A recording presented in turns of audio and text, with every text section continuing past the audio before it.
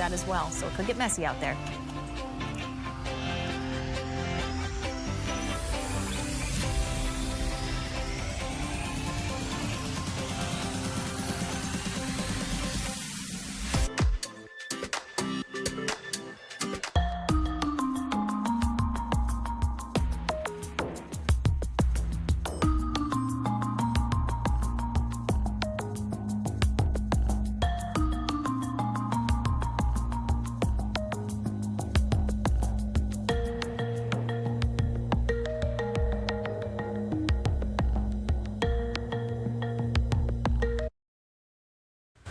Good morning, I'm Lacey Beasley, and I'm covering a big vote that happened overnight within Fort Worth ISD. The board voted to approve a new controversial curriculum that's being added next school year. Find out details coming up next. Up within the Fort Worth Fire Department, the chief is on administrative leave this morning. I'm Lauren Crawford, and ahead at 7 o'clock, the unanswered questions and what we could find out today. Jimmy Kimmel makes a comeback. I'm Jared Hill with reaction to the late-night host's emotional return to air after the show was suspended over comments about the killing of Charlie Kirk. This is CBS News, Texas. Good morning. Time is now 7:01 on this Wednesday morning, September 24th. Thank you so much for joining us for CBS News Texas at 7, now on the CBS News Texas stream and also on TXA 21. I'm Carmen Blackwell here with Madison Sawyer and First Alert meteorologist Brittany Rainey, and it is our First Alert weather day today. Yeah, we've got a strong line of storms that are moving through. Nothing severe, though, yet. No, it's just mainly that heavy rain and a lot of lightning. So localized flooding, some ponding, that reduced visibility out there on the roadways. Those are going to be the main concerns, especially as this line is continuing to inch closer to DFW. So that's why we have that First Alert weather day through the midday hours, because we don't want you to be caught off guard by this. And that's why we issued that First Alert weather day yesterday, letting you know that that morning drive was going to be impacted. But as we were just talking about, that severe threat, that is low. It's going to be very heavy rainfall. It's going to be pretty noisy with a lot of lightning, and then some localized flooding is possible. But this line, we've been watching it since it was west of Abilene, is still heading eastward at about 30 miles an hour. So now we are seeing it in our western counties, and it's going to be moving into the Metroplex here in about the next half an hour to an hour. So around Decatur, that rain has really started to fill in. You're looking at quite a bit of lightning associated with that as well. Those thunderstorms now pushing into the Weatherford area and extending down south towards Oak Trail Shores. But if you look back to the west, Throckmorton already starting to dry out with that steady moderate rain around South Bend, and then even starting to get on the back edge of this line of shower activity in the Breckenridge area. So if we do put that storm track on it for you, heading into New Fairview around 7:11 this morning, Azle at about 7:15, Crum at about 7:20, and then it's going to head into Aledo shortly after that. So the storm timing right along 35, basically from 7 a.m. to 10 a.m. After that, we're going to see conditions drying out, but those temperatures are sitting in the mid-70s right now. We have low 80s on the way. We'll have more in depth on those storms for you coming up in just a bit. Well, traffic-wise right now, Brittany, it's kind of the calm before the storm. North Texas roadways aren't wet just yet, so that's certainly good news for your commute, but that hasn't kept us from having some trouble spots, including this one, I-30 eastbound through East Fort Worth. This is right in front of our CBS News Texas stations, and unfortunately, this crash blocks at least your right lane. Taking a look from our vantage point of our CBS studio Skycam, you're going to be able to see that accident scene a little bit closer, but that stop traffic you see there stretches all the way back to 35W. And TxDOT's anticipating almost an hour worth of delays. So take an alternate route if you're coming from downtown Fort Worth trying to get over towards Arlington. Meantime, Trevor, I know you have been driving on I-20 over through Parker County, and you were originally over in the Santo area. Now you're kind of heading over towards Brock. What have your commutes so far been looking like? Well, Madison, like you said, it's the calm before the storm for you. You're in the calm right now. I am in the storm. We have been driving through really the thick of it right now. We're on Frontage Road, I-20 Frontage Road. I'm going to give you a look outside of our dash right now so you can see what we see, which is significant rain. It seems like it's lightened up a little bit. I think we just got ahead of the storm for a little bit right here. But it has been consistently, like Brittany has been saying all morning long, lots and lots of rain and lightning. Consistent lightning, I would say we've seen at least one flash of lightning at least once a minute or so. And again, cars out here are slowing down, taking it safe, seeing a lot of those brake lights out here. So if you are, especially on I-20 or on I-20 frontage road like we are right now, you definitely want to slow down and take it safe because these roads are now coated. But again, we are still very west of the Metroplex right now. There's that lightning strike that I've been talking about. Still very west of the Metroplex, kind of crossing, just going through the Millsap area right now, making our way in towards Weatherford. We'll continue to track this storm as it continues to move eastward into the Metroplex. We're now going to get on I-20 so we can show you that as we get throughout the rest of the day, Madison. We'll continue to track this storm as it continues throughout the rest of the morning. Back to you. And Trevor, I'll be especially curious once you get over towards I-20 and I-30 over closer to the Parker County, Tarrant County line, because that area is so under construction right now. We know with the strong winds coupled with the heavy rain, those construction cones could be all over the place. So we're going to be watching that scene for sure as we go throughout the morning drive. Meantime, it's our promise to keep you informed whenever weather does disrupt your day. So our First Alert weather team, we're available all the time, and whenever weather turns severe, you can find them 24/7 streaming on CBS Texas. That's also at cbstexas.com and through the CBS News app, as well as Pluto TV. Meanwhile, we've got some breaking news to bring to you. This is from overnight. Flame shooting from a vacant school in Fort Worth. You're looking at a 2-alarm fire overnight at SS Dillo Elementary. That's on Avenue N, and the school is vacant and has not been in use since last year. Officials say no one was hurt, but right now the cause of the fire is still under investigation. Well, not even 3 months now after the devastating and deadly flooding in the Texas Hill Country, Camp Mystic is making plans to reopen part of its camp now. The camp's owners are announcing plans to reopen the Cypress Lake Camp, which is separate from the other older part of the camp that flooded, killing 27 children and staff members back in July when the Guadalupe River swept away multiple cabins. In an email from the camp's owners, they say, quote, "We are not only rebuilding the cabins and trails, but also a place where laughter, friendship, and spiritual growth will continue to flourish." A new campus model and new curriculum is on the way for Fort Worth ISD. Overnight, the school board voted to approve a turnaround plan for 7 struggling campuses and also implement what's known as the Bluebonnet reading curriculum. Our Lacey Beasley is live this morning from Fort Worth ISD headquarters with this morning's edition of The Learning Curve. Lacey, these changes, though, wouldn't start until next school year. That's right. Good morning, ladies. Now, this Bluebonnet curriculum uses some biblical text in certain lessons, and it's already stirring some mixed feelings across North Texas, especially amongst districts who have already implemented this. Now, for example, there is a 5th grade poetry lesson on Psalm 23.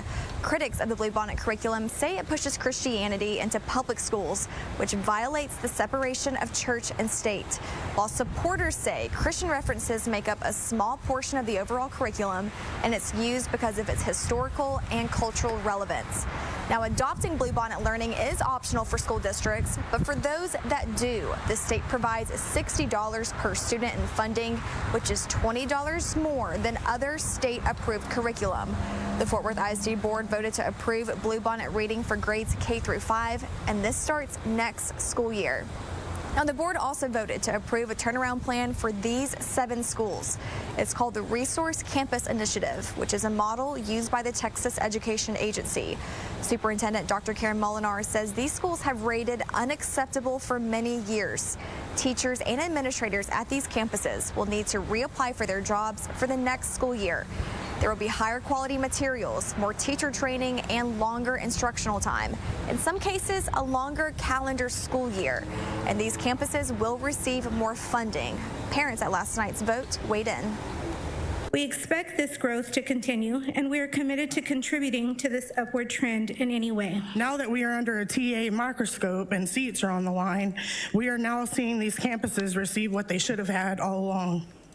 This is not without admin and teachers having to be thrown under the bus and having to reapply for their jobs. Now, this vote comes as Fort Worth ISD is trying to divert a potential state takeover from the Texas Education Agency. And Dr. Karen Molinar says that these steps could help the trajectory of these students get on path to reading, writing, and everything at grade level. Now, there's also other big changes happening in Fort Worth, especially with the fire department. And our Lauren Crawford has more in studio. Hey, Lauren. Hey, good morning, Lacey. Well, staying in Fort Worth, the city's Professional Firefighters Association says it is expecting to release a statement on the matter today. Now, right now, city leaders are not sharing more information about the chief being put on administrative leave, but they are calling this a personal matter. Now, Fort Worth leaders announced late Tuesday that Chief Jim Davis is on paid administrative leave for now. The department will be led by Assistant Chief Raymond Hill. No other details are being released. And Davis has led the fire department since 2018, bringing experience from Ohio, where he trained more than 1,500 firefighters and served as a flight nurse. According to his bio, he also holds advanced degrees in business and in education. So later on today, again, we could be getting a statement from the Professional Firefighters Association. City officials expect to have a resolution on his status in the next few weeks. The Fort Worth Fire Department remains under interim leadership until a decision is made about the chief's future. Back to you. All right, thank you so much, Lauren. Well, meantime, we've got a live look at the commute over in West Parker County. This is the live look at I-20 and Brock as you're moving through the area. Certainly rain on the morning drive there, but in DFW, things are looking a little different. We've got clear conditions so far in Tarrant County, Dallas County, and Denton County and Collin County. Time is now 7:10. We will be right back with more on where those storms are, and Brittany Rainey is tracking the latest on this first alert forecast.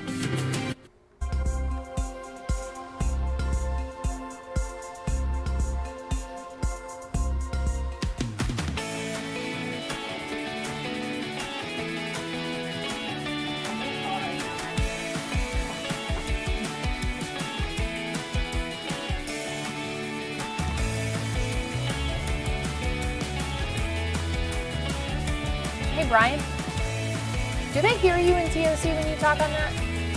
Okay, never mind.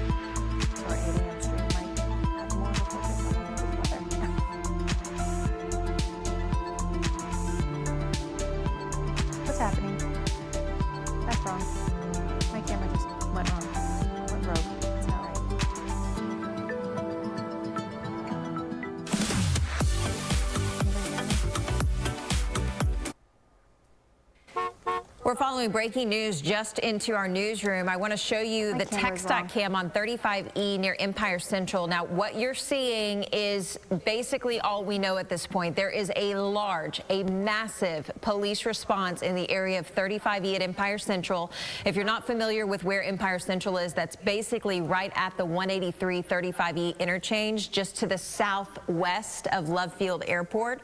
You can see they've got the service road completely shut down in that area of town. They've also got your on-ramp from the service road to 35E shut down. There's quite a few different businesses in this area, so we are reaching out to DPD to figure out exactly where they're responding to. This is also very close to the Brook Hollow Golf Club and across the river from the Elm Fork of the Trinity River. So this is a very busy part of town in the early morning commute. You can see it's causing onlooker delays on 35E, so continue to keep an eye on this situation because because this is a developing situation just into our newsroom. We're reaching out to sources to figure out exactly what's going on right now. But again, 35E at Empire Central, a very large police presence, especially on that northbound service road.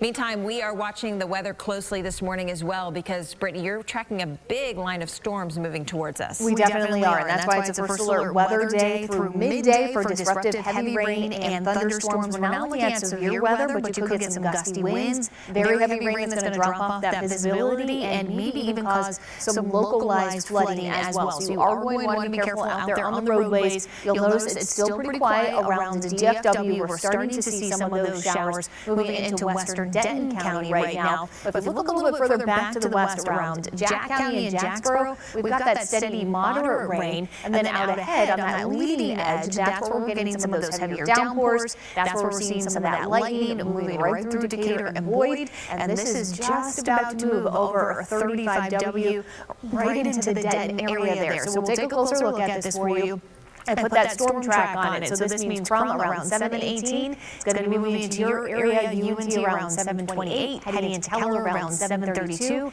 and then Trophy Club around 7:35. So if we look further south, you'll notice Palo Pinto County getting into that moderate steady rain, that leading edge, right around the Weatherford area. That's where we're getting some more of those lightning strikes. But some of the stronger thunderstorms right around the Granbury area and Hood County and around Somerville County. But here's a track for you heading into Aledo right around 7:20 this morning, Crescent around 7:28, and then into Benbrook around 7:37. And this line does extend all the way down towards Hamilton County. You'll notice we're getting more reds, we're getting more lightning strikes. So while this isn't severe, this is definitely a stronger part of this line of storms. So that's going to continue to track east, heading into Hamilton County, headed into Hamilton right around 7:25, Hyco around 7:18, and Ailman around 7:38.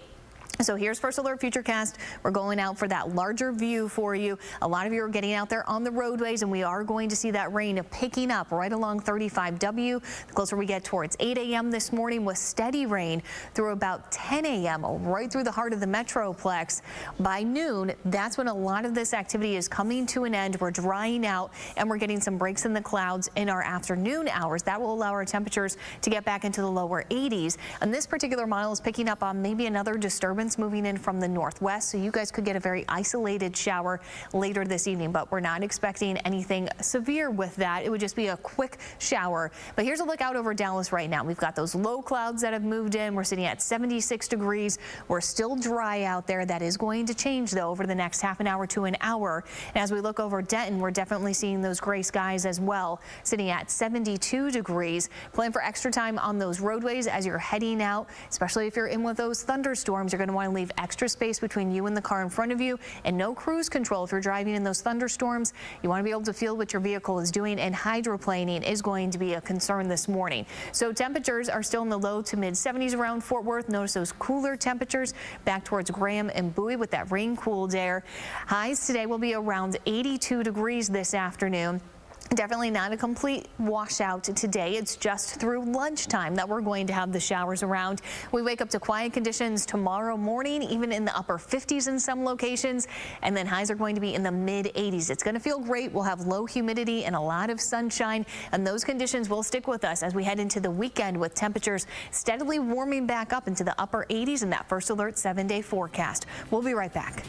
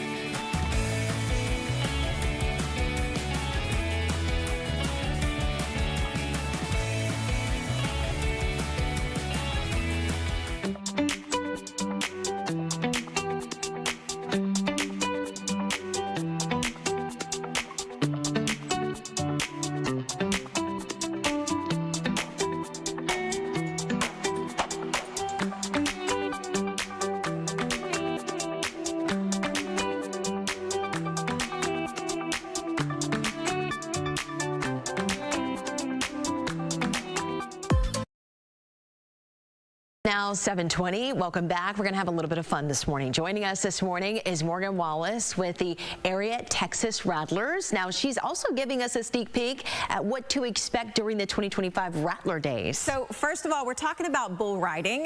The Rattlers are our local professional bull riding team with the PBR, the Professional Bull Riders Association. So tell us about Rattler Days, because this is kind of a new concept, only been around a couple of years. Right. What can folks expect? Absolutely. So being from Texas, we're really familiar with bull riding and rodeo, obviously, but this is unlike anything you've ever seen before.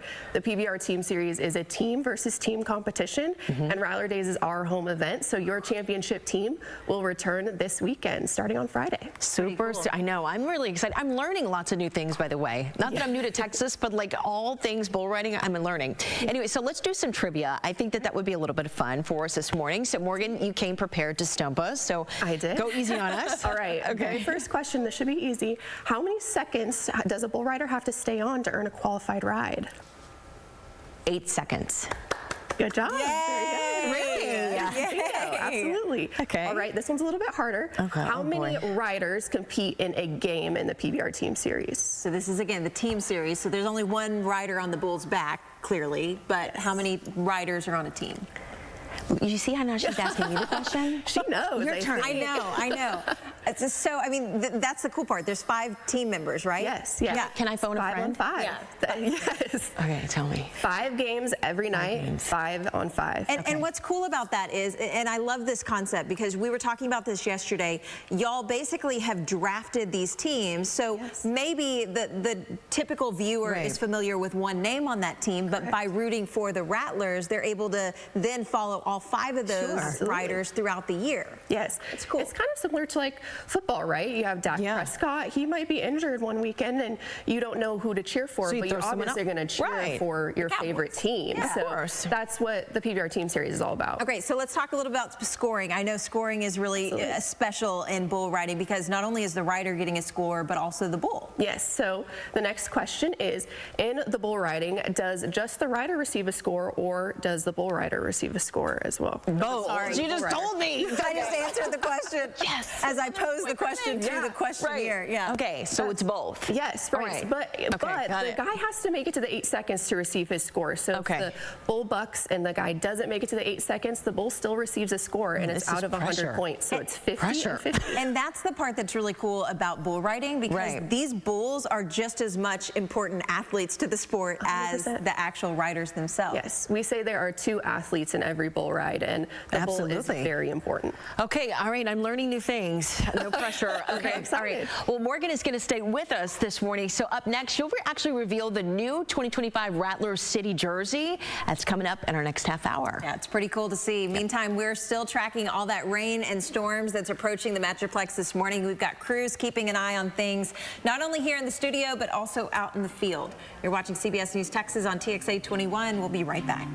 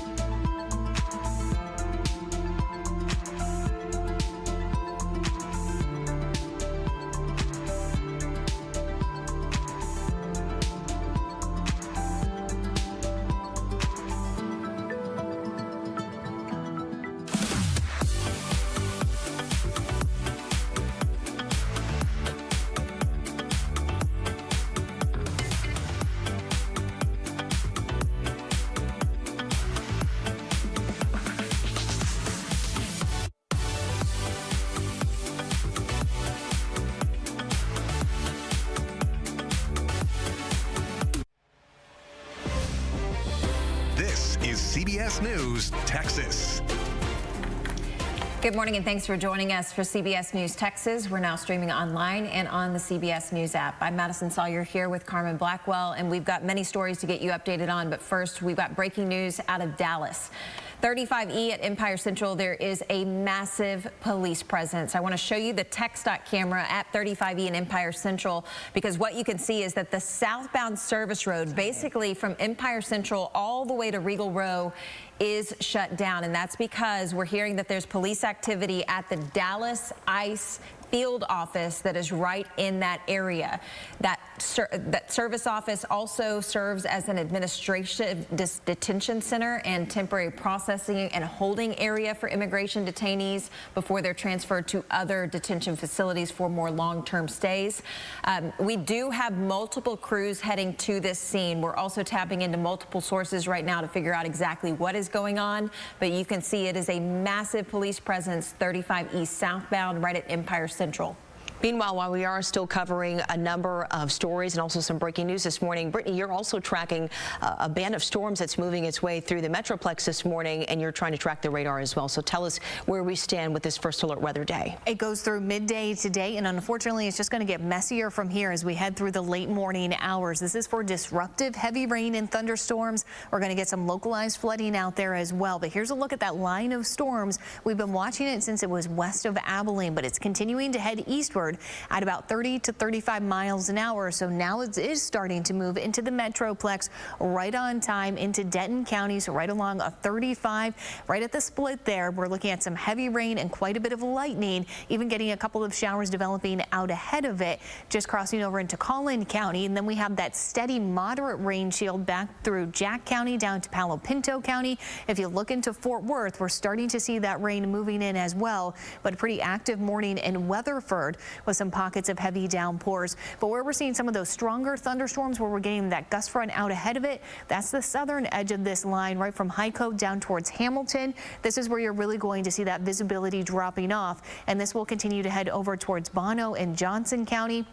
So we put a track on it for you here to help you plan your day. Moving into DFW around 7:49, into Arlington around 7:58 this morning. So that rain coverage around DFW will be greatest through 10 a.m. and then we're going to see that rain tapering off as we head into the afternoon hours. Lauren's keeping an eye on traffic, and how are the roads right now? Well, first thing I want to mention is that just emphasizing what Madison said, the biggest traffic alert right now is that major police presence that we are following on 35 via Empire Central. Again, this is a southbound frontage road. Again, that is closed. We're trying to get some more information, so this is a developing story. But moving along to another part of Dallas, we do have a 1-hour delay on 35V. If you are traveling near Garden Ridge, you can see that backup. TxDOT again estimating over an hour right now. We're seeing really backed up for several miles. So keeping an eye on that this morning. I do want to move over to what Brittany was talking about with some of that rain starting to come in and move towards the Metroplex. You can see that even Parker County really impacting I-20, which is where we're going to find our Trevor Sahaki. He's been following the roads. And Trevor, I'm looking at our radar map right now. You can see some ponding areas in Palo Pinto County and then also moving towards the Weatherford area. Where are y'all right now and what are you seeing? Yeah, Lauren, we are still seeing lots of slick roads out here. We are just about to get back onto I-20. We had just taken a slight exit to slow down a little bit just to give you guys a better idea of how much these storms are really moving through. Still seeing a lot of that lightning. I just saw a little flash right there out in front of us. So let's show you what we're seeing right now as well. This is right out of our dash cam. Just as we hop back onto I-20 here off of an exit, we are closing in on Weatherford, making our way eastbound. Storm is not moving very fast. Like Brittany said earlier, moving 30, 40 miles per hour or so, and that's what we're seeing as well. If you're driving really faster than that, then you are going to make your way through the storm pretty quickly. But again, it's still coming down pretty significantly. The roads are pretty slick, and so definitely take your time out here. Give yourself plenty of space in front of those other drivers as everyone continues to get these morning commutes out of the way. You can start to see that rain is now starting to come down a little bit more heavily now. So we're starting to see, again, those those patches of really heavy rain and then those patches of less heavy rain as well, more misting types. And if you're behind one of those big cars, that's what you're going to see as well. Your vision is going to be a little bit more obscured. So again, make sure that you're taking it very safe out here. We'll continue to track this storm as it moves through the Metroplex. We're heading east on I-20 right now, making our way into Weatherford. Back to you. Well, Trevor, it is our promise to keep folks updated on when weather disrupts their day, so we know you're going to continue to keep us updated there, and we're also continuing to follow breaking news as we go to break right now. We'll be right back on CBS News Texas.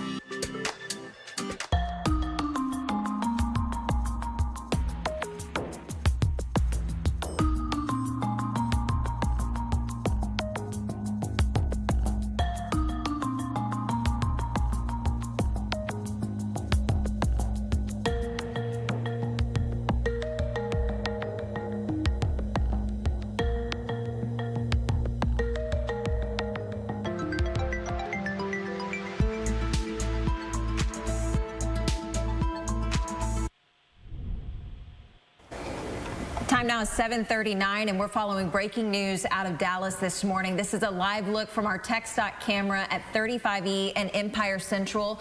We have been watching as Dallas police activity in this area has grown rapidly in the last hour, and we just got confirmation as to why. I'm going to quote a senior Homeland Security official that just told CBS News, quote, multiple people were shot during a shooting at ICE's field office in Dallas on Wednesday morning, end quote. So this is a shooting at a Dallas ICE facility. It's known as a field office, which also serves as a temporary detention center, specifically for processing and holding areas for immigration detainees before being transferred to other detention facilities. So with us now knowing that multiple people were shot, we've got crews heading to this scene. We also have a crew heading to Parkland Hospital, which is located just a few blocks away. And we have our first photographer arriving on scene in just the next few moments. And we hope to to bring you more pictures from what this area and what this scene looks like right at the ICE detention facility there. Yeah, obviously this is a developing story. There's a lot of moving parts and pieces, and we're still working to get some more information. But again, we are sending several of our crews out to the scene to get more information for you. And we're also working to get one of our reporters on the phone too as well that's heading there. Yeah, I want to bring in Alex Del Carmen. Alex is a Tarleton State professor of criminology. First of all, Mr. Del Carmen, can you hear us? I can hear you well. Okay, so explain to us, first of all, kind of break down, because this is obviously a temporary detention center. It's known as a Dallas ICE field office. Kind of give us a perspective on what that actually means. What that actually means is that they temporarily hold individuals that are being processed out of the country, right? So think of it in the context of a jail that does not have necessarily a permanent population of inmates, but individuals that are transient.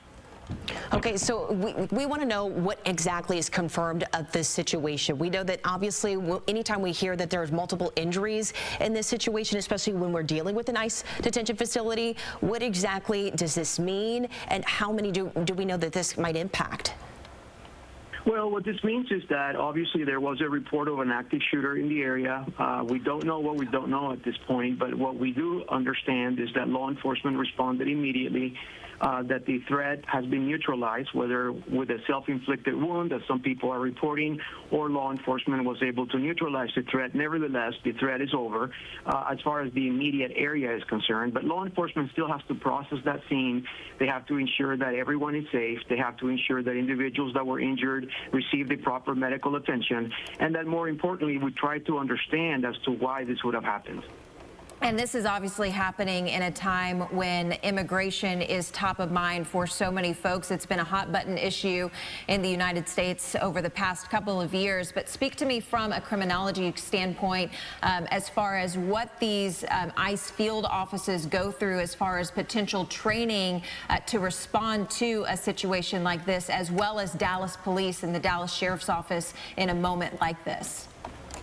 Well, so it's important to acknowledge that law enforcement, work together, right? So you may have the federal, state, and local entities that they prepare for eventualities like these. But obviously, unfortunately, we cannot predict when or how they happen. So as you can imagine, even though there's a protocol that will be followed, and my understanding is it was followed during this particular instance, at the same time, you still have vulnerabilities, right? Like the civilians in the streets and people that obviously law enforcement could not be able to attend to, right away, or try to prevent the shooting from taking place. We're going to have, unfortunately, more of these incidents across the country, and we in the law enforcement community have to get better at ensuring that our response is quicker and that we try to prevent them as best as we can.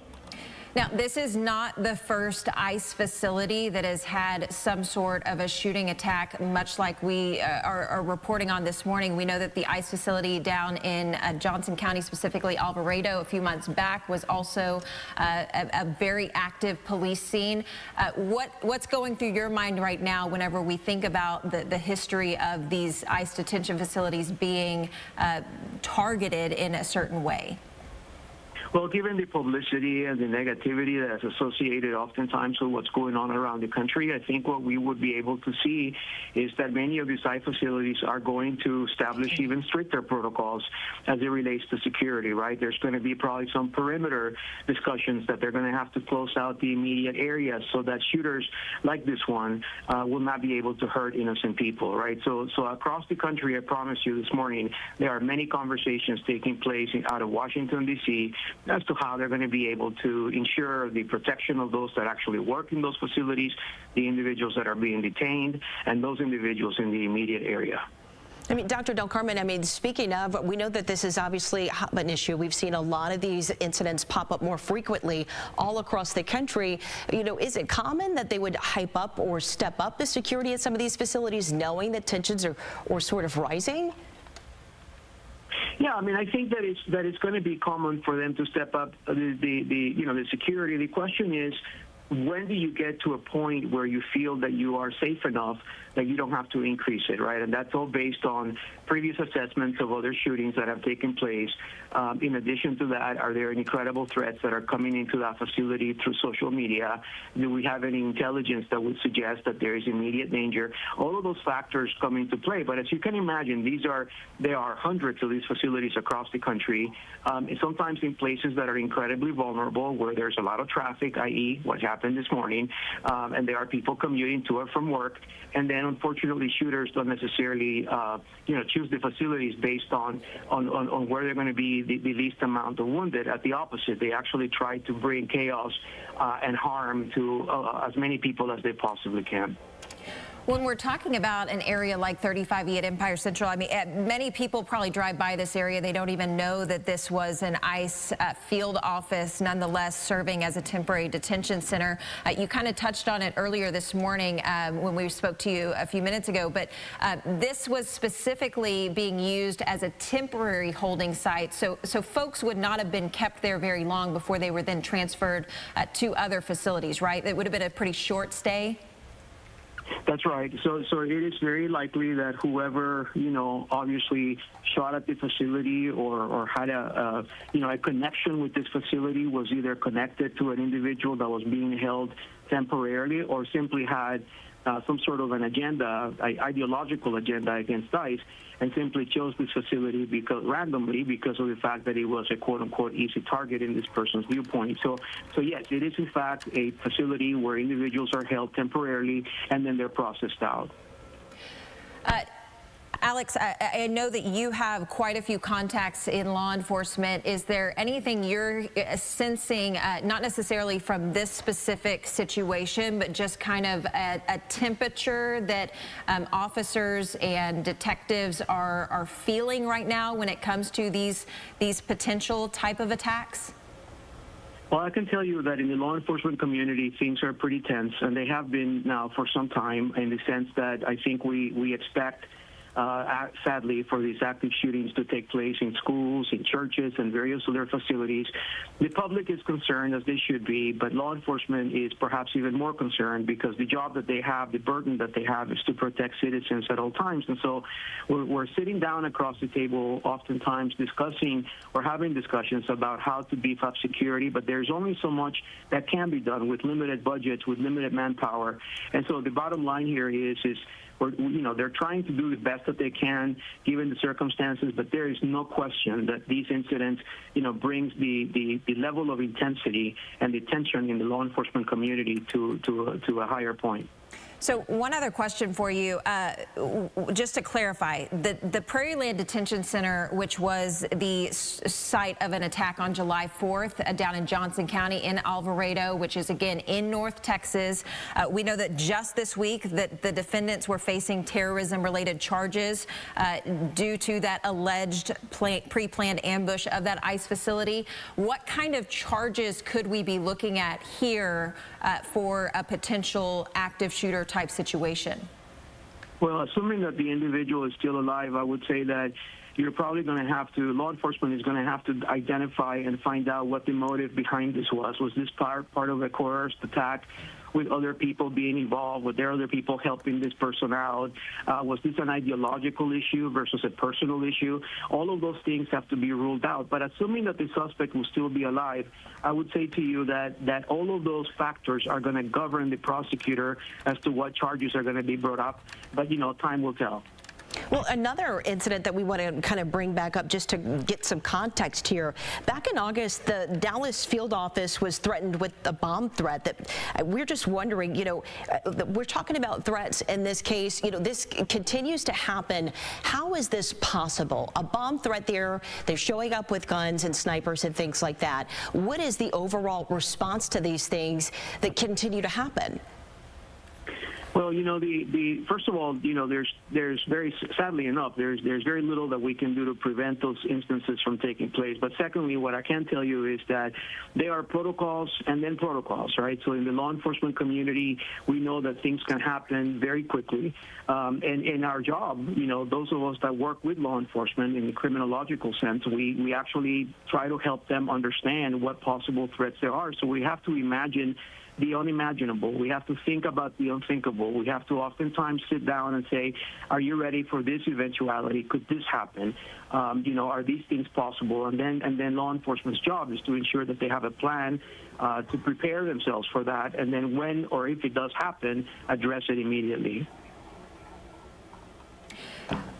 Just to jump in real quickly, I know we are streaming this coverage live on CBS Texas as well as CBS News Texas and TXA 21. I just want to give our viewers a quick update on what's happening.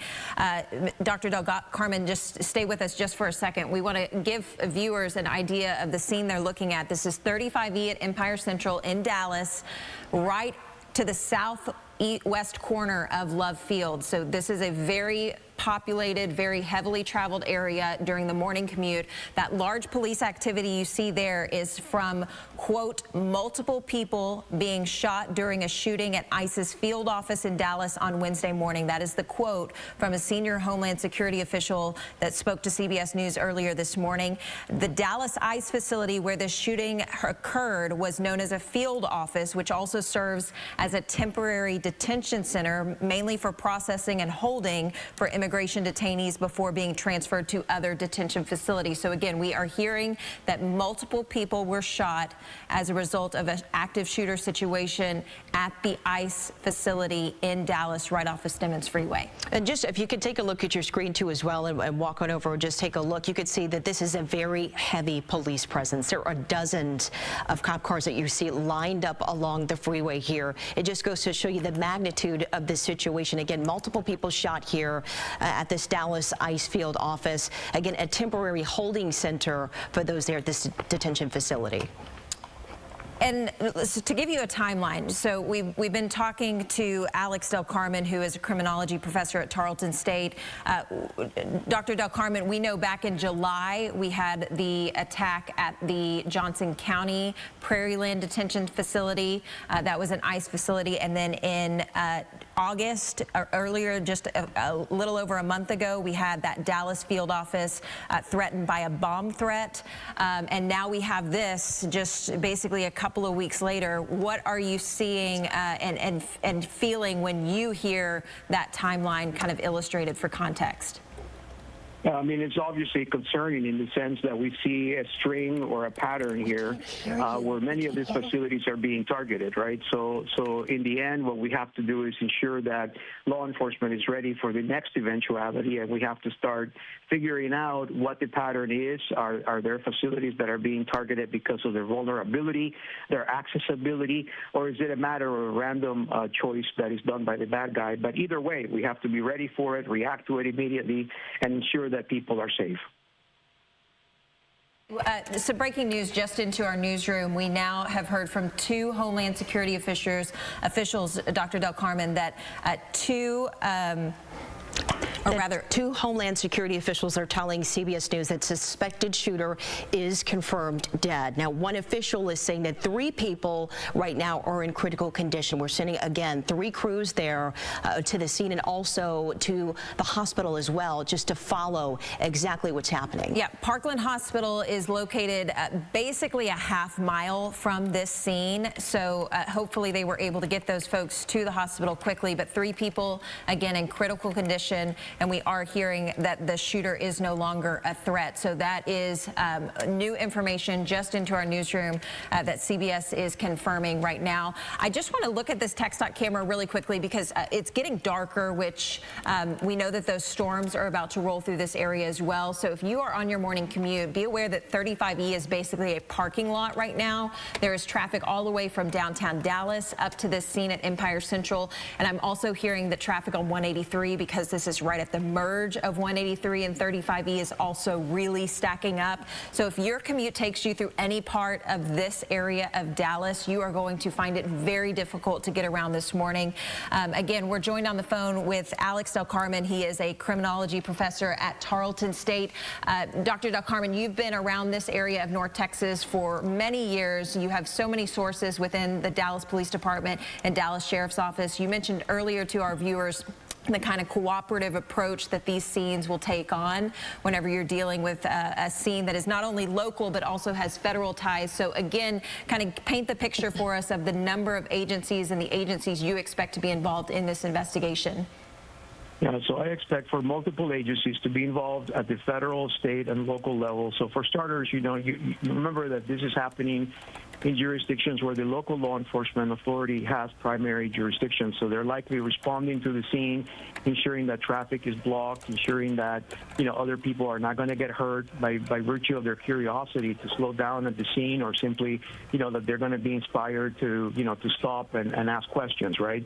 Secondly, there's also the state, which is going to also help in terms of traffic monitoring, and then the federal agencies, which are likely already at the scene, ensuring that they process the crime scene, trying to find out where the shooter was, making sure that they have processed, taken pictures, and done everything that they can. And the weather is a factor, right? So when you look at the fact that storms are coming in, anytime you have a crime scene that is outdoors, it's always vulnerable to the elements, and we know that, and we try to contain it as quickly as we can. And in this particular case, the storms are imminent, so I'm sure that law enforcement is moving very, very quickly to ensure that they can preserve the evidence that may be needed at some point. And again, we just want to provide some context to this situation, because back in July, if you're thinking, okay, ICE facility, police activity, if that sounds familiar, it's because it is a familiar scene, unfortunately, in some recent weeks and months here in North Texas. Back on July 4th, you'll remember down in Johnson County, just south of Fort Worth in Alvarado, the Prairieland ICE facility was the scene of a police officer being injured in a shooting at that Immigrations and Custom Enforcement detention facility. That happened in the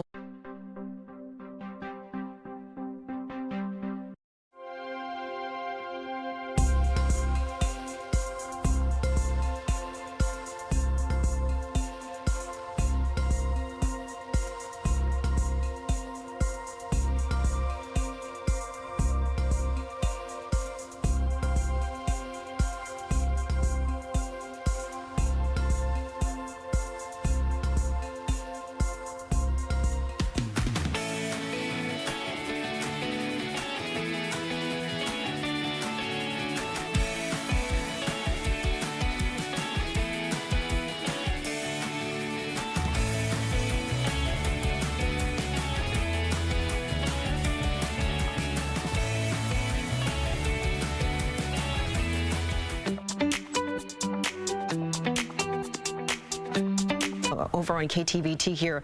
We do have Dr. Alex Del Carmen, a criminology professor, on the phone. And Dr. Del Carmen, I just want to ask you a question. In cases like this where the shooter, the suspect here, is no longer a threat, this is hypothetically speaking, but typically in these situations, what overall is the motive here? Well, so typically what happens at this point is if the shooter is in fact dead, what they'll do is they'll process the crime scene to ensure that that in fact there's only one suspect here. But I promise you that there are individuals right now from the Dallas Police Department and Homeland Security executing warrants to find out where the person lived, what sort of social media track there is. Are there other individuals involved in the scene? And then in addition to that, this actually is an assurance, right, that the fact that there may be only one individual and that he is deceased, in the sense that the immediate threat seems to be contained, which means that traffic can flow eventually and that law enforcement can move on to other calls. But it will take a while. I'm guessing there will be hours before this is over and people can actually go through those streets. And we just got word that media staging has been set up, which is a sign that we are probably going to get some more information here pretty soon from local officials on the ground. Again, Dr. Del Carmen has been talking about the local police presence, the sheriff's office, as well as federal and state agencies also being involved likely in this investigation and response. We have, even just from our TxDOT cameras, been able to make out a couple of those different jurisdictions that are responding to that scene. scene. But 35E at Empire Central is where you're seeing all of this police activity. We do have 3 different crews heading to the scene itself, and we also have another crew heading to Parkland Hospital to get the latest on those 3 people that were injured in the shooting, again listed as in critical condition this morning, as that shooting started about an hour and a half ago right in the downtown Dallas area, or just northwest of downtown Dallas. And just moments ago, 2 Homeland Security officials did confirm to CBS News that the suspected shooter is in fact dead and is no longer a threat to the situation. So again, we're sending crews out this way to the scene as well as another crew out to Parkland Hospital, where we're told that the victims are being treated. And of course, we'll try to get you some more information as soon as we can and bring it to you live on the air. Time now is 8 o'clock, and we do want to kind of reset here. If you are just joining us at the top of the hour, we are following breaking news in Dallas. Multiple people shot during a shooting at ICE's field office in Dallas Wednesday morning. That is the word from a senior Homeland Security official to CBS News. We also just got confirmation from 2 Homeland Security officials that the suspected shooter is dead, and one of the officials says that 3 people are in critical condition. We know that media staging has been set up right along Stemmons Freeway in that area. We've got multiple crews heading to that scene to bring the latest information to us. Our JD Miles is tapping into his sources within the police department and also federal agencies to get an idea of that. Our Ken Molestina, who covers immigration for CBS News, is very closely tied to this story and has many contacts that he's working as well to figure out what this facility was most recently being used for. At last check, it was being used for a field office, but it was also serving as a temporary detention center, specifically for processing and holding for immigration detainees before they were then transferred to other more long-term detention facilities. But we've been watching this camera closely. 35E at Empire Central, right around 7:15, we noticed a massive police presence going through that area, and then they quickly shut down the service road. If you are stuck in traffic on 35E, this is why. There is not really any traffic flowing in that north or southbound direction, and this is right near Love Field Airport. So keep in mind, the southwest corner of Love Field, also many side streets blocked out. So if you're trying to catch a flight this morning, that could too also impact you.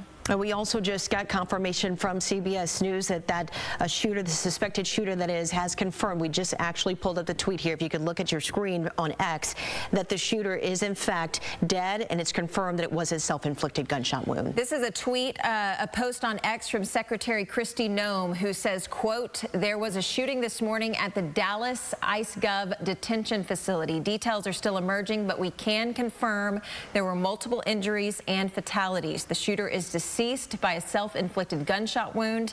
And while we do not know motive yet, we know that our ICE law enforcement is facing unprecedented violence against them. It must stop. Please pray for the victims and their families." Again, that is what Secretary Kristi Noem posted just moments ago at 7:48 this morning. If we could pull that text shot back up really quickly, here it is. We can see that there are multiple agencies out there this morning that are on the scene. We're told that there's going to be a lot of local law enforcement, state and federal agents as well, all working the scene, of course, trying to manage traffic in this area as well. Also make sure that everybody at the facility is safe, and also just try to, this is an active investigation too as well at this point. Correct. And as we've been hearing from our local expert, Dr. Alex Del Carmen with Tarleton State University, he's a professor of criminology. I don't know if Dr. Del Carmen's still on the phone with us. But Dr. Del Carmen, if you are there, can you speak to what I just read from Secretary Kristi Noem? What is your takeaway from that message that she posted on X just moments ago? Well, I think what it says is that individuals, that Washington D.C., as we suspected, is involved in this as a direct investigation, or that Homeland Security and all the other federal agencies are going to be overseeing, and that they consider this matter seriously. I wouldn't be surprised if the Secretary is here later on today or tomorrow at the scene, and that I also would not be surprised if all the federal resources are being used to find out, A, why this took place, and B, what can they do in order to protect the other ICE facilities in the area. Remember, too, that that's going to be a very, very significant component as well, which is we're seeing more and more of these cases where individuals, lone shooters, are going to take on a task of hurting as many people as they can, and then they kill themselves in the end, right? So, which is exactly what she's describing here that took place. And so, our thoughts and prayers are with those that were hurt. There's no question. And I think, unfortunately, there's more of this to come. And so we have to make sure that we think of the unthinkable to try to prevent these events as best as we can.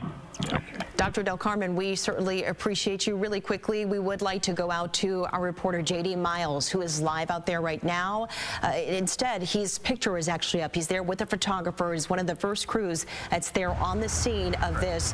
And so we're actually looking at what looks like a number of agencies that are there at the scene right now. So this is right at the corner of Empire Central and Empress Row, right across from Stemmons Freeway. It's on kind of the west side of Stemmons Freeway. So if you're familiar with that area, you would have Love Field over on the northeast side, and then the southwest side would be where this detention facility is. But this is, again, the Dallas ICE facility. What we're able to see from this shot as he gets stationed on the ground there is it looks like a UT Arlington building off in the distance. Again, this is breaking news just into our newsroom. So you can see there the large police presence. We're seeing Dallas police vehicles. We're seeing some unmarked units as well.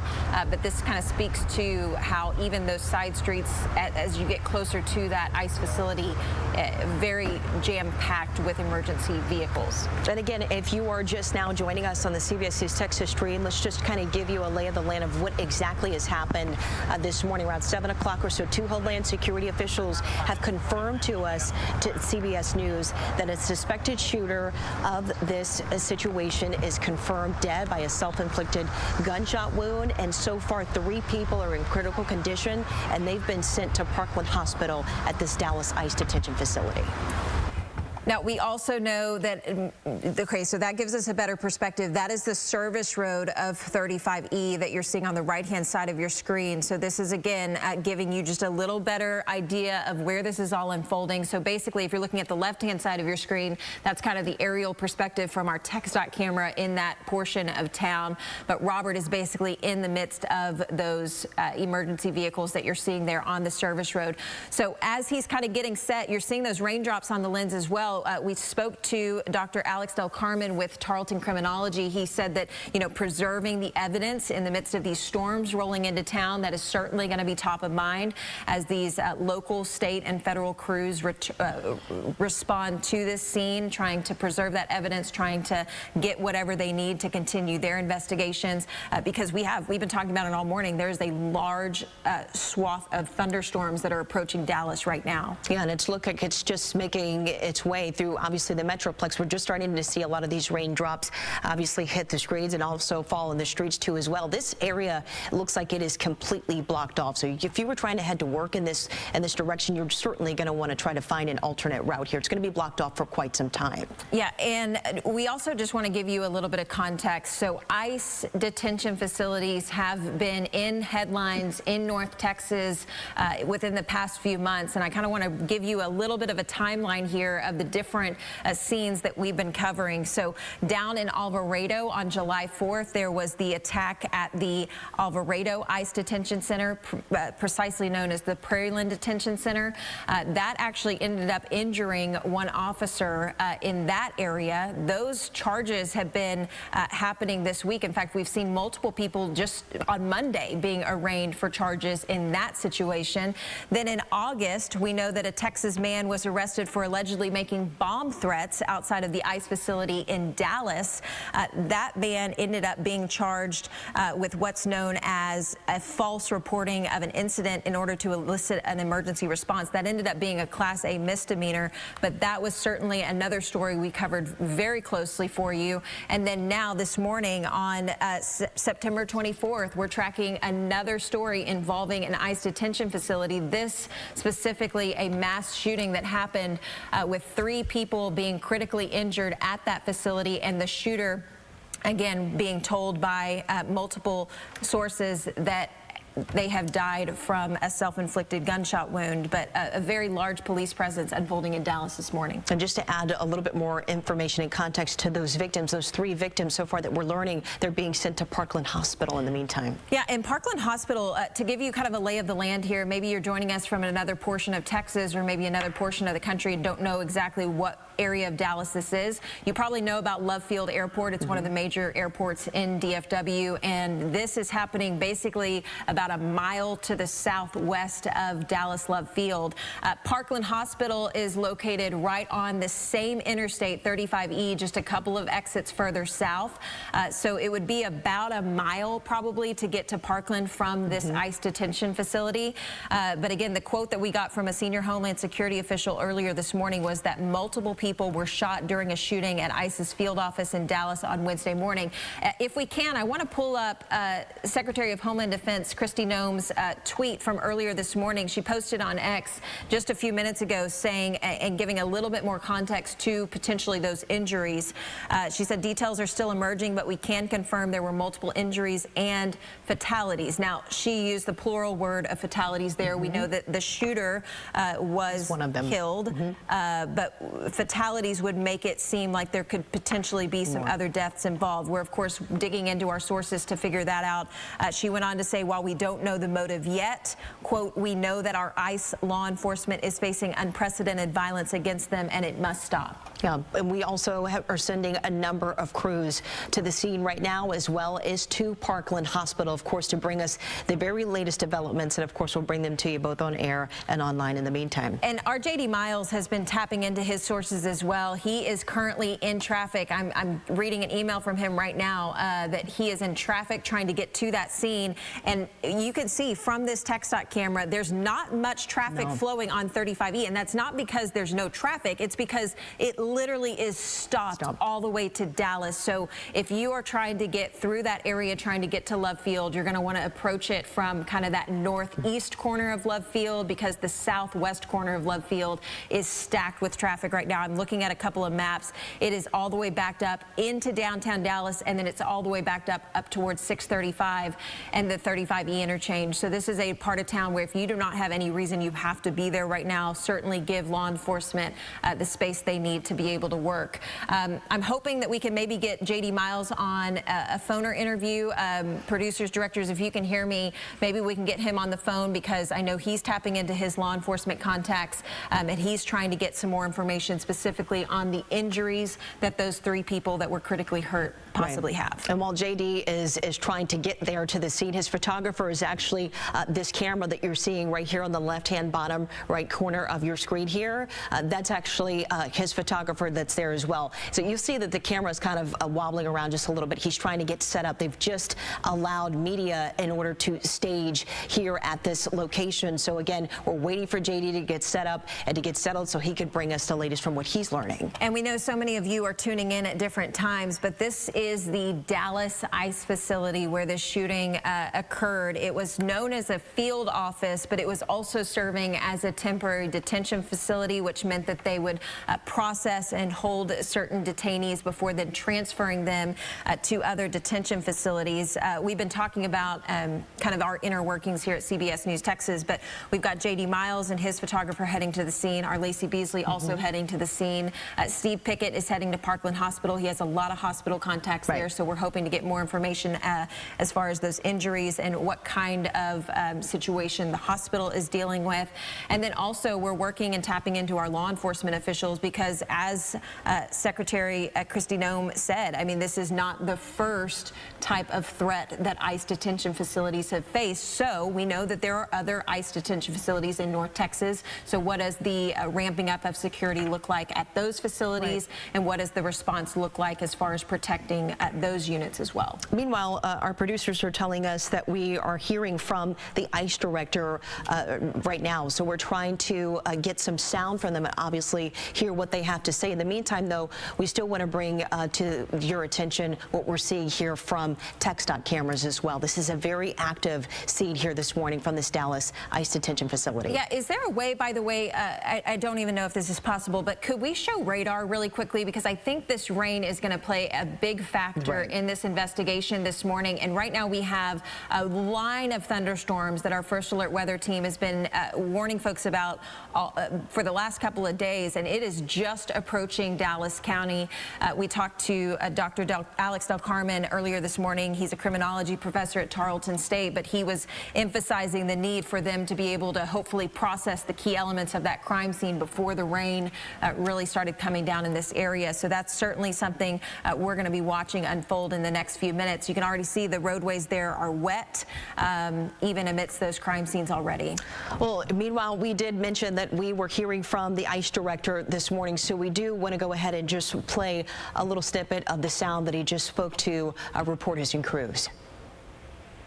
Yeah, literally, as I was coming here, we were notified that there were shots fired at our Dallas field office. Right now, preliminary information is a possible sniper. We have 3 individuals that are down at this time. We're not sure on their condition. They've been taken to the hospital. We're hearing some reports that the shooter may be down from the Texas Department of Public Safety. The scene's secure. You know, obviously right now, my hearts and prayers are going out to my officers and agents. That's my biggest concern, and as well as everyone in that area. But this just shows the violence that's being increased against ICE officers and agents. This is the second time now we've had a shooting at one of our facilities in the Dallas area, and really it's just a sad time that we have to worry about violence against law enforcement. So you're hearing, the reports you're hearing at this point are coming from inside your offices in Dallas at ICE. You're hearing directly from them? Yeah, we're hearing directly from the leadership on the ground there. The building is on lockdown, building secure. Initial reports are that our offices are accounted for, but there are 3 individuals that are shot. Are the 3 individuals ICE employees? We're still working on that right now. Obviously, it's really chaotic. Dallas Police Department's been great. They're on scene. It's a large police presence there right now. You know, it could be employees, it could be civilians that were visiting facility, it could be detainees. At this point, we're still working through that. We do know that 3 have definitely been shot. They're en route to the hospital right now. We had great support from locals on the ground that are helping us look for the active shooter. Like I said, right before I just walked on set, I got word that the shooter is down from a self-inflicted gunshot wound. Okay, so it may not be an active shooter situation anymore. You said a possible sniper. Did this individual get inside the facility or were all the shots outside? From preliminary reports, it looks like shots came from outside. And the victims, into our secure facility. And the victims were also outside, or were the victims inside? Inside our Sally Port area where we have our secure detainee location, inside that location. But again, everything's still coming in so fast. It's just been a morning. So again, you just heard from Todd Lyons, the acting ICE director. JD, I don't know if you were able to hear a portion of that conversation on CNN just moments ago, but he basically spoke to the violence that's been instigated recently to multiple ICE facilities in North Texas. I know, JD, you've covered extensively the different threats and the instances of violence at that ICE facility down in Johnson County, as well as the earlier threat in August to the Dallas ICE Detention Center. What are you hearing from your sources this morning about this specific shooting and what is now unfolding as an investigation right off of the service road of 35E? Yeah. There's, of course, still a lot of questions about who this person responsible is and what their motives were. You know, I'm on my way to the scene right now. As you mentioned, these ICE offices, detention centers, have been soft targets for a while. The July 4th detention center protest in Johnson County turned violent, and we had an officer injured there from gunfire. This appears to be far more serious. We've got, according to my contacts, 3 people injured. And, of course, as we've been reporting, the suspected shooter in this case is dead, and it's being reported that it may have been self-inflicted. This is an office where a lot of activity based on these mass deportations that have taken place over the last 8 months there's a lot of coming and going among the immigration authorities and the detainees. There's also a lot of immigration offices around this building, attorneys who handle these cases. I'm told that may have been on top of one of these attorneys' offices where this sniper set up and began firing. Actually, on June 13th, there was supposed to be a protest outside of this same ICE facility on Simmons Freeway. We were set up for it, waiting for people to show up, but they never did. And looking around that building, it seemed to be very secure. You could not really get to it without going through some security. But, it's unclear, what security was in place this morning and where these shots were fired and where these victims were. But at this point, Dallas police are all over the scene. But since this happened on federal property, it's likely going to be considered a federal crime, with federal authorities taking the lead on this investigation. And that's where a lot of the information at this point seems to be coming from. I'm continuing to talk to my contacts and sources, and I will keep you updated if I hear anything new. But at this point, again, what we're hearing is 3 critically wounded, the sniper dead, and police on the scene with a lot of questions about who did this and why. So, JD, another portion of this story, I mean, right now we're staring at a couple of different viewpoints. One is from Robert McMurray on the ground, who you're trying to get to. The other is a viewpoint from our TxDOT in the area, which is showing empty lanes on 35E because they have shut down the freeway. You're stuck in traffic right now, so just kind of paint a picture for us of how far away you are from the scene and how backed up traffic is through that part of Dallas.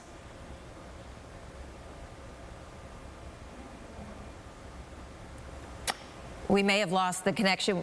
We may have lost the connection with JD, but again, this TxDOT cam kind of points it for us. This is an interstate that is never empty at this time of day. It is a thoroughfare that thousands, tens of thousands of drivers travel on every day. It is empty right now.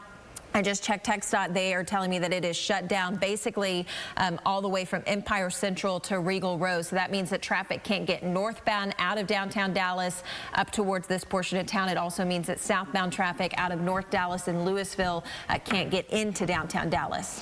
Meanwhile, let's just give you a recap of what has happened so far this morning if you're just now joining us on the CBS News Texas stream or here on KTVT. What we're learning is 2 Homeland Security officials have confirmed to CBS News that a suspected shooter here at this Dallas ICE detention facility is dead. That is from a self-inflicted gunshot wound. Now, in the meantime, we're also being told and have been confirmed that 3 people are in critical condition this morning and have been sent to Parkland Hospital, where those victims are now being treated. We do have 3 crews that are there headed to the scene right now, as well as one that is also headed to Parkland Hospital. Now, this ICE detention facility was technically a field office. It was serving as a temporary detention facility for processing and holding before those detainees would then be transferred to other more long-term and more equipped detention facilities. But what we heard from earlier, we heard Todd Lyons speaking to CNN, the acting ICE director, and he specifically mentioned that we do not know if these were employees that were injured in this shooting or if they were visitors. They could have also been detainees themselves. So there's kind of 3 different groups of people that he said could be impacted by this shooting. There's also, as J.D. Miles pictured and pointed out to us, there's a lot of immigration law offices kind of positioned around this detention facility. Yeah.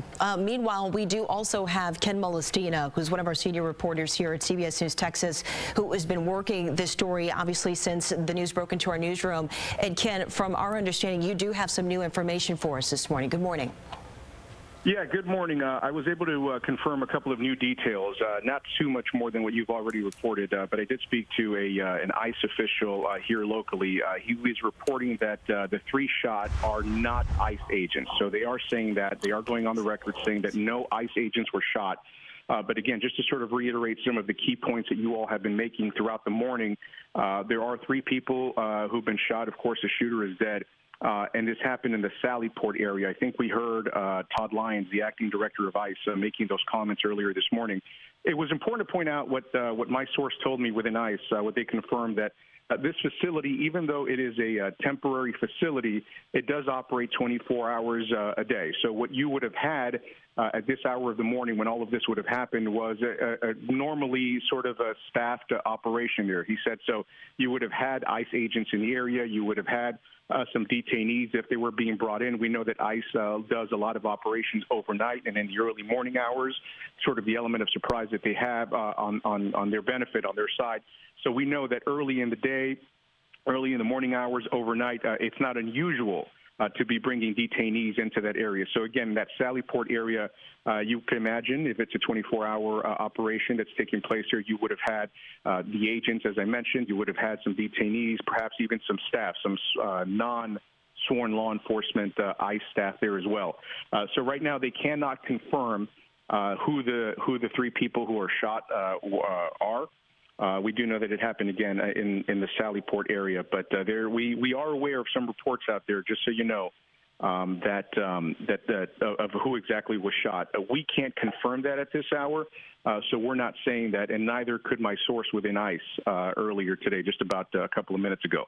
But the big headline here that they're reporting, that they are confirming and going on the record with, Carmen and Madison, is that no ICE agents were shot as a result of all of this.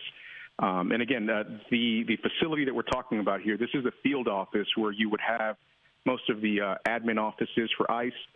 You would have some of the other offices where agents work in and out of, but they also have a temporary holding area as well.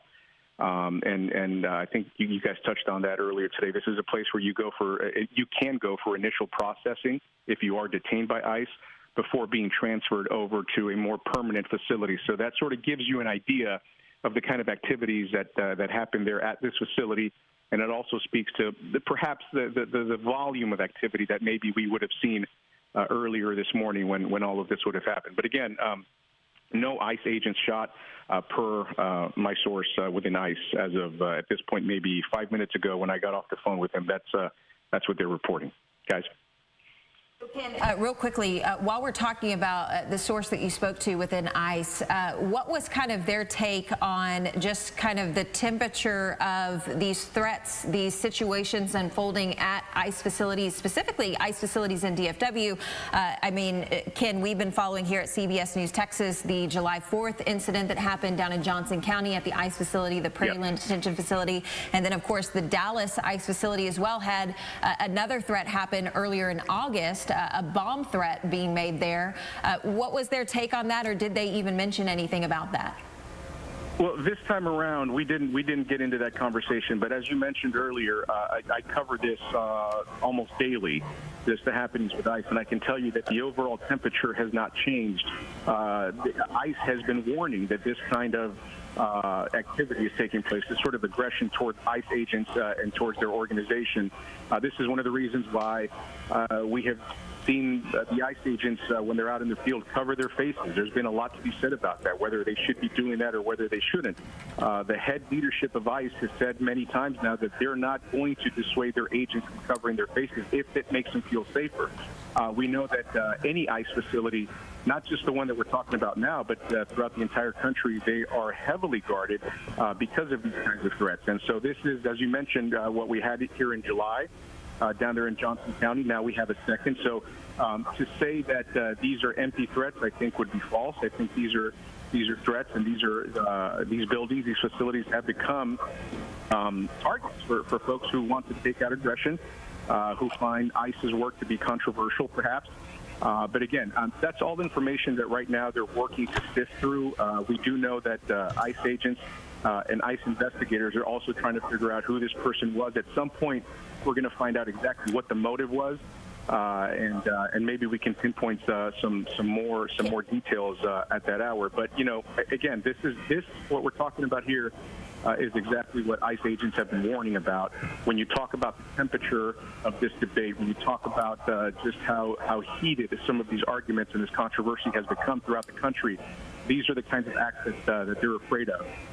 And yet again, now we've seen another one play out here, this time at the Dallas field office. But again, this is still very early on. I can tell you that right now from just covering these types of incidents. and we're gonna try and work more details, obviously, throughout the morning and throughout the day. But and this is going to be changing by the minute, so expect that, guys.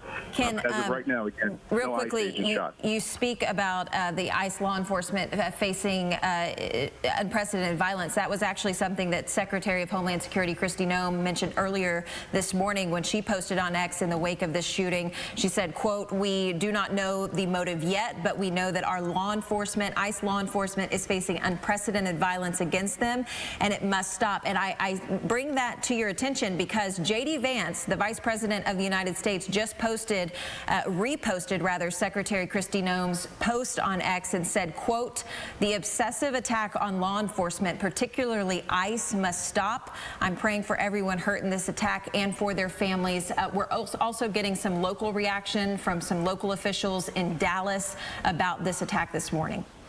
Meanwhile, Dallas County Judge Clay Jenkins tweeting, quote, "Please join me in prayer for the injured and their families from this morning's active shooter incident at the ICE facility in Dallas.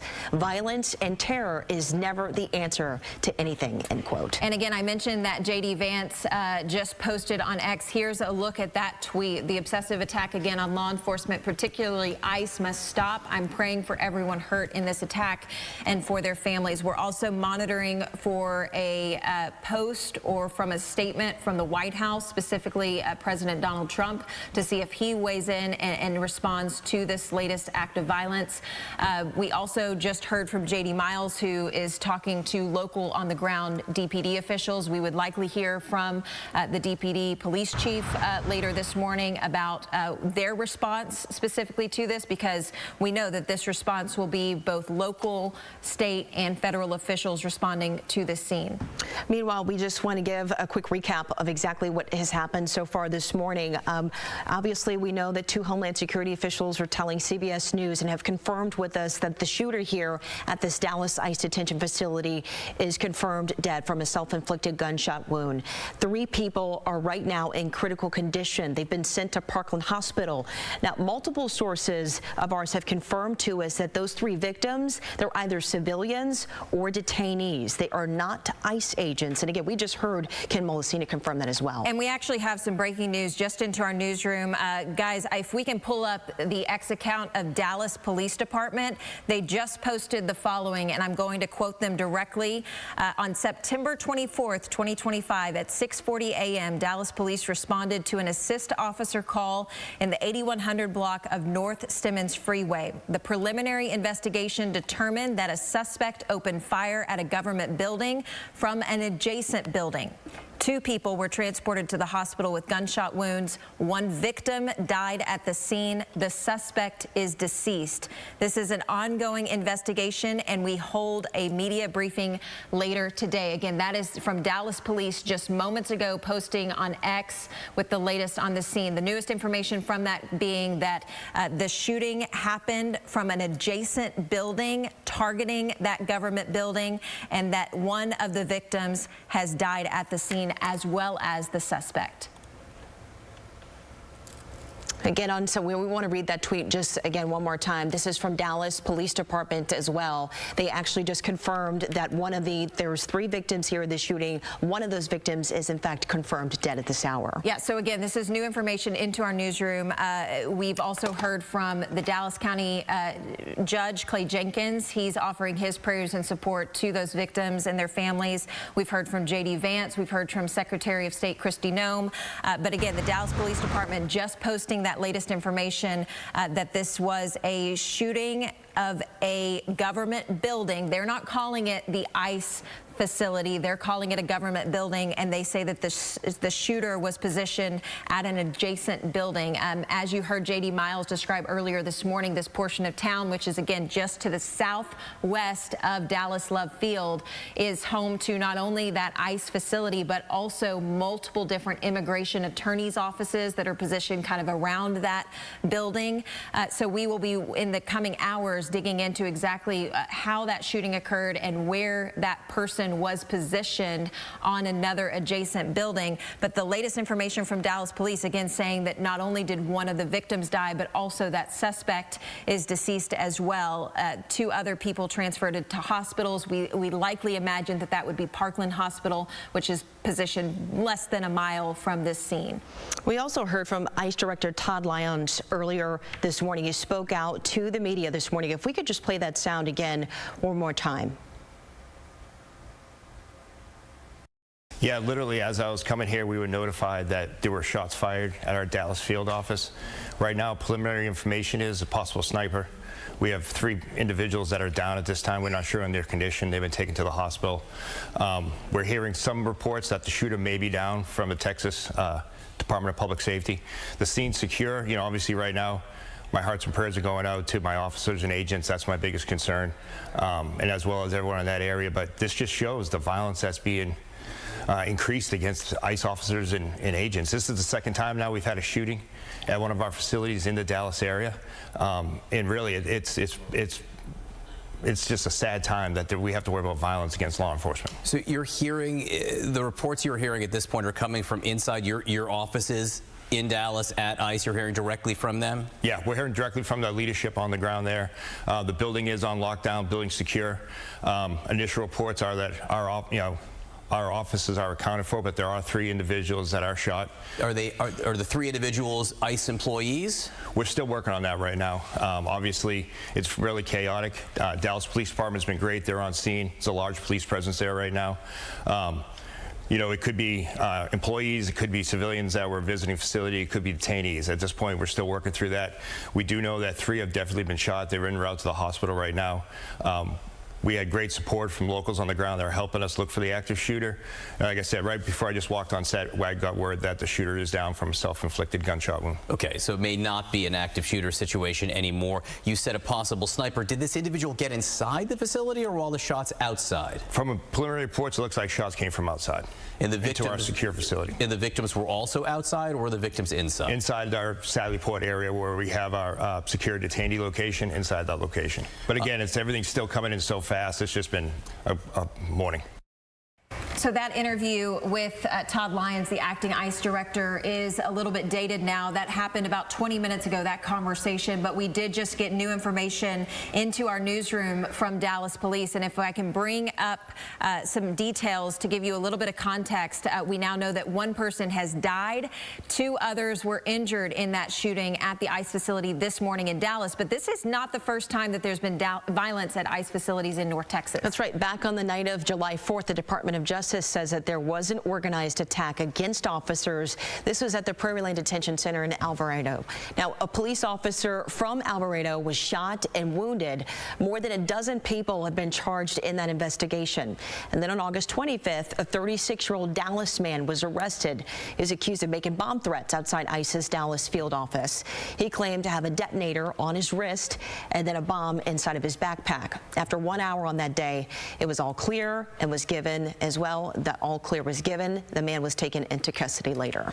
We also are getting reaction from not only federal officials, but also some local officials this morning. We've heard from J.D. Vance, the Vice President of the United States. We've also heard from Dallas County Judge Clay Jenkins. But this is the latest post on X, which was related to the Dallas Police Department. This is the first information that they've released about this shooting this morning. Again, they're saying that it happened just before the 7 o'clock hour. At about 6:40 this morning, Dallas Police responded to an assist officer call at that Stemmons Freeway location. The preliminary investigation has determined that a suspect opened fire at a government building from an adjacent building.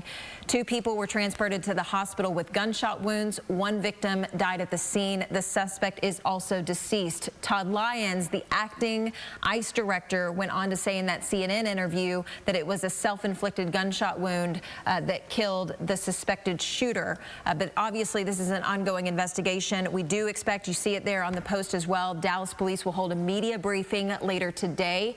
We have our Ken Mullen Molestina going to the scene, J.D. Miles. We have our Steve Pickett positioned at the Parkland Hospital, which is just located a couple of blocks away from this scene. And we're hoping to bring you more context and information as it comes into our newsroom. Absolutely. Robbie Owens as well as Lacey Beasley too as well. And we're showing you again a live picture of the scene here as well. We've also been tracking storms in the meantime here that are obviously moving through the Metroplex as well. And we're being told obviously by officials that that is going to play a factor in this investigation here this morning. Correct. And we heard from Alex Del Carmen, who is a criminology professor at Tarleton State University earlier today, that preserving evidence is going to be key in this situation, especially with that rainfall moving in. That is certainly something that we're going to be watching really closely. We also know that ATF and FBI agents are also on scene to assist the Dallas Police Department in this investigation. So once we hear more details from Dallas Police and the other agencies involved, we'll expect to hear who is taking the lead on this investigation. We also know that traffic through this part of town has just been halted. And in fact, our J.D. Miles was stuck in traffic when he talked to us earlier this morning, just trying to get to that scene to connect with his photographer that you see there on the right-hand side of your screen. But if you are traveling through this portion of town, which is again to the southeast corner or southwest corner rather of Love Field Airport, you are certainly going to want to find an alternate route, because all of the roadways in that portion of 35E right at the 183 merge are just slammed with traffic as folks try to navigate around this massive police response. Now, you heard us talk about it earlier, but I do want to pull up, if we can, Dallas County Judge Clay Jenkins. He posted about this incident earlier this morning.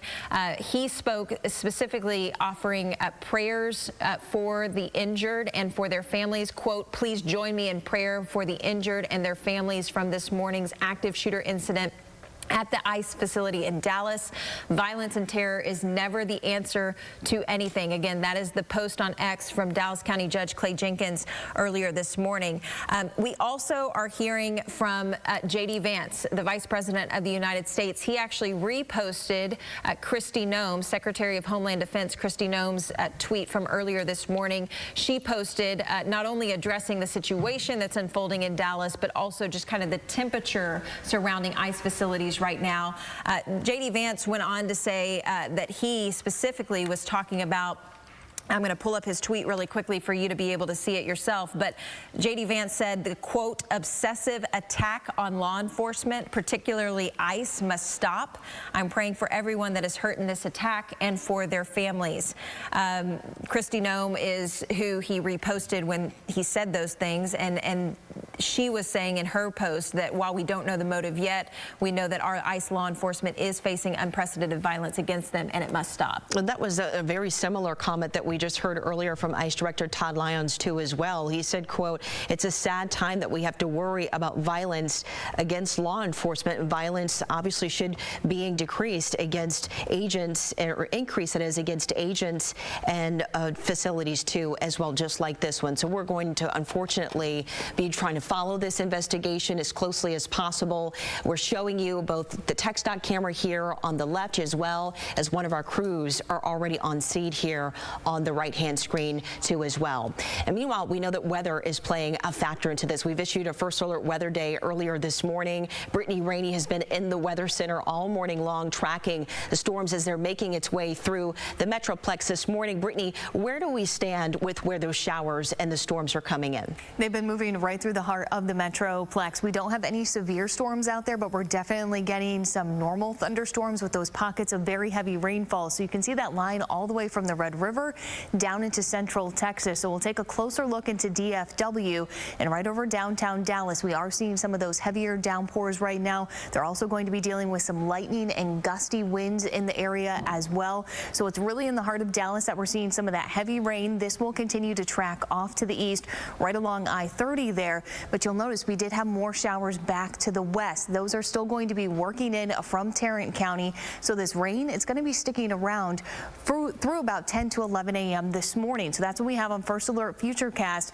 Still more thunderstorms to get through, more of that steady rain through about 11 a.m. And then from there, we're going to start to see things drying out. But unfortunately, they are going to be dealing with that rain for about the next 2 to 3 hours. And we could get some of those heavier downpours from time to time as well. So it's not going going to be all day that they're dealing with this, but that first alert weather day does go through about 11 a.m. this morning. Then that rain will be tapering off. We will be drying out later this afternoon, and then we'll start to see those temperatures getting back into the lower 80s. But that radar is going to be staying pretty active as we head through about 11 a.m. this morning, so they are going to continue to deal with some of those heavier downpours.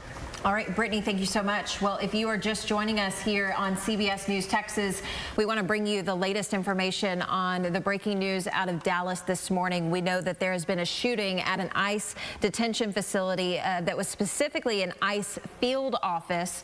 That shooting happened. Dallas police describe it as the suspected shooter being positioned on an adjacent building and shooting outside of that Dallas field office. We also heard from we're kind of piecing together information here, but Todd Lyons, the acting ICE director, described it as being a shooting targeting the Sallyport area of that government building, that ICE facility. So if you can kind of imagine, there are multiple kind of 2, even 3-story buildings in this area that would provide a vantage point for them to target a facility that does have some perimeter structures around it, like fencing. Meanwhile, we've sent a number of crews out to the scene, as well as to Parkland Hospital, where we're learning that the victims are being taken. So we've got Lacey Beasley, who is live there at the scene right now this morning. Lacey, first off, good morning to you. Tell us so far, what are you seeing? What are you hearing there live from the scene this morning? Good morning, Carmen and Madison. This was a hectic rush to get over here. As you guys know, we were reporting earlier in Fort Worth today on a totally unrelated story. Got a very urgent phone call to head out here, and that some urgency was happening. We're going to go ahead and pan off and show you what the scene is looking like. As you guys have been saying, at about 6:40 this morning, Dallas police are reporting that they responded to help an officer call in the 8100 block of North Stemmons Freeway, which is where we're standing right now.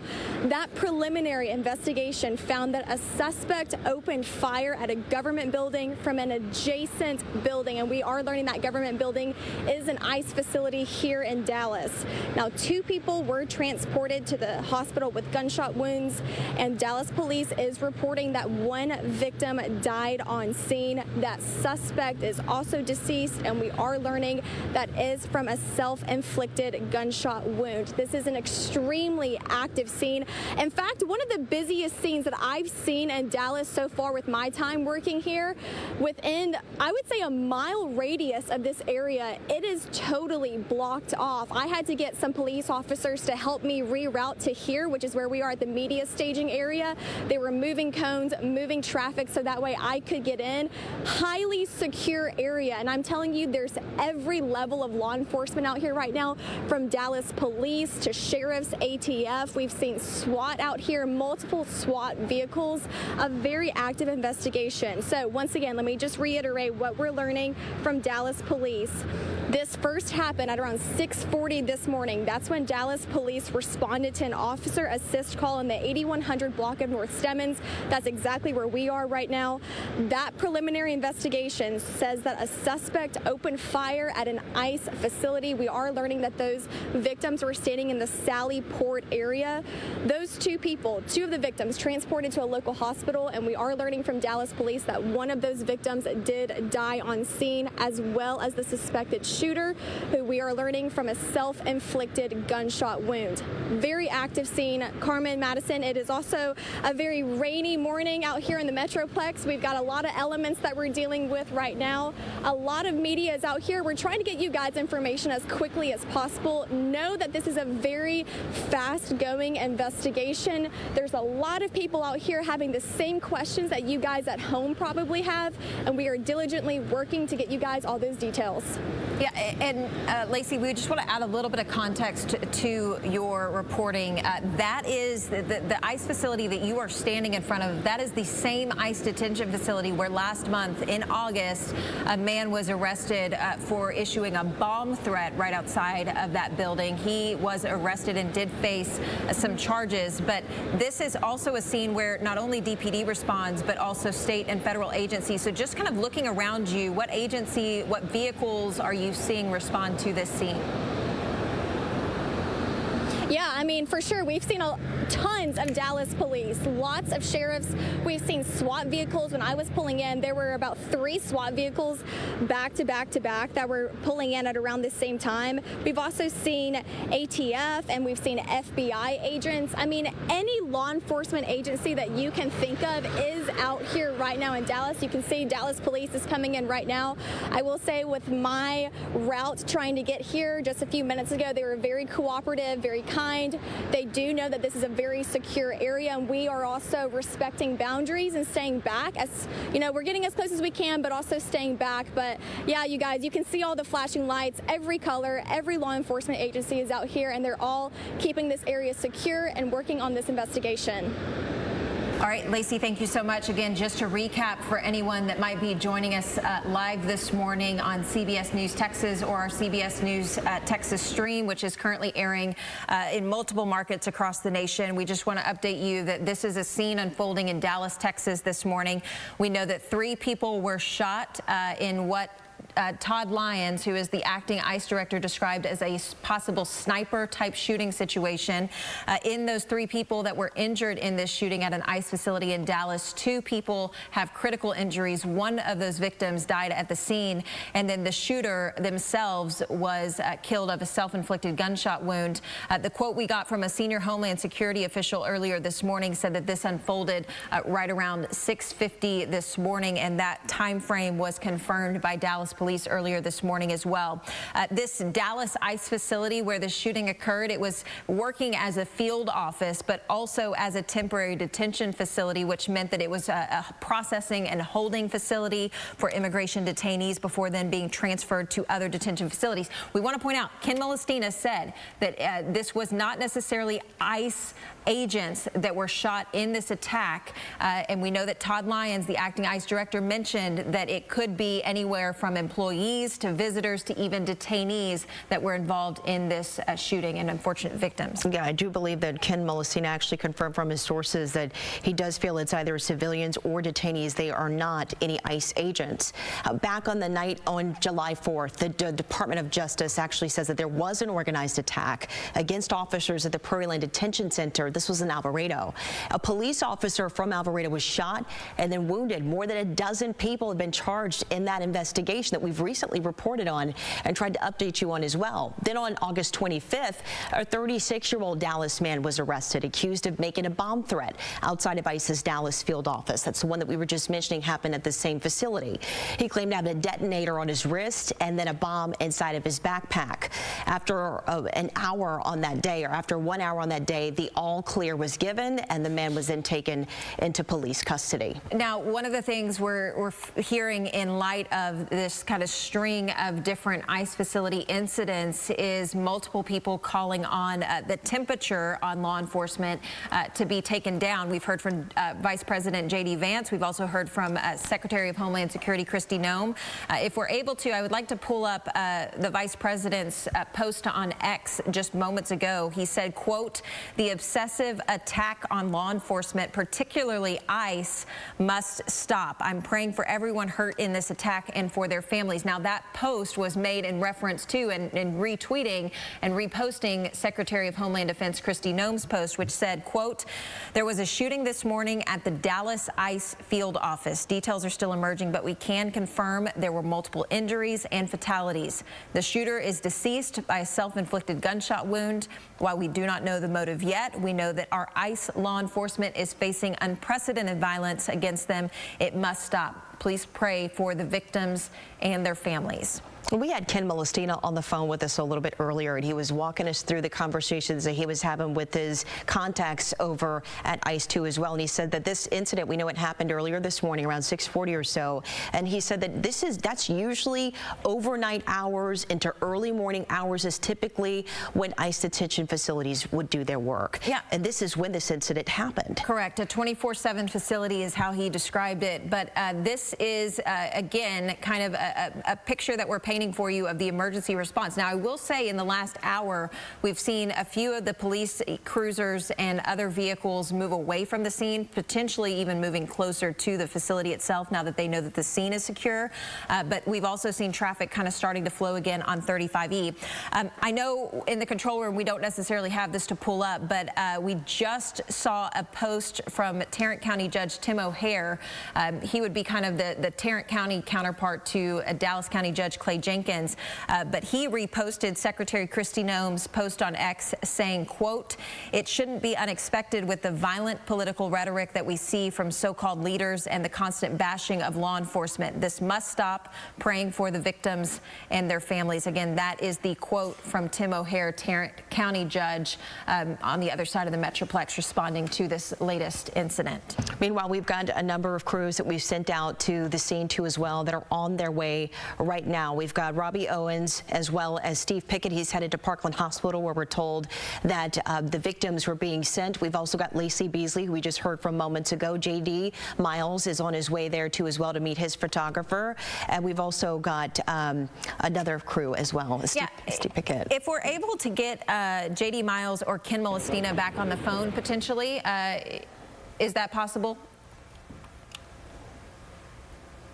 Okay, while we wait on connecting with hopefully one of them, because I know they're tapping into their law enforcement officials right now. Again, just to kind of recap what we're hearing. Again, this is breaking news into our newsroom. So as we kind of paint this picture for you, we want you to know this is from multiple different sourcing that CBS News is doing, not only talking to federal agents, not only talking to Dallas police that are on the ground, but also speaking to and talking with officials with ICE and Homeland Security as well. So Todd Lyons, the acting ICE director, spoke with CNN earlier this morning, describing it as a possible sniper situation. Then we heard from Dallas police that it was specifically a shooter that was positioned on an adjacent building that targeted this government building. And then we've heard from multiple sources now confirming that it wasn't just 3 people injured in this shooting, but two people were critically injured and 1 person was actually killed in addition to the shooter themselves being shot and killed by a self-inflicted gunshot wound. This is, again, a very developing situation, but obviously a large police presence and details still to come as we hear more from Dallas police and other state and federal agencies. Once again, confirming that the shooter, in fact, is dead, and that's from a self-inflicted gunshot wound. So there is no active shooter situation right now. Yeah, ATF and FBI agents are also on the scene, again, combing through evidence, trying to figure out motive, trying to figure out if there were any other accomplices in this situation. We are about 5 minutes out from the 9 o'clock hour, and we just got word that Dallas police will be issuing a press conference right about that time. So again, where our Lacey Beasley is stationed, we are going to give them time to get positioned to be able to get the latest information from Dallas police. Meanwhile, we're taking a look at this TxDOT camera again. And Madison, you're right. I mean, the traffic is starting to flow just a little bit more throughout this area this morning, which is kind of opening up the highway just a little bit. Yeah, it is. It is certainly flowing through the area. I don't want this to give you any type of just relief, because unfortunately, just outside of this view of the TxDOT cam, it is bumper-to-bumper traffic stretching all the way to downtown Dallas and then all the way up to North Dallas. So while the freeway is back open, it is certainly not a part of town that you want to have to go through this morning. By the way, when we talk about Dallas police about to do a press conference, we may hear from Daniel Como, who was officially sworn in as Dallas Police Chief just a few months ago, April 23rd, 2025. He's a 33-year law enforcement veteran, was a special agent in charge for the DEA.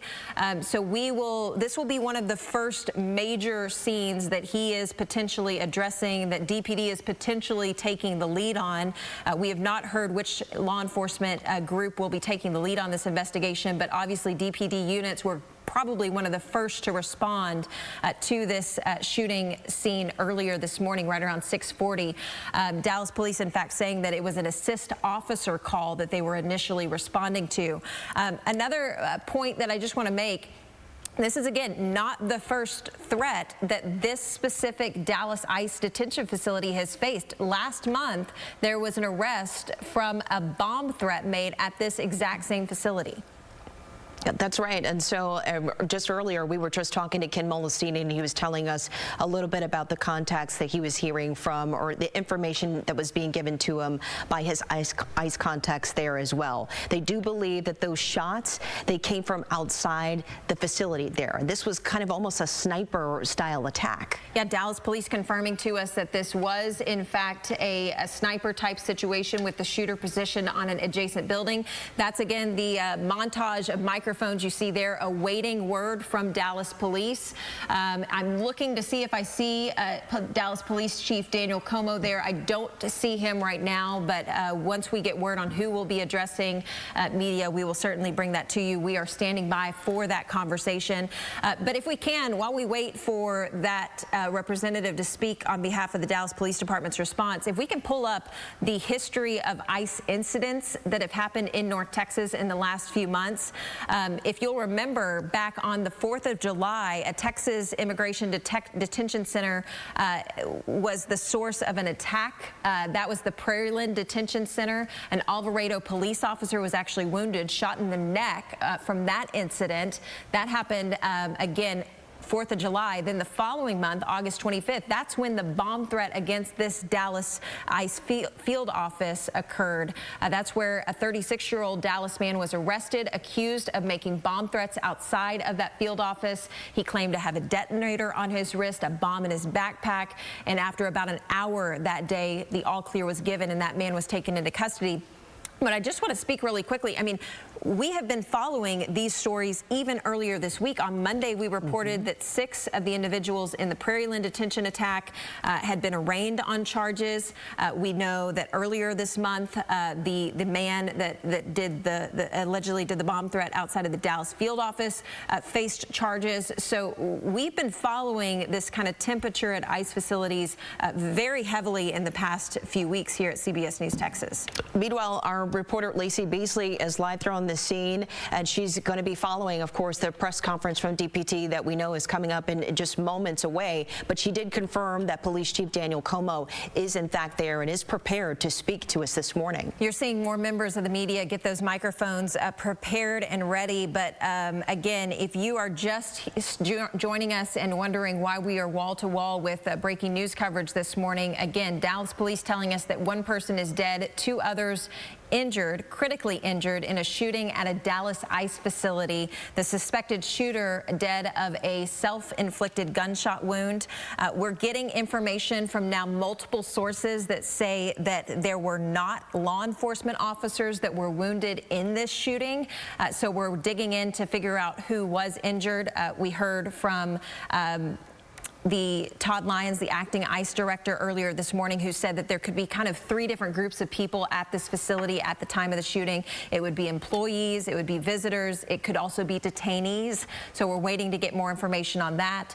We also know that due to the positioning of this shooter on an adjacent building, the specific area of that government building, that ICE facility that was targeted, was the Sally Port, which is kind of where the intro and outro of detainees happens. So again, that's a very active portion of the building. Could be what Ken Molestina described and J.D. Miles described earlier this morning as a soft target. So we'll be hoping that some of those answers come to us when Dallas police address this latest incident in the next few minutes. We've been live on the air all morning with this, trying to get the latest developments on this. So while we're still, again, waiting for this press conference to come from DPD, is just moments away, we're still trying to check in with our field crews as well. We actually just got an email from our senior reporter, Steve Pickett, who just said, quote, "There is no heavy police presence of paramedic activity at the ER. Parkland Hospital has media representatives in the parking lot, but again, he's checking all the other entrances as well in the meantime." So again, we've got crews that are stationed at the scene and also stationed at the hospital too as well, where we're being told that some of the victims are being treated. Okay, let's pull up some of the reaction. Obviously, this scene is local to Dallas, but it has ties both federally and statewide. So let's go ahead and give you a couple of the different informations that we're getting from multiple different sources. So Dallas police saying that on September 24th at about 6:40 this morning, DPD responded to an assist officer call on North Simmons Freeway. That preliminary investigation determining that a suspect opened fire at a government building from an adjacent building. 2 people were transported to the hospital with gunshot wounds. 1 victim died at the scene. The suspect is deceased. They describe it as an ongoing investigation and will be holding a media briefing later today. We now know that should happen in the next few minutes. So we're just trying to get more information, and hopefully we'll learn that from the press conference. Were these 3 victims the only victims that were injured in this case, or is there more? Yeah, and also, while we did hear from Steve Pickett that there's not a large emergency response at Parkland Hospital, we do just want to point out this is right near the entire Dallas Medical District. So there is a chance that they maybe were transferred to a different hospital. UT Southwestern Medical Center is in that same vicinity. There's also a couple of other smaller units that they could have been transferred to. So once we get confirmation on what hospital those 2 critically injured people are being treated at, we will certainly bring that to your attention. Meantime, we are hearing from both local, state, and federal officials responding to this shooting. I want to go and pull up a post on X from our Vice President, J.D. Vance, who said, quote, "The obsessive attack on law enforcement, particularly ICE, must stop. I'm praying for everyone hurt in this attack and for their families." That was a post that he actually reposted from Secretary of Homeland Security Kristi Noem. If we can pull up her tweet now, you'll be able to see the details on it. But it not only addressed the incident, but also the potential motive surrounding this. She says, quote, "There was a shooting this morning at the Dallas ICE field office. Details are still emerging, but we can confirm there were multiple injuries and fatalities. The shooter is deceased by a self-inflicted gunshot wound. And while we don't know the motive yet, we know that our ICE law enforcement is facing unprecedented violence against them. It must stop." And speaking of the number of officials that have spoken out, we do know that acting ICE Director Todd Lyons, he also pretty much echoed the same thing there too as well, just saying that, quote, "This is a sad time that we have to worry about violence against law enforcement and violence being increased against agents and facilities." I want to point out, okay, so you're seeing that emergency crew activity on the service road. Our Lacey Beasley just texted us saying the reason the press conference is being delayed is due to Dallas Mayor Eric Johnson coming to the scene as well. We have been monitoring X and other social media sites waiting for the mayor to make a statement on this situation. He so far has not, to our knowledge.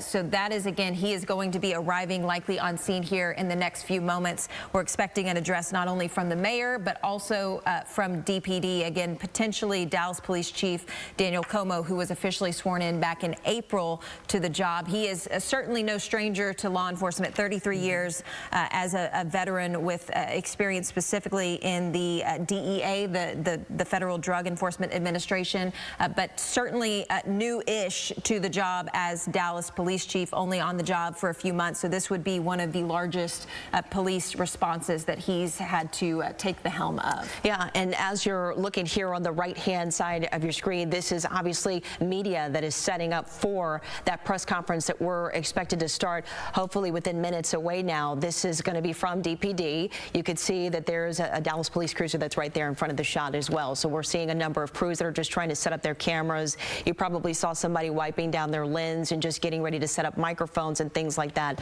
for officials to speak to the media and the press. Yeah, I just checked, and the last tweet from the office of Mayor Eric Johnson, the Dallas mayor, was in reference to the severe thunderstorms that were moving through our neck of the woods earlier this week. So far his office has been fairly quiet about this specific shooting. But again, just to recap what has happened this morning, there has been a shooting at the Dallas ICE facility. It is a field office, but it also serves as a temporary detention facility for processing and holding, specifically for immigration detainees before being transferred to facilities that are more equipped for long-term holds. This Dallas ICE facility was targeted by what the Todd Lyons, the acting ICE director, says was a sniper. Dallas police say that shooter was positioned on an adjacent building and then and targeted the Sallyport area of the government ICE field office.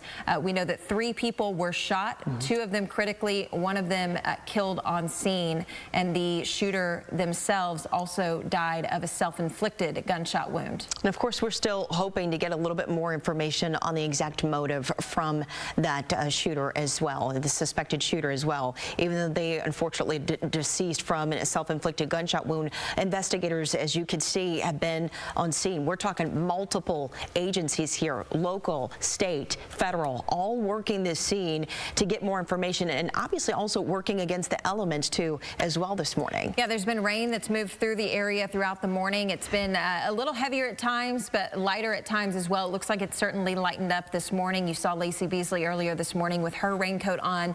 So that was a point that Dr. Alex Del Carmen made earlier this morning. He's a criminology professor at Tarleton State University.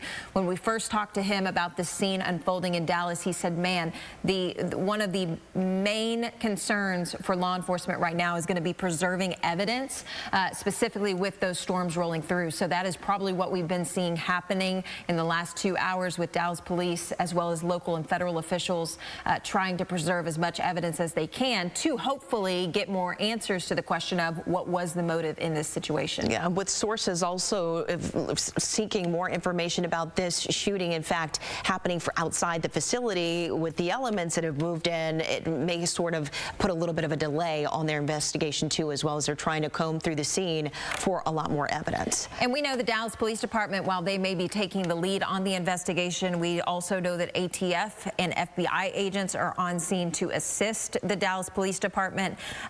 We also know that reportedly, again, from multiple sources, we are hearing that law enforcement officers were not wounded in this shooting. So again, that would point to the other 3 categories of people that Todd Lyons, the acting ICE director, was talking about, whether it be employees, visitors, or detainees at that facility. Our Ken Molestina described it as a 24/7 facility that operates, yes, normal business hours, but also in the overnight hours because it is constantly housing detainees. All right, he was speaking on just, you know, that ICE detention facilities, they sort of operate off the element of surprise. So that's why they do a lot of their work overnight and into the early morning hours. And we're also learning that this, in fact, did happen around 6:40 or so earlier this morning. So again, working to get some more information. We've got a shot that's set up in a number of crews that are at the scene and hopefully waiting for this police presser from Dallas PD to start any moment now.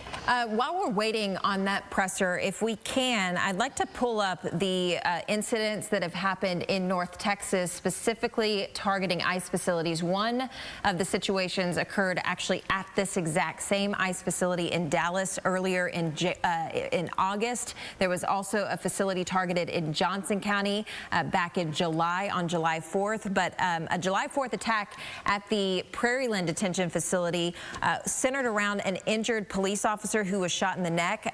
This is how the scene was described to us. Attackers dressed in black military-style clothing opened fire outside of the Prairieland Detention Center in Alvarado on the evening of July 4th.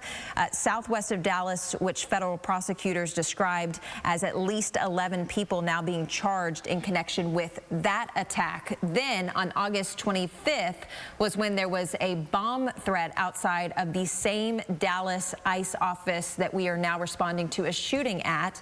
That person was arrested, accused of making bomb threats outside of that Dallas field office.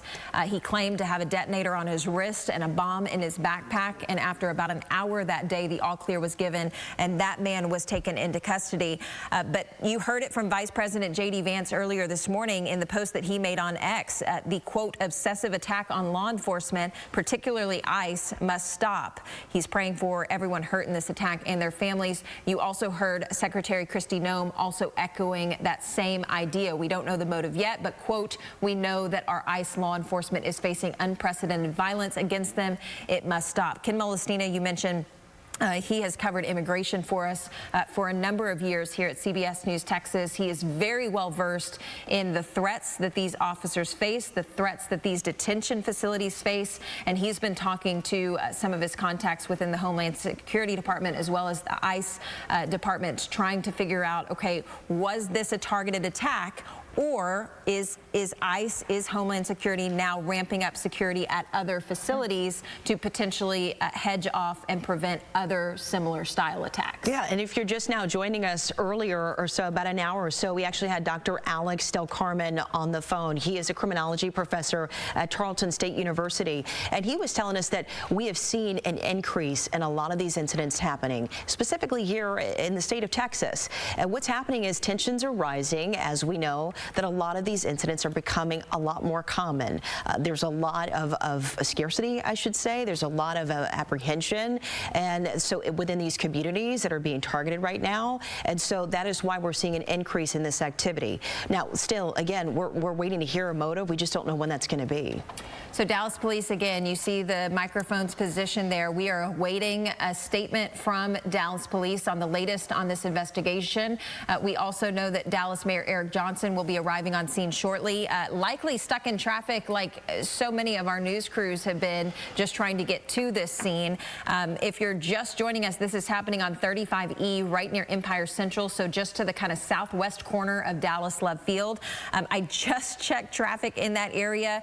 183 is stopped with traffic. 35E southbound is stopped with traffic. 35E northbound out of downtown Dallas is stopped with traffic. So there is not much of a flow of traffic through this whole entire area. So if you are trying to catch maybe a flight out of Dallas Love Field this morning, they are asking you to approach the airport from the northeast corner, because again, all of those roadways to the southeast corner or southwest corner are basically clogged with commuters and folks just trying to get through this area of town. Conditions here also, as you can notably see, is just a little bit dark. Our First Alert weather team was tracking a number of storms that's supposed to be passing through the Metroplex too as well. So that obviously is playing a huge factor here. You can see a lot of these officials, as well as our crews, are armored up with raincoats and rain gear and things like that, because I mean, it's actively raining at this scene too as well. Yeah, again, the headline this morning, time now is 9:14. 1 dead, 2 critically injured in a shooting at Dallas ICE facility. The shooter also dead, Homeland Security officials confirming to CBS News.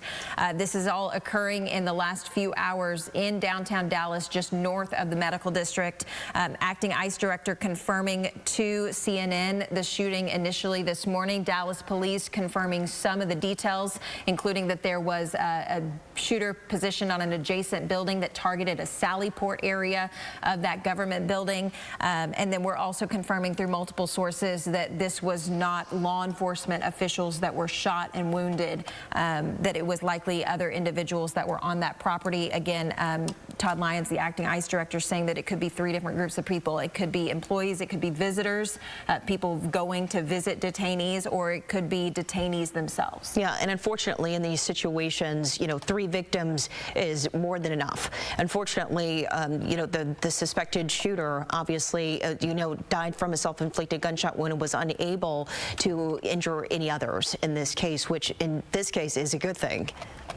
Yeah, we also, if we can we switch to showing the Tech.cam on 35E at Empire Central, because I think it paints a pretty good picture of that flow of traffic through the area. It is very sluggish right now. Over an hour delay reported in the north and southbound direction of 35E. Again, you see that active police presence on the service road of 35E right there at Empire Central. You're seeing not only the police presence, but also the other local officials there and the local media response as well. So not only is the service road shut down, but they've also got the on-ramps and off-ramps from Empire Central all the way up to Regal Row also shut down this morning. Again, we're hearing from not only DPD this morning on X, but also some local and state officials have been posting in reaction to the shooting at the Dallas ICE facility. I want to pull up the post from Tim O'Hare, who's the Tarrant County judge. Now, this shooting obviously happening in Dallas County, but Tim O'Hare also speaking to kind of the temperature surrounding ICE agents and ICE facilities that Secretary Kristi Noem posted about earlier this morning. He said, quote, "It shouldn't be unexpected with the violent political rhetoric that we see from so-called leaders and the constant bashing of law enforcement. This must stop. Praying for the victims and their families." That is, again, a post from County Judge Tim O'Hare in Tarrant County. He reposted Secretary Kristi Noem's post, who is the Secretary of Homeland Security for the United States. And we also heard from ICE Director Todd Lyons. He obviously was speaking to CNN a little bit earlier, and this quote is pretty much what all officials are echoing this morning. His quote, "It's a sad time that we have to worry about violence against law enforcement. We have notably reported on a number of these incidents happening at ICE detention facilities just within the last month or two." Yeah, by the way, County Judge Clay Jenkins also posted on social this morning saying that, quote, "Please join me in prayer for the injured and their families from this morning's active shooter incident at the ICE facility in Dallas." That's, again, Clay Jenkins, a Dallas County Judge, which would be Tim O'Hare's counterpart on the Dallas side. He said, quote, "Violence and terror is never the answer to anything." Again, if you're wondering what's happening on the right-hand side of your screen, that is media staging, getting prepared for the press conference, hopefully coming from Dallas Police here in the next few minutes. It was originally scheduled for 9 o'clock. Our Lacey Beasley, who is at that scene, telling us that they are just waiting right now on the Dallas mayor to arrive on scene to also address the media. And she's also told us that she's hoping to hear from, we're all hoping to hear from Police Chief Daniel Como. He's recently been on the job a few months or so now, and like we were just mentioning, a number of these incidents have happened at ICE detention facilities just within the last few months. Yeah, so to give you a little perspective on Dallas Police Chief Daniel Como, he has been in law enforcement for 33 years. He is certainly no stranger to these types of situations, these violent crimes, but he is new to the Dallas Police Department, and in fact, he was just sworn in back in April, so this is one of his biggest scenes that he is going to be potentially helping to lead the helm of. His predecessor, we should mention, would be former Dallas Police Chief Eddie Garcia, who just last week, or in the last couple of weeks, took the helm of the Fort Worth Police Department, which is just on the west side of Dallas. So there is a large emergency response to the situation. I don't think Fort Worth Police would have responded to this scene, but certainly a situation where I would expect Chief Eddie Garcia to issue a statement, or to at least reach out to Daniel Como to provide some insight, to provide some sight. But just under, Police Chief Daniel Como's watch, just a number of these incidents have in fact taken place. So just to walk you through just a little bit of the history of what has happened here in North Texas. Back on the night of July 4th, the Department of Justice actually says that there was an organized attack against officers. This was at the Prairieland Detention Center in Alvarado. A police officer from Alvarado was shot in the neck and wounded. More than a dozen people have been charged in that investigation. And then on August 25th, a 36-year-old Dallas man was arrested, accused of making bomb threats outside an ICE's Dallas field office. He claimed to have a detonator that was in fact placed on his wrist and a bomb inside of his backpack. After 1 hour on that day, the all clear was eventually given, and the man was taken into police custody. Yeah, so you speak of the Alvarado incident at the Prairieland Detention Facility. Just this week on Monday, we were reporting that 6 women were arraigned on charges related to that Alvarado ICE attack at the Prairieland Detention Facility. Again, that situation was something that really captured our attention locally, but also the nation's attention, because it was an attack at a ICE facility. And then just a couple of weeks later, we had the bomb threat at the Dallas facility. We're just getting into our newsroom a new response, a new reaction coming from Senator John Cornyn. Texas Senator John Cornyn posting about this incident this morning, this shooting, quote, "horrific. While law enforcement investigates, I am keeping everyone impacted in my prayers. My staff have been in touch with federal and local law enforcement officials in Dallas, and we will make sure all resources are brought to bear in the investigation. Thank you to all first responders who rushed to the scene." Senator John Cornyn reminds me that we have not so far heard, or we have at least not seen, a response and reaction from our governor, Governor Greg Abbott of Texas. We are waiting and monitoring his socials as well, reaching out to our sources to see if the governor's office has any statement. Senator Ted Cruz also issuing a statement just moments ago. If we can pull that up for us, we will also read that to you. Senator Ted Cruz posting, quote, "My team and I are closely monitoring the situation at the ICE detention facility in Dallas. We are praying for the swift recovery of those injured, and we are deeply grateful to the brave first responders who rushed to that scene."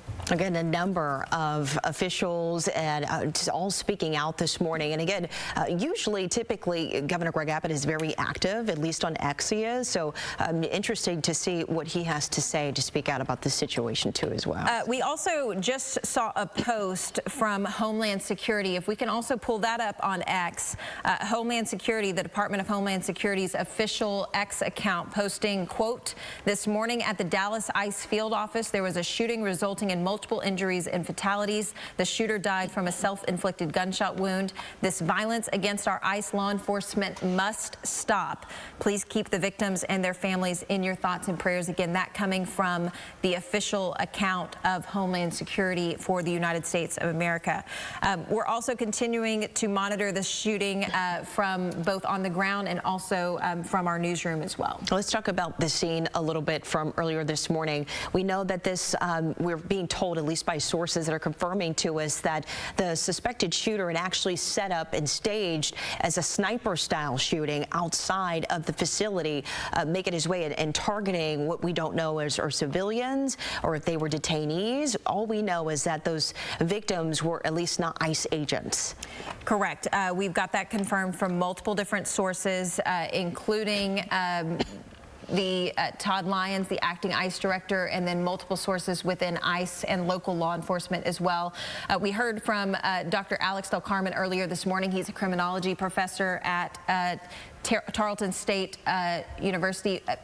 I'm sorry, say that one more time. We've got what video? We've got some scene. We've got video from the scene coming in. So this is a look at some video from Robin Ellison of that scene along 35 East Service Road. Yeah, this video is actually showing the initial response and then the huge amount of law enforcement response just following moments after the first reports of shots fired actually came in to police. You can see the traffic backup here on I-35E as well, too. Yeah, so that again coming from Robin Ellison, again, posting this video and sharing it with us. You can see just a massive police presence. So, I mean, this was in the middle of the rush hour commute. This was at 6:40 this morning. You can imagine all of these drivers wondering what on earth is going on.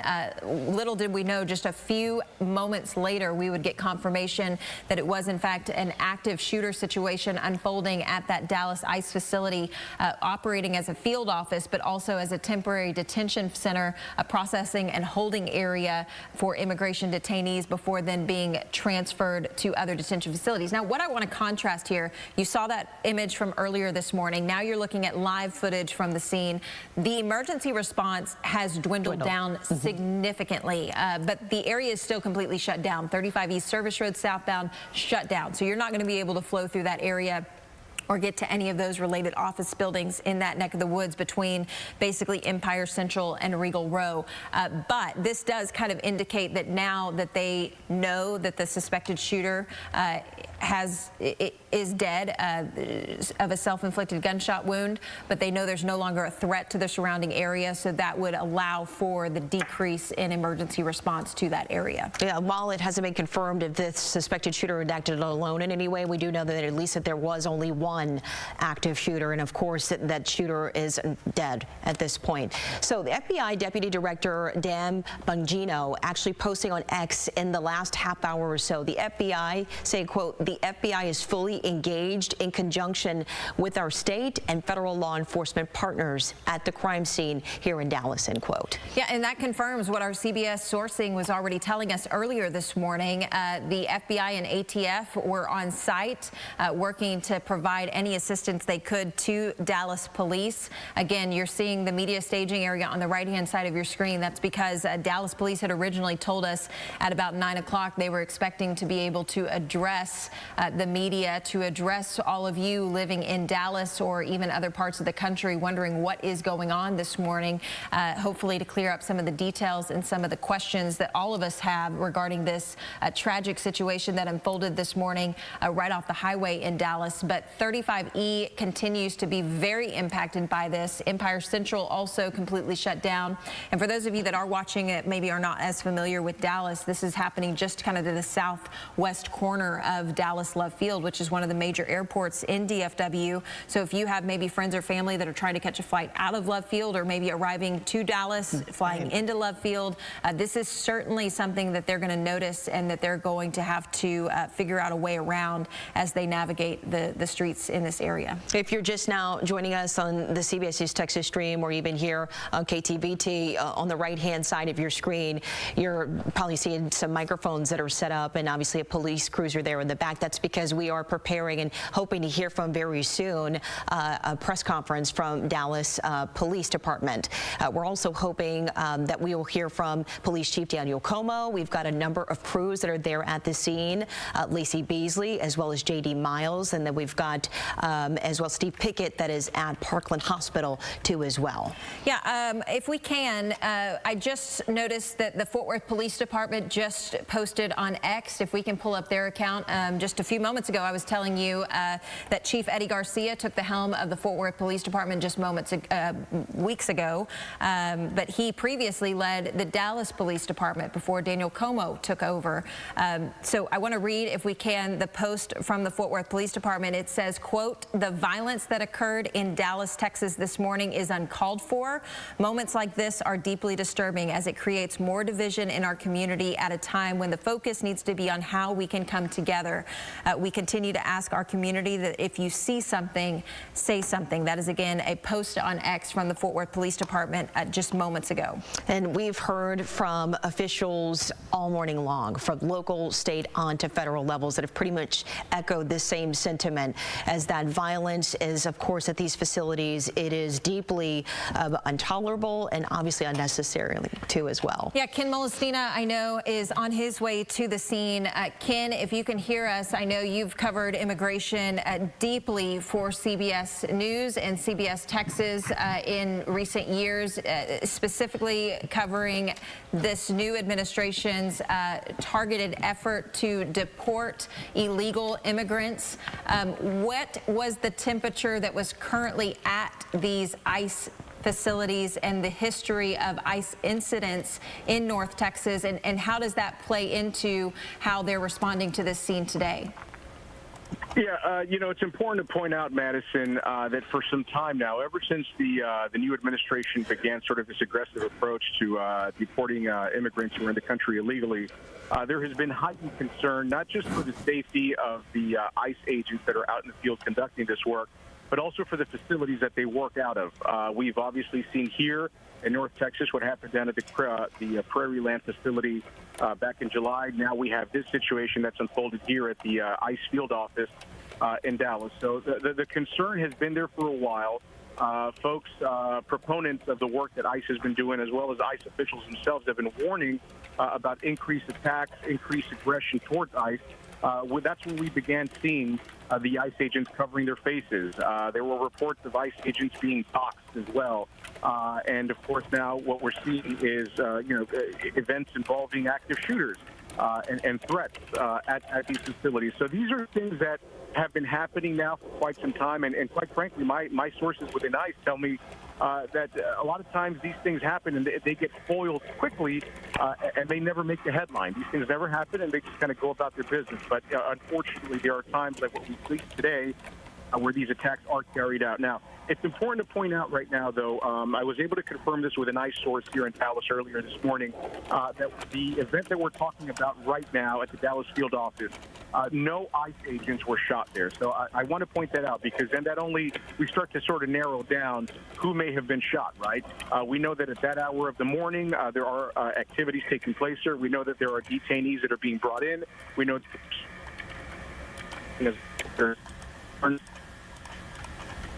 that there are other offices nearby. So you start thinking, well, who could it have been?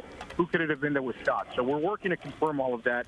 We know that there's information out there suggesting that it was a particular group that was shot, that were hurt, particular classification. But we, CBS News Texas, right now, as of this moment, I cannot confirm that for you, because ICE agents tell me that they're working to finalize that and confirm that themselves.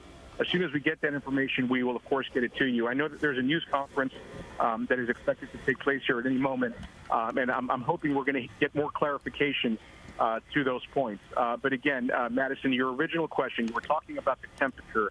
You were talking about the rhetoric. Certainly right now, extremely heightened, unlike anything that we have seen before in this country as far as aggression towards federal law enforcement.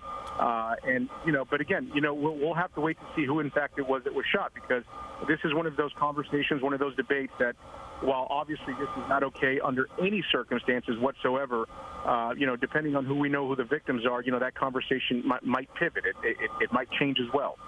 But in either event, an unspeakable event has right now taken place.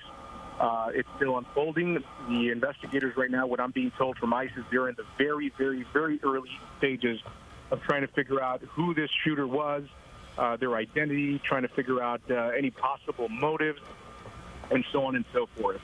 So it's sort of the same playbook that we see in any sort of mass shooting or active shooter event in the minutes and in the early hours that immediately follow it. So clearly we have a lot of the same questions and a lot of the same concerns that many of the folks out in the community have. We're working to get all of those details.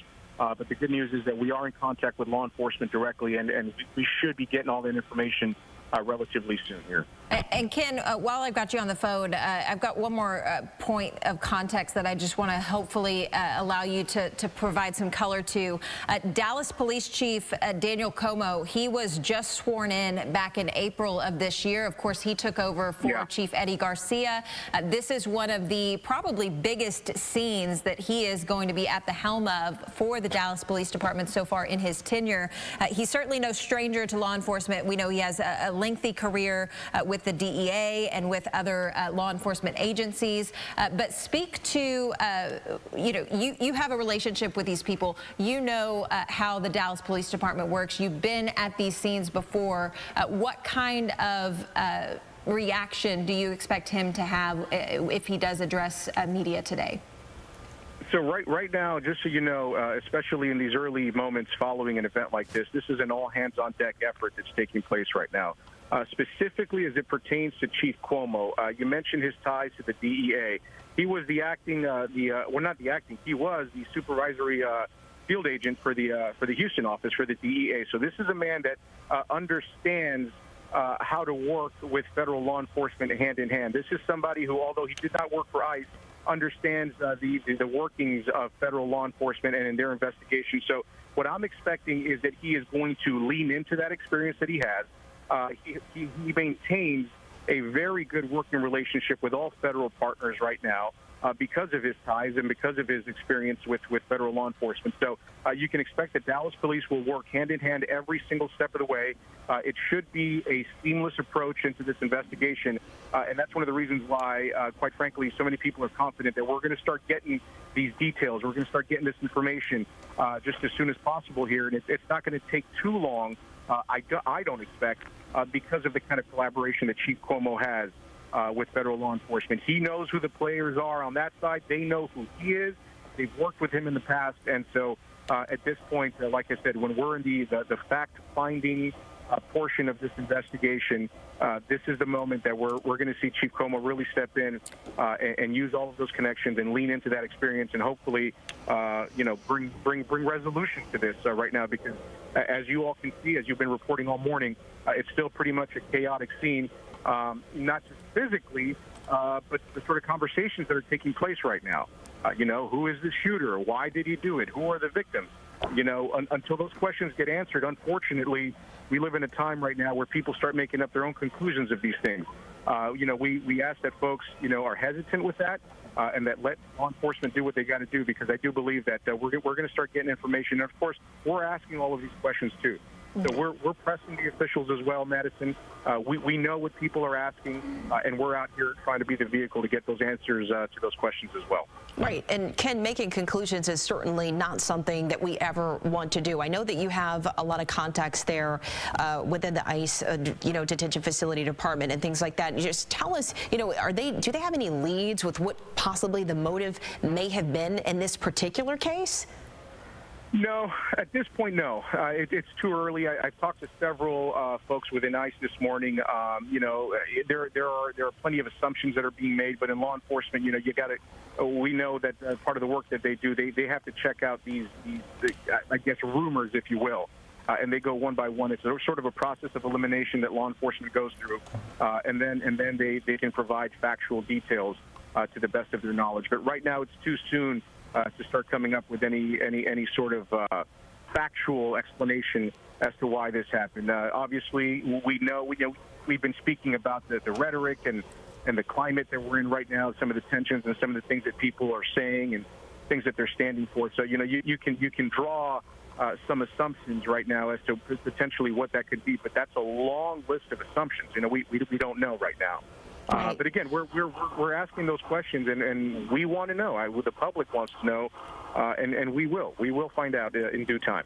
But earlier we spoke with Dr. Alex Del Carmen. He was a criminology professor at Tarleton State University, and he was kind of walking Madison and I through the rise or the increase in a lot of these incidents happening at a number of these ICE detention facilities that are all across the nation. But specifically, as we were just mentioning, the history of these incidents happening more recently here in North Texas alone. I know you've got your contacts there within ICE.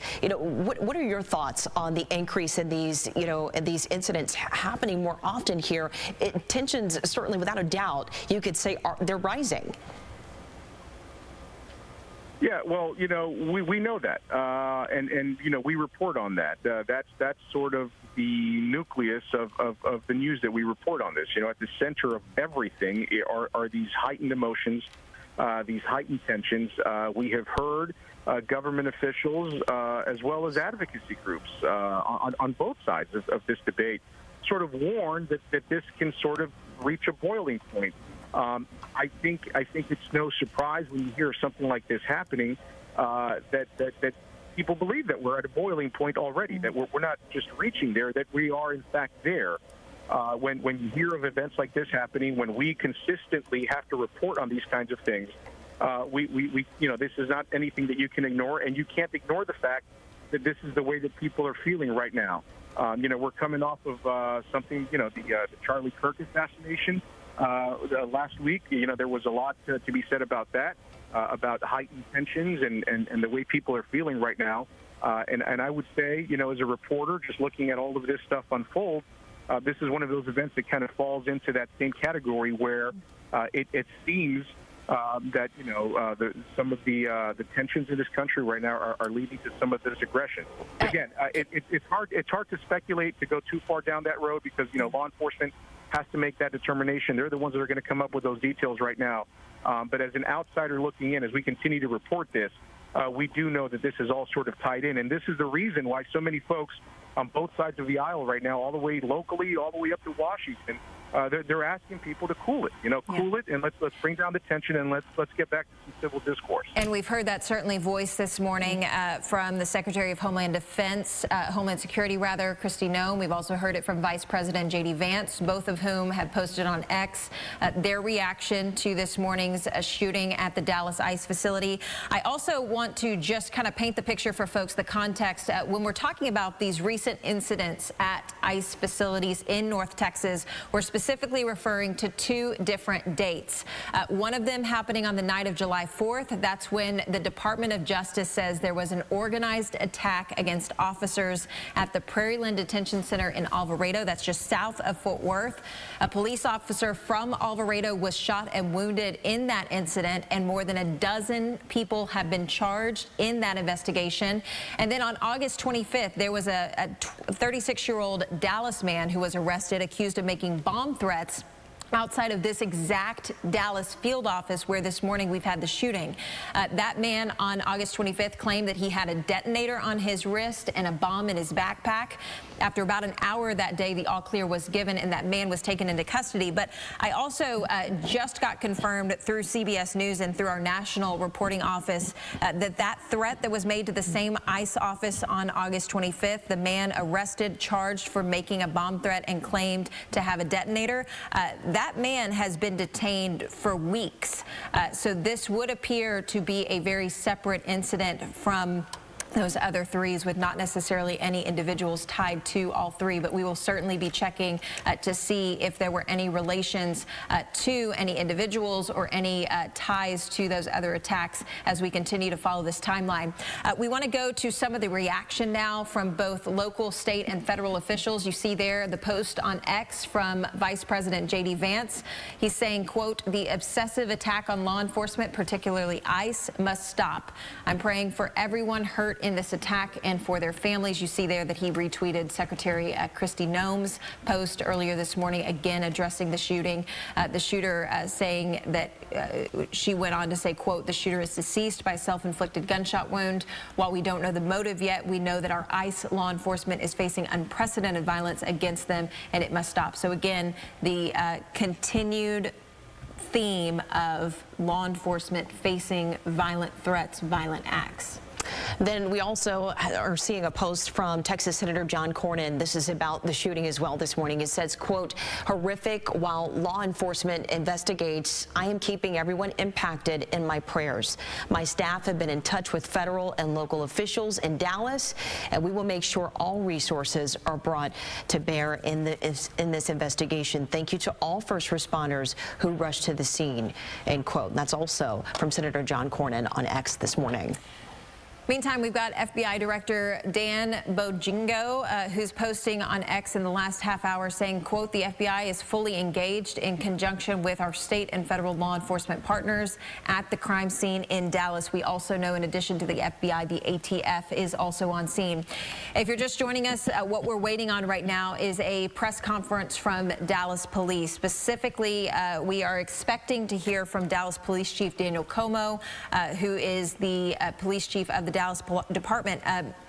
You heard Ken mention it, but Chief Como, he does bring over 3 decades of law enforcement experience to the Dallas Police Department, but he specifically was formerly the special agent in charge of the DEA's Houston field office, where he commanded 12 offices across Texas, including 645 miles of the U.S.-Mexico border. So he is very versed in immigration, very versed in federal agencies like ICE, like the DEA, like the FBI.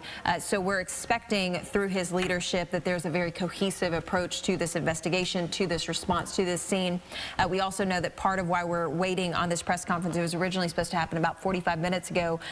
We know that Dallas Mayor Eric Johnson is also en route to that scene. He's hoping to address media and address Dallas residents as well about this latest attack. So the new slated time for this press conference to begin, we're being told, is supposed to be 10 o'clock a.m. And like Madison just mentioned, originally it was set for 9 a.m.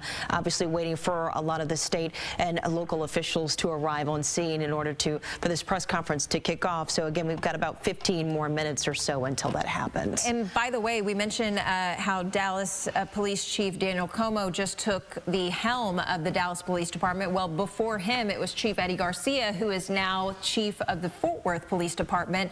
And just moments ago, Fort Worth Police tweeting from their official account on X, quote, "The violence that occurred in Dallas, Texas this morning is uncalled for, and moments like this are deeply disturbing as it creates more division in our community at a time when the focus needs to be on how we can come together. We continue to ask our community that if you see something, say something." And again, that post being something that we've heard ever since the September 11th attacks. If you see something, say something.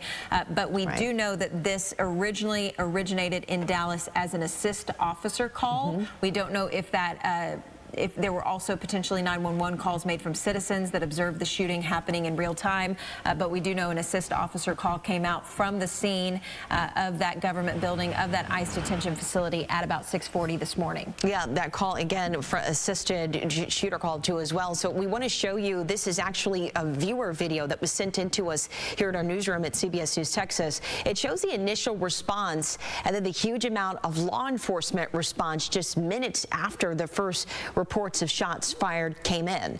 You can see the traffic backup here on 35 too as well. And this scene that you're seeing here on this viewer video that came into us, you could see multiple law enforcement agencies all lined up on that side of the highway in front of the detention facility there. It's a completely different scene if we look out to the cameras there that are live on the ground of that scene now. Obviously, since 6 o'clock, 6:40 or so this morning, a lot of those law enforcement agencies have peeled back. back just a little bit, and now we know that they're working with a little bit of the elements that are in the way on the scene there too as well, with showers moving in. Yeah, and another reason why there is a decrease in law enforcement is because that scene is now deemed secure. The suspected shooter died of a self-inflicted gunshot wound, so there was no longer a threat to the surrounding area. This was literally right off of the interstate that this shooting occurred, so there was a very much a public safety concern when those initial shots rang out and when the initial scene was responded to. So as they're able to taper back that response, we're able to get a better idea of what their strategy is as far as investigating and responding to the scene. Yeah. And while we know that there are 3 victims, 2 that are injured in critical condition and that are in fact in Parkland Hospital, another one has been confirmed dead. We're also hearing multiple different reports there about who was targeted here in this case. We have no confirmation on a specific group that was targeted. We're still waiting and hoping to learn more information about those groups. Correct. So we do know, confirmed from multiple sources, that it was not law enforcement officials that were shot and injured in this shooting, but that leaves kind of 3 categories of folks that may have been on site at early morning hour. It could have been employees that were not law enforcement officials. It could have also been visitors to that detention center. It could have also been detainees in that detention center. We heard from Dallas police that the shooter was positioned on an adjacent building. Ken Molestina and also Google Maps will kind of confirm there's a lot of immigration, attorney offices, small buildings around that detention facility. So that shooter was positioned on top of a building in that area and then targeting down upon the Sallyport area of that government building of that ICE detention facility. So there's a lot of movement in the Sallyport. The Sallyport is obviously where, you know, you hear about it talked a lot as far as police departments are concerned. That's where accused folks are taken in and out of custody. So this could have been an area where detainees were being moved in and out. It could have also just been a place where employees were coming in and out during the day. It could have also been where visitors were coming in and out. So that is why we're continuing to ask that question of who specifically was injured in this attack. We know that, again, 3 people shot, 2 people critically injured, 1 person tragically died on scene. And then that suspected shooter, obviously no longer active because that shooter is confirmed dead from a self-inflicted gunshot wound too as well. Again, we are awaiting the press conference from Dallas Police. We are also waiting to hear from Dallas Mayor Eric Johnson, who is likely going to also be addressing media here in the next few minutes. At about 10 minutes is when we're expecting that press conference to happen. We've got multiple crews on scene. We've got our Lacey Beasley, who arrived on scene about an hour ago. We've also got Steve Pickett positioned at a local hospital, and we've got multiple other reporters for CBS Texas, as well as our CBS National Office heading to the scene as well. We've been talking to J.D. Miles, who's been digging into his law enforcement contacts, as well as Ken Molestina digging into his immigration contacts, doing so much work, especially along the U.S.-Mexico border. I want to get back to Steve Pickett, of course, is headed to Parkland Hospital, where we were hearing that a number of the victims were being sent. But you said there's also you said that there was also other hospitals that were in this area too as well? Correct. We know that there's Parkland, but there's also UT Southwestern. There's also a couple of smaller hospitals. In a situation like this, I mean, obviously you want it to go to the hospital that is the most trauma ready, the highest trauma rated hospital. Parkland, obviously world renowned for their trauma unit. UT Southwestern, always on the cutting edge of medicine as well. So those would be the first 2 hospitals you would think of in that area, but there are also some other smaller emergency rooms that they could have transported those individuals to. Looking back at the shot that we have pulled up here from one of our camera crews as well, you still see a number of law enforcement that's obviously parked outside of the ICE facility here too as well, but we were talking about traffic there as well. And so we're also seeing, you said even beyond this point, you could see that there might even still be some backups that are happening this morning. Correct, yeah, the traffic is stacked all the way back into downtown Dallas. You're seeing our photojournalist Robert McMurray shot there. Actually, it looks like our new new photographer Alexis has arrived on scene. What you're able to see is that there is still a lot of rain in the area, a lot of wet road conditions. Traffic is flowing on 35E, but it is stacked all the way back towards downtown Dallas. And this is a portion of town that kind of has three different roadways all merging together. You've got not only Northwest Highway, that's a major thoroughfare and loop around Dallas, but you've also got 35E, you've also got 183, and this is kind of all happening in that same portion of town. In a moment, if possible, I know this is a big request, but if our control room can pull up a map of that area, I think that would be really helpful to viewers that might be joining us from areas that aren't necessarily as familiar with Dallas. We've got some new information on this facility that is reportable information, specifically about how it operated. The Dallas field office was serving as a temporary hold facility for some detainees, specifically between January 20th and mid-June. An average of 47 people were held there each day, spending roughly 7 hours in detention. That is according to a CBS News analyst of ICE data compiled by the Vera Institute of Justice and the Deportation Data Project. Again, that is new reporting from CBS News about kind of how this facility was operating. But again, the average of folks detained there was 47. We heard it described earlier this morning that this was a temporary detention facility where then detainees would be transferred to other locations that were more equipped for long-term housing. Yeah, we're also getting some reaction is starting to pour in too as well, specifically from the governor of Texas. Obviously, Greg Abbott has just now recently posted on X, is saying, quote, if we could pull that tweet up, that would be great too as well. He just posted maybe about 6 or 7 minutes ago saying, quote, Texas fully supports ICE. Both the Texas Department of Public Safety and Texas National Guard work closely with ICE. This assassination will not slow our arrest, detention, and deportation of illegal immigrants. We will work with ICE and the Dallas Police Department to get to the bottom of the assassin's motive. We will offer ICE additional support as well, end quote. Meantime, we've got reaction pouring in from all sorts of other local, state, and federal agencies, as well as local elected officials. We've heard from the Fort Worth Police Department. We're also hearing, if we can, from LULAC's National President Roman Palomares. If we can pull up his quote, he says, quote, violence is never the answer, and our nation must not normalize these horrific acts. Quote, we grieve with the families and the victims and urge Americans to lower the temperature in our public discourse, end quote. And again, we've heard from a number of officials too as well, you know, state, local, federal, speaking out all morning long for the last several hours or so too. So we are just, again, getting more multiple reaction from all of these officials that are speaking out about what happened earlier this morning at this Dallas ICE detention facility, if you're just now joining us. And Jack Fink, our political reporter, is reaching out to his contacts to try to get reaction from other state and local leaders as well. He, of course, covers politics extensively for us. Ken Molestina covers immigration extensively for us here at CBS News Texas and CBS nationally.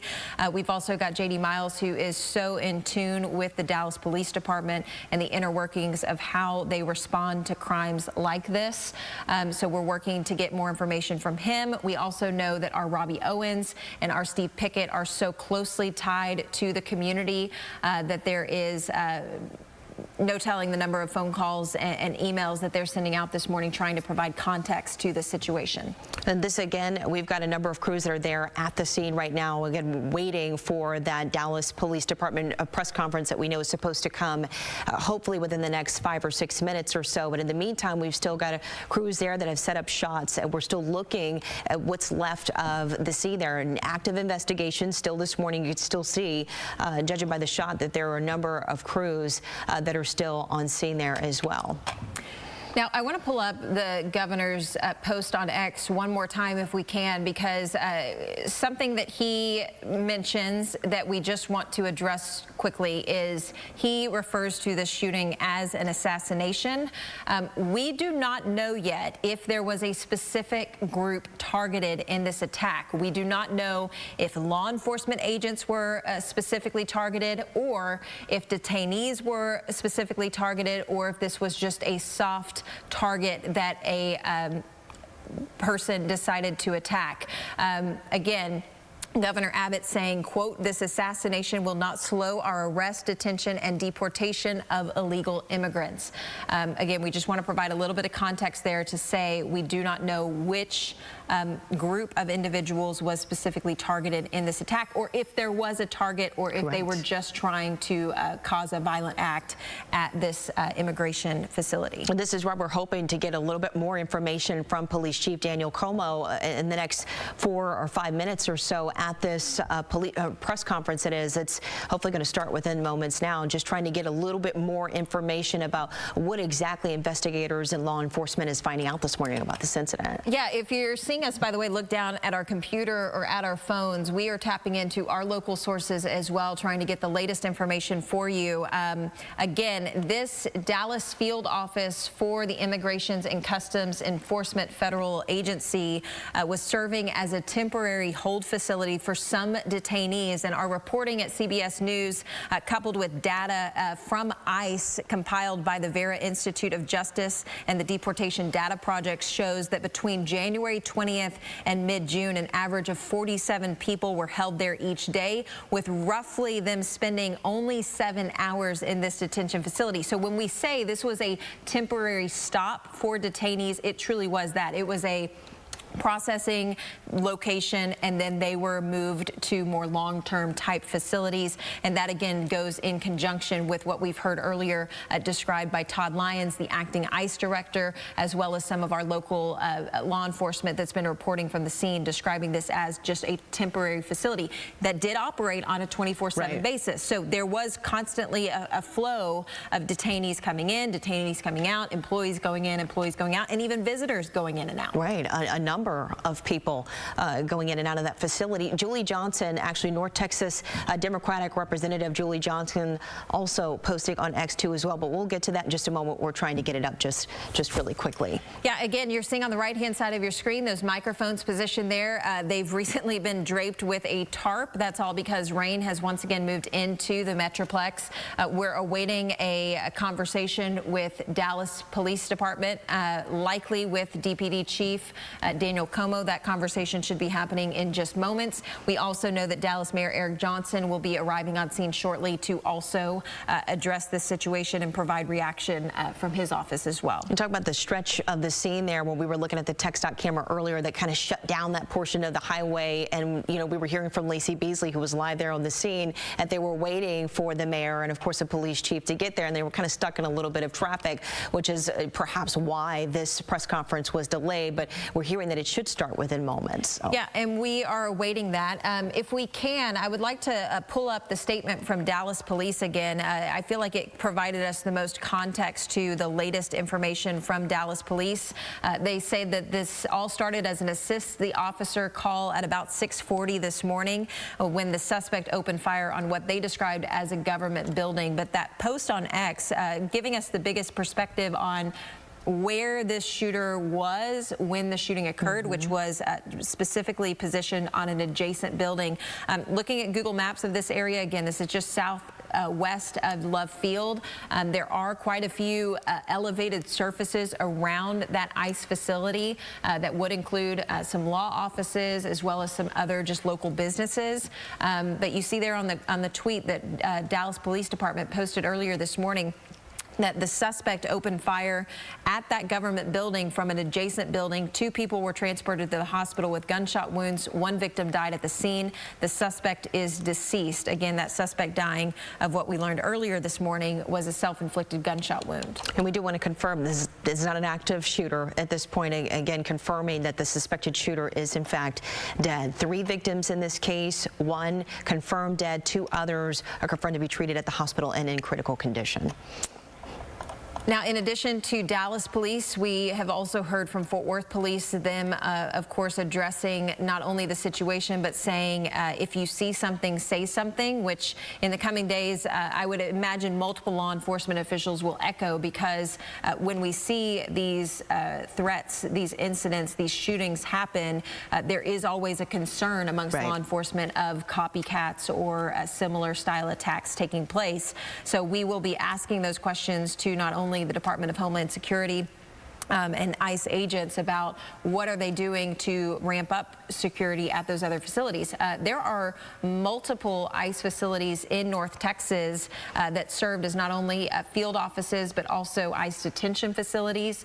I don't know the number offhand, but if our producers can start working on just how many of those offices are in town. We know that there is one just south of Fort Worth in Johnson County in the town of Alvarado. That's where we know that the police officer, the Alvarado Police Department, was actually shot in the neck, thankfully survived, but in an incident that unfolded in the parking lot of that facility, and that happened back on July 4th.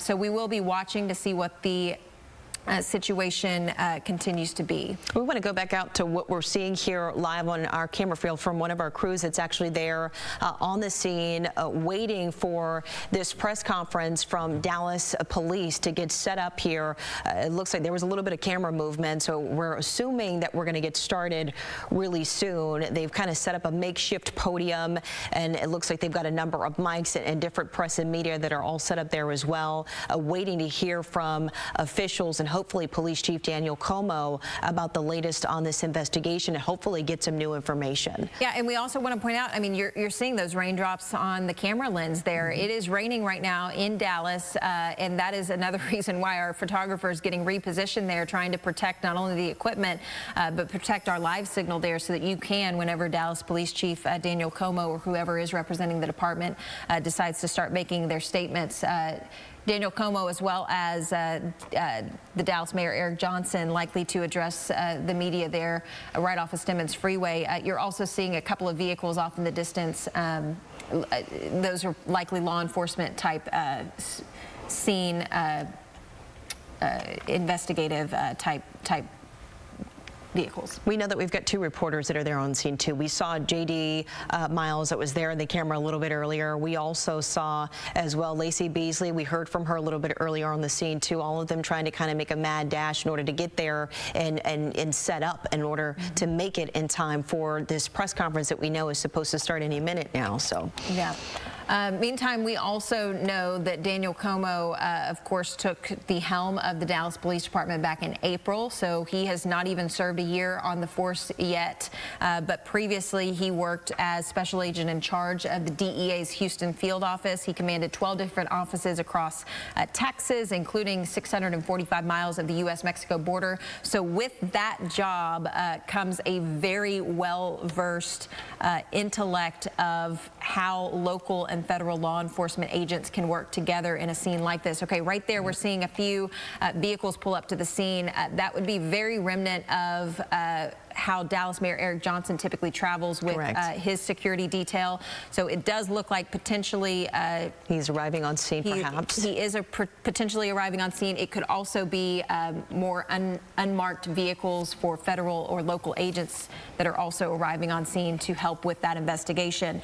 But due to Daniel Como's, Chief Daniel Como's history of work with the DEA, we would expect him to have a very cooperative approach to this scene, to this investigation, as it plays out in the coming days and potentially the coming months. Yeah, we talked about his experience and only having been, in this position now for just a handful of months since April, but also just the number of attacks that have happened on his watch just at these ICE detention facilities. I mean, we talked about the history of what we've seen just here at these facilities in North Texas alone, but this is also something that we've been seeing across the country that is heightened as well just over the last several months or so. Yep, our JD Miles, okay, it looks like they've moved, so this is the reason for the kind of readjustment there. They've moved the microphone stand to allow law enforcement and the other officials that will be addressing media to stand underneath the awning of that investigative unit. It looks like a crime scene investigative type unit that they've got positioned. They've got the awning there pulled out so that it provides a little bit more shade and protection to not only the equipment there, but to the folks that will be speaking. This is again unfolding as we have storms in Dallas. We've had a first alert weather day today because of the storms that have moved through the area during the morning commute. This shooting happening basically right as Dallas was about to get hit with those storms. The shooting happening about 6:40. Those storms really hitting Dallas about 7:40. So there was really only an hour for law enforcement to kind of get that scene contained, to get that scene marked so that they could collect evidence before any of it was potentially compromised by those rainstorms. All right, and our team of First Alert, meteorologists have been tracking these storms as we knew that it was going to make its way across the Metroplex, and we're sort of kind of seeing the rain pick up a little bit in this area too as well. It started out as just kind of a light shower and some sprinkles, but as you can clearly see here, the sky is darkened around the scene, and now it looks like the rain is coming down just a little bit heavier. You're seeing some folks doing some mic checks there that would indicate that we are getting closer to the time of the press conference taking place. Brittany Rainey, I know that you've been monitoring the storms in the First Alert Weather Center. What can you tell us about the rain, and is it going to get heavier in the next few minutes? In Dallas specifically, we're going to start to see that rain shifting off to the east. So we have been tracking this line of showers and thunderstorms all morning long. You could already see in Tarrant County, things are drying out. And I just stepped outside about 15 minutes ago, and we're already starting to see some of the blue skies west of 35. It's still very active now heading into our southeast areas. Not seeing anything severe out there, but we're definitely getting those heavy downpours. We're getting a lot of lightning associated with these thunderstorms. But if we take that closer look over DFW, you'll notice we are still getting this pocket of moderate to heavy rainfall on the northern half of Dallas County. We'll zoom in even closer for you. So downtown Dallas, that rain is going to pick up a little bit before it starts to dry out. So around University Park, we're getting into some moderate to heavy rainfall. We're not seeing lightning associated with this. But if we look a little bit further back off to the northeast, that's where we are still seeing some of those pockets of heavier downpours, some thunderstorms. Those are now clearing off to the east of Sulphur Springs, but we still have moderate rain to get through. In Hunt County, headed over towards Greenville, and then Mineola, that activity is also picking up with that heavy rain and lightning and more moderate showers around Emory and Terrell. But once again, west of 35, that's where we're already starting to see things improving. So we're getting in on the tail end of this. Corsicana is still looking at some of those heavier showers, but this rain is going to continue to track off to the east, and we're going to get into some drier conditions as we head into the afternoon hours. So we'll give you a quick look at First Alert Futurecast. We still have that rain over Dallas up into Collin County. That's shifting east, so the closer we get towards 11:30 this morning, we're going to start to see that rain clearing out. So it will be drier this afternoon for them, Madison and Carmen. We just have about another 2 hours that we're still going to be dealing with some of this rain. All right, Brittany, thank you so much. Again, if you're just joining us, time now is 10:08.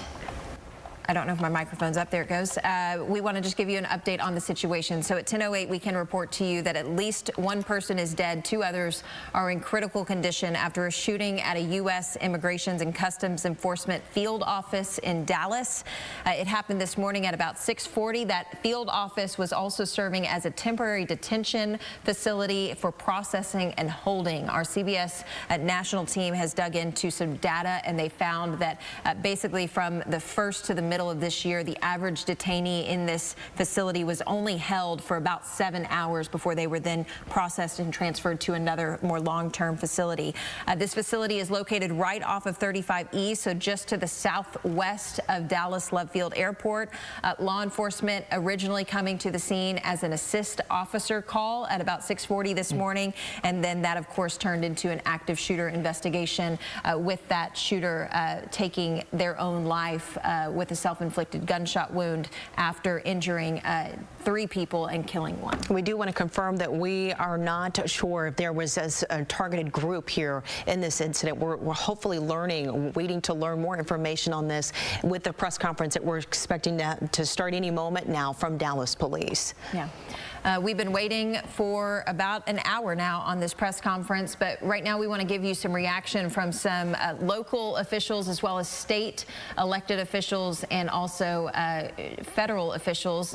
This is Congresswoman Julie Johnson. She says, quote, "My office is monitoring the tragic shooting this morning at Dallas's ICE facility. Elected leaders and government officials must rely on verified facts from law enforcement, not speculation that fuels fear or division. My thoughts are with the victims and their families. We've heard from a number of officials this morning, both local and state and federal too, as well, all speaking out against the violence that has happened at this particular Dallas ICE facility this morning. Obviously condemning any violence at all, saying that it is deeply unnecessary and that this is deeply saddening too as well. Julie Johnson, she represents the 32nd District of Texas, a portion of North Texas as well, but specifically she would be the counterpart to Senator John Cornyn and some other, Senator Ted Cruz. We've also heard from them this morning. I don't know if we can pull up their statements that they posted on X as well, but Senator Ted Cruz addressing the violence this morning, as well as some other officials from Texas. Here's Senator Ted Cruz. Quote, "My team and I are closely monitoring the situation at the ICE detention facility in Dallas. We are praying for the swift recovery of those injured, and we are deeply grateful to the brave first responders who rushed to the scene." And then we also heard from, if we could pull this up, just from the Vice President of the United States, J.D. Vance, also speaking out on X this morning too as well. And this was in response to Department of Homeland Security Kristi Noem's tweet. He says, quote, "The obsessive attack on law enforcement, particularly ICE, must stop. I'm praying for everyone hurt in this attack and for their families." And this was, again, in response to Secretary Kristi Noem's tweet. She says, quote, "There was a shooting this morning at the Dallas ICE field office. Details are still emerging, but we can confirm that there were multiple injuries and fatalities. The shooter is deceased, again, by a self-inflicted gunshot wound." We just got news from our CBS News assignment desk that we do have some more information confirmed for you as we do await this press conference. 2 people have now died from this ICE facility shooting. They are describing it as the shots were fired, quote, "indiscriminately." Again, no officers injured. That is the latest information from our CBS News desk. 2 dead in the Texas ICE facility shooting, specifically in Dallas, that fired the shots indiscriminately, which would again pull the focus out more instead of these individuals being potentially targeted. Right. So that was, we were told there were 3 victims in total. We're now learning and also confirming here on a CBS News Texas News desk that there's 2 victims that are now confirmed dead. Yeah. In our statement, we want to go on to say, quote, "ICE confirms the reporting of CBS News Texas saying that 3 individuals were shot. 2 of them are dead. The agency says that the shooter was firing indiscriminately." I want to show you some scene video because I think it paints the picture of how rapidly and forcefully local law enforcement as well as federal and state law enforcement responded to the scene. This was around 6:45 this morning. Look at the sea of lights there. That is the response to this shooting. Again, Dallas police describing it as an assist officer call that they responded to, obviously that being elevated then to an active shooter threat. And then once they figured out that the shooter had died of a self-inflicted gunshot wound, the police response was tapered down once that scene was secure. So now we are dealing with the investigation stage. We're trying to figure out motive. We're trying to figure out what would cause somebody to want to promote this type of violence in Dallas. Anytime that you see a number of law enforcement that has responded to a scene like this, you know that the magnitude of the impact of this situation is certainly extraordinary. We want to take you back to what our crews are seeing live there on the ground this morning. This is from the scene outside this Dallas ICE facility here. Again, we're seeing quite a number still of law enforcement vehicles and police cruisers that are still parked outside with those flashing lights there in the distance outside of this detention facility. And then we've also got a number of crews that are set up and getting ready to hear, hopefully from local officials, possibly even state or federal officials, about this incident, about the investigation, what they're learning, what they do know, and what they don't know as well. Yeah, and I also want to just bring to your attention that statement that we got from ICE officials earlier that just came into our newsroom saying that the shots were fired indiscriminately. That was part of a larger release that was all detailing this shooting. Again, the biggest update being that 2 people have now died from this shooting, 1 still in critical condition, and then the shooter, of course, also dead of that self-inflicted gunshot wound. Certainly, details are starting to come in. More of a picture is being painted as to how this all played out, and we're hoping that on the right-hand side of your screen there, where you see the press conference awaiting, we're hoping to get more details and context from Dallas police as well. And again, we don't have any idea, nothing has been confirmed to us about the suspected shooter's motive here in this case, or we don't really have any more information about the victims too as well. All that we can confirm is that this was in fact not a targeted attack on a specific group of people at this facility. I want to read in full the statement from ICE that we just received to our CBS News desk. It says, quote, ICE and the Dallas police have secured the scene at our Dallas field office where a shooter opened fire at the facility this morning, firing indiscriminately at the building and those in the Sally Port. We can confirm that 3 individuals were shot. 2 are deceased. The shooter is also deceased by a self-inflicted gunshot wound. No ICE officers were physically hurt, and we are working alongside the FBI and local law enforcement. He goes on to say this isn't the first time this location has been targeted. Less than a month ago, a man walked in with what he claimed was a bomb. This violence must stop. I mean, the staggering information obviously coming from the ICE facility too as well. We've heard from, again, a number of officials that have spoken out and have gone straight to X in order to make statements and just giving some reaction to the scene this morning earlier that's obviously still active from what you could see there on the left-hand side of your screen. There are still law enforcement that is actively on the scene conducting their investigation, whether or not it's raining. Yeah, if we can we pull up Governor Greg Abbott's post on X that he posted earlier this morning, because I think the statement that we just received from ICE kind of pulls into contrast what he said earlier this morning. Earlier this morning, Governor Abbott referring to this shooting as a, quote, assassination. But again, the statement that we just got from ICE describes it as shots were fired indiscriminately at the building and towards those in the Sally Port, which would, again, lead to the thought that there was not a specific target in this situation. Governor Greg Abbott, you're seeing his post there. I'll read it in full for you. Texas fully supports ICE. Both the Texas Department of Public Safety and the Texas National Guard work closely with ICE. This assassination will not slow our arrest, detention, and deportation of illegal immigrants. We will work with ICE and the Dallas Police Department to get to the bottom of the assassin's motive.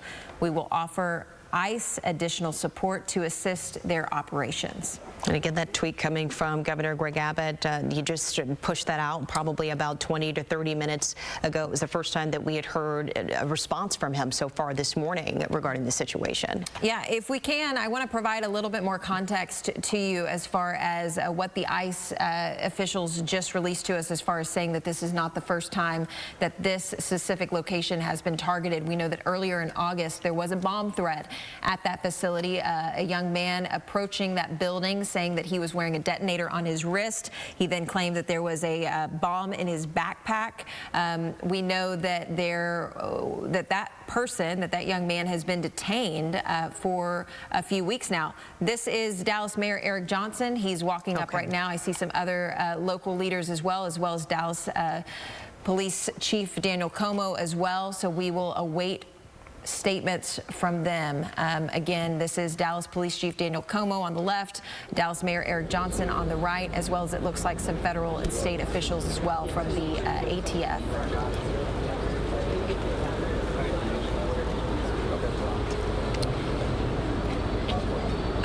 For those of you that might just be tuning in, we want to go again through the details of what we know so far.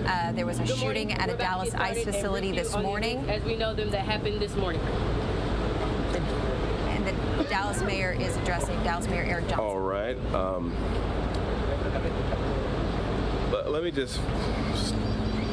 me start off by saying that I'm a person who believes very strongly in the power of prayer, and that prayer changes things. And so I'm going to ask everyone, please join me in praying for the families of the folks who lost their lives today. Pray for the speedy recovery for those who are hurt and were injured in what happened today. But maybe even more to the point, we're a country and a city that needs prayer. So I'm going to ask you all to join me also in praying for this city, that we can come together at a time like this, and that we can be there for one another the way we always have in times like this, to support one another, help us all get through this very difficult time, not just in our city, but in our country. And that's why I'd ask you to pray for our nation. There's a lot going on right now in our country. A lot of it's confusing. It's a scary time. I've got children. I've got 3 young children. And I'm here to tell you that it is challenging to explain to them what's going on in our country right now. But I said before, and I'll say it again, I believe in the power of prayer to change things. And it can change the hearts of people. It can change this country. It can change the city. So please pray for everyone who's affected by today's tragedy. I also want to say thank you to the Dallas Police Department, and say thank you to the Dallas Sheriff's Department, Dallas County Sheriff's Department, Texas Department of Public Safety, and all of our various federal law enforcement partners who acted so quickly today to make sure that today's tragedy wasn't worse than what it was. So on behalf of the city of Dallas, I want to say thank you to all of you. And you're going to hear from some of those folks later, but I wanted to let you know that we appreciate what you all do, not just today, but every day, to help keep us all safe. And lastly, and this is really important, I would ask all of the city of Dallas residents who can hear me right now, let's be patient, let's remain calm, and let's let our law enforcement partners, our police department, do their job. This is an active investigation. There's still a lot of unanswered questions, and I want to encourage all of you to exercise a little bit of restraint and allow them to do their job to help make sure this continues to be a safe city, and that they can help us figure out what happened here today. But with that, I want to say, again, thank you to all the folks who came out this morning from our law enforcement community. I'll turn it over to our police chief, Daniel Como, to speak a little bit more directly to the investigation itself. And with that, Chief Como, thank you. Thank you, Mayor. Today at approximately 6:40 a.m., we received a assist officer call. We responded to the call, got to the scene, and we later learned that we had 4 individuals that were shot, 2 of them deceased, including the shooter. The DPD was able to locate the shooter, who was deceased. We're going to be working this investigation shoulder to shoulder with our federal partners. The FBI is on scene, and right now I'm going to introduce you to the SAC of the Dallas Field Division, FBI Joe Rumrock. Yeah, good morning. My name's Joe Rothrock. I'm the special agent in charge of the Dallas FBI Field Office. I want to first start by thanking our partners in local law enforcement, specifically the Dallas Police Department, for their quick and timely response. I can confirm at this time that the FBI is investigating this incident as an act of targeted violence. It is unfortunately just the most recent example we've seen of targeted violence, to include here in North Texas, where back on July 4th, we saw a coordinated attack carried out against an immigration detention center in Alvarado, Texas. What I can also share with you is that early evidence that we've seen from rounds that were found near the suspected shooter contain messages that are anti-ICE in nature. Again, this is just the most recent example of this type of attack. This will be a whole of government response. There will be no resource not utilized to bring all those individuals who are responsible to bring them to justice and to hold them accountable. While we're not releasing identities of any victims at this time, what I can confirm for you is no members of law enforcement were hurt during this attack. If any member of the public has information that would help the FBI's investigation, I would ask that you please report that to 1-800-CALL-FBI. Again, any piece of information will be helpful, but this will be an ongoing investigation between us, a number of federal partners, and our local partners, again, to ensure that anyone responsible is held accountable. With that, I will turn it over to my counterpart from the ICE Enforcement and Removal Office. Good morning. My name is Joshua Johnson. I'm the acting field office director for ICE Dallas. I'll be brief with my comments, but I do want to start off by saying thank you to the Dallas Police Department, Dallas FBI, HSI, CBP, ATF, and virtually every law enforcement officer in North Texas for your support. This is the second time I've had to stand in front of you and talk about a shooter at one of my facilities, and I think that the takeaway from all of this is that the rhetoric has to stop. There are people out there who are seeing what is being placed online, and they're coming and they're doing acts of violence against ICE employees. So that's kind of all I have for today, is that it's just got to stop. It's dangerous, and people are losing their lives. Thank you. Thank you all so much for coming. We really appreciate it. Again, thank you all so much. As it was said here today, if you do have any information, reach out to 1-800-CALL-FBI. Thank you. Thank you. This needs to stop. Violence is wrong. Politically motivated violence is wrong. It was 2 weeks ago today that we saw a political assassination in Utah that tore the heart out of much of this country. This is the third shooting in Texas directed at ICE or CBP. This must stop. To every politician who is using rhetoric demonizing ICE and demonizing CBP, stop. To every politician demanding that ICE agents be doxxed and calling for people to go after their families, stop. This has very real consequences. Look, in America, we disagree. That's fine. That's the democratic process. But your political opponents are not Nazis. We need to learn to work together without demonizing each other, without attacking each other. And I want to say thank you. I want to say thank you to the brave men and women of law enforcement. I want to say thank you to the brave men and women of ICE and CBP and everyone who puts their lives on the line to keep us safe. The divisive rhetoric tragically has real consequences. I hope that every one of us will pray, number one, for the safety of law enforcement that are risking their lives to keep us safe.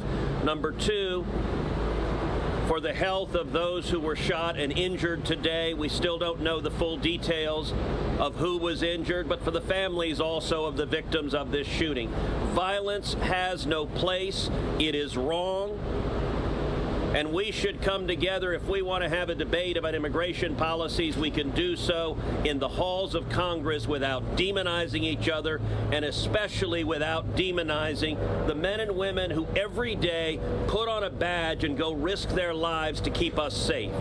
And we should not be putting language out there that inspires madmen to commit evil crimes. Our prayers are with the men and women of law enforcement, and we ought to come together and have some decency across the political aisle to say this violence is wrong and it needs to stop. Senator, have you been told that immigrant detainees were the victims of today's shooting? My understanding is the details of who the victims are still being ascertained, so I don't want to go ahead of law enforcement releasing these details. What they have said is that no law enforcement was injured, and so that's a natural inference, but I don't know the details. Special Agent, can you talk a little bit about some of the evidence you mentioned earlier? Just for clarity, I think there could be a lot of questions. Our understanding is that some of the shell casings had specific writing that was relevant to the voting. Can you give us more information? So I'm not going to go into any more details at this time. We will come back to you when we have more details to share. Again, our goal here will be transparency as those details become available. But we are still in the early stages of an investigation. Information is still coming in. When we have more details, we will come back to this group. And just clarity as well on the victims. I think it's a question that people are asking. Can you just get clarity to make sure and transparency with the victims? I'm not going to be identifying victims at this time. The only thing I will confirm at this time is no law enforcement was injured. Certainly you can respect law enforcement's need to make notifications. Why are we not saying that they were the detainees that were shot? At this point in time, we're not going to take any additional questions from law enforcement. Again, I'd ask for you to respect the fact that this is an ongoing investigation, and as more details come available, We're not asking for the names of the victims. I understand. General sense if the victims are the detainees. The only thing I can say right now is no law enforcement was injured this morning as part of the attack. I won't be taking any more questions, neither will law enforcement at this time. We'll come back to you later today or in the coming days when we have additional information. Thank you for your time. Thank you a lot. Thanks a lot.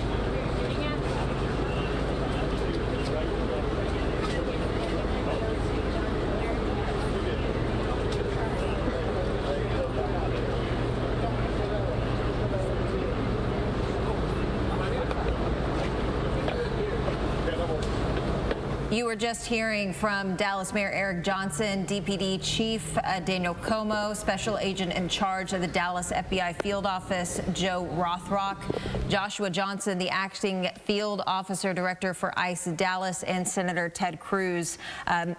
Almost all of them, one of the takeaways that I have in addition to the new information that we gathered, but almost all of them stating in some form or fashion this violence needs to stop. Yeah, this press conference, it started out with Dallas Mayor Eric Johnson, and I quote him, he said, "We are a country and a city that needs prayers." And he actually asked the public for prayers for our nation. He also called on the public to allow law enforcement to do their jobs and also ensured that Dallas remain safe. And everybody please allow, again, law enforcement to do their jobs. You're seeing a live footage right now feed from our CBS News Texas chopper. Our helicopter is flying over that scene now. It had been delayed due to the weather conditions that Dallas was experiencing. The low cloud cover didn't allow flight until now. But what you're seeing is it looks like the exterior of that Dallas ICE facility building. We were also noticing as the chopper was flying during that press conference that there was also a lot of activity happening at the top of one of the adjacent buildings. And as they're able to kind of zoom out, you're able to see that looks like it's one of the immigration attorney's offices. And then as they kind of pan around, that looks to be the parking lot of one of the nearby buildings. We're working to get more confirmation on exactly where that shooter was positioned. We know that as Dallas police was reporting earlier this morning, they were positioned on an adjacent building. You can see from our chopper, there's apartment complexes in that vicinity. There's also plenty of emergency crews on multiple different side streets, as well as the service road of 35E right there in downtown Dallas. And as we were zoomed in closer with our CBS News Texas chopper that was pulling up this shot here, we saw a number of law enforcement officials kind of scouring the grounds there, obviously still looking for any evidence, as you can see right here on your screen, right there in the middle, just scouring the scene there still for more evidence as well. And we heard from Joe Rothrock, who is a special agent in charge here at the Dallas FBI office, saying this is an ongoing investigation. So So this is specifically an immigration attorney's office across the street from that Dallas ICE facility. We're hearing that there is an active search going on at that facility. It is allegedly part of the crime scene. We don't know if it's the specific vehicle that they're looking into or that office building itself, but there is an active scene there. You're seeing the crime scene tape there as well. Our JD Miles has been on the scene for the last hour. JD, I don't know if you were positioned where you could hear the press conference and the details that were shared by officials, but kind of paint a picture for us of what you're seeing as you got on the ground there this morning. Sure. Okay, so we were here most of the morning. It took a while for this press conference. As you can imagine, authorities want to make sure they get their facts straight. This is a very volatile issue. There's a lot of political rhetoric that's been causing a lot of attacks like this, and so we certainly want to get our facts right, and so do authorities when they come out to speak to us like this. This news conference started about 15 minutes ago. It wasn't really a news conference because they didn't take really any questions. There was some effort to try to get more information from the FBI, but they were very tight-lipped, and they left here saying they may give us an update later. What we were witnessing here earlier was, first of all, Dallas Mayor Eric Johnson coming out. He initially basically called for prayer and offered some tried to be conciliatory and very calming, just to try to get people to tone down this rhetoric that's been causing things like this around the state, around the nation. Then we had Dallas Police Chief Daniel Como, who came out and he talked about I guess the timeline of all this, that the first shots were reported at 6:40 this morning, and that they found 2 people who were wounded from gunshots inside at least the property of the ICE facility here, about 300 yards south of us. He did not offer any more information about it, other than he did say that the shooter was dead when police found him on a nearby roof. We still don't know which roof that is. We've been told it's an immigration attorney office, and there are several very close to this shooting scene, so it's possible that it's one of those. We hope to find that out sometime later. Then we had Special Agent Joseph Rothrock, the FBI's Dallas office head. He spoke earlier, and he revealed some new information which we had not heard, which was, he said this was a targeted political attack, that the FBI was going to lead the investigation because there were shell casings or rounds found at the scene of the shooting that had carved into them some anti-ICE messages. So he said that the FBI will treat this as a targeted political attack on an ICE facility, even though no ICE officers or law enforcement personnel were injured or killed, as far as we know at this point. After he spoke, there was an effort by reporters to ask why they won't tell us whether or not these victims were detainees, whether they were civilians or possibly civilian workers at the ICE facility. No one will say at this point. Senator Ted Cruz, as you may have seen if you watched this, he walked up on the scene while it was starting. He offered some words. He called on the political rhetoric to stop. He said that this is the 3rd attack on an ICE facility in Texas in recent weeks. He also tied it to the fatal shooting of conservative activist Charlie Kirk a few weeks ago. So he was very adamant and very much calling on the public to stop the political attacks and the attacks on ICE facilities. Of course, we had the one in July at the Prairieland ICE Detention Center in Johnson County. That's where an Alvarado police officer was shot and wounded after a protest involving some people who were upset about mass deportations. We have 17 people arrested for that crime, waiting trial, and this is the latest attack. If it indeed is a political attack, as police are saying, we know that police have information about who this suspect is. We hope to get more coming up when there's a briefing, hopefully later today, that federal authorities say they will hold at some point.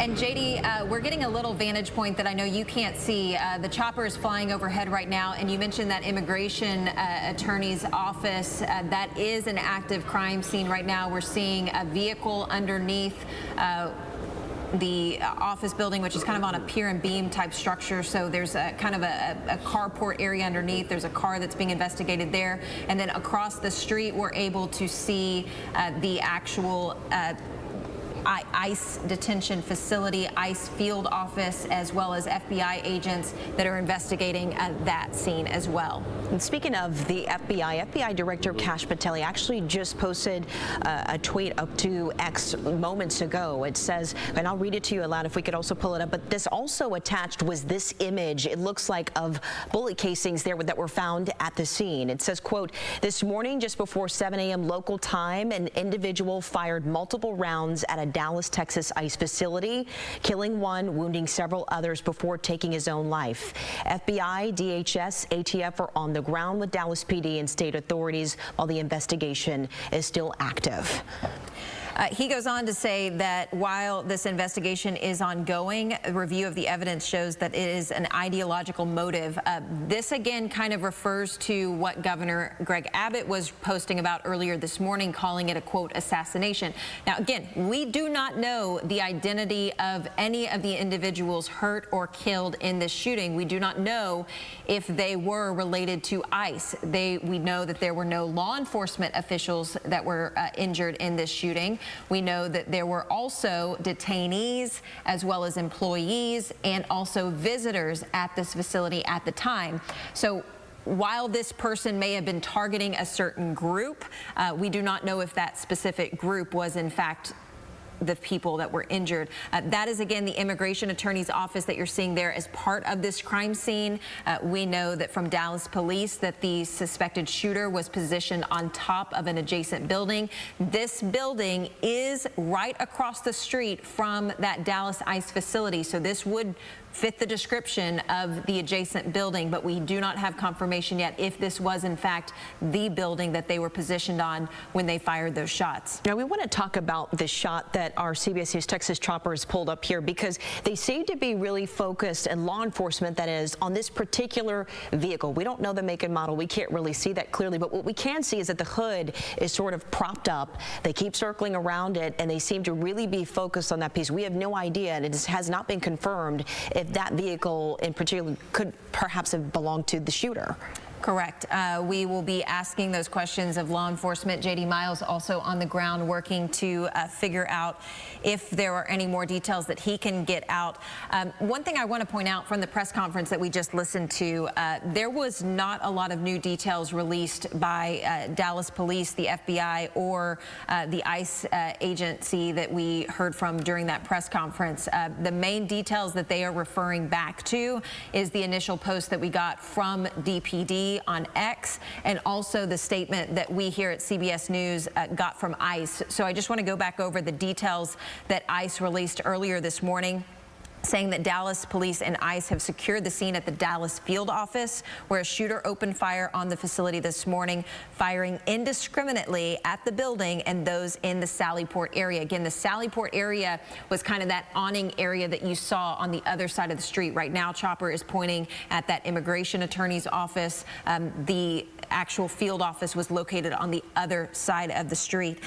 They went on to say in that statement, we can confirm that 3 individuals were shot and 2 are deceased. The shooter is also deceased by a self-inflicted gunshot wound. No ICE officers were physically hurt, and we are working alongside the FBI and local law enforcement. It went on to say that this is not the first time this location has been targeted. Less than a month ago, a man walked in with what he claimed was a bomb. The violence must stop.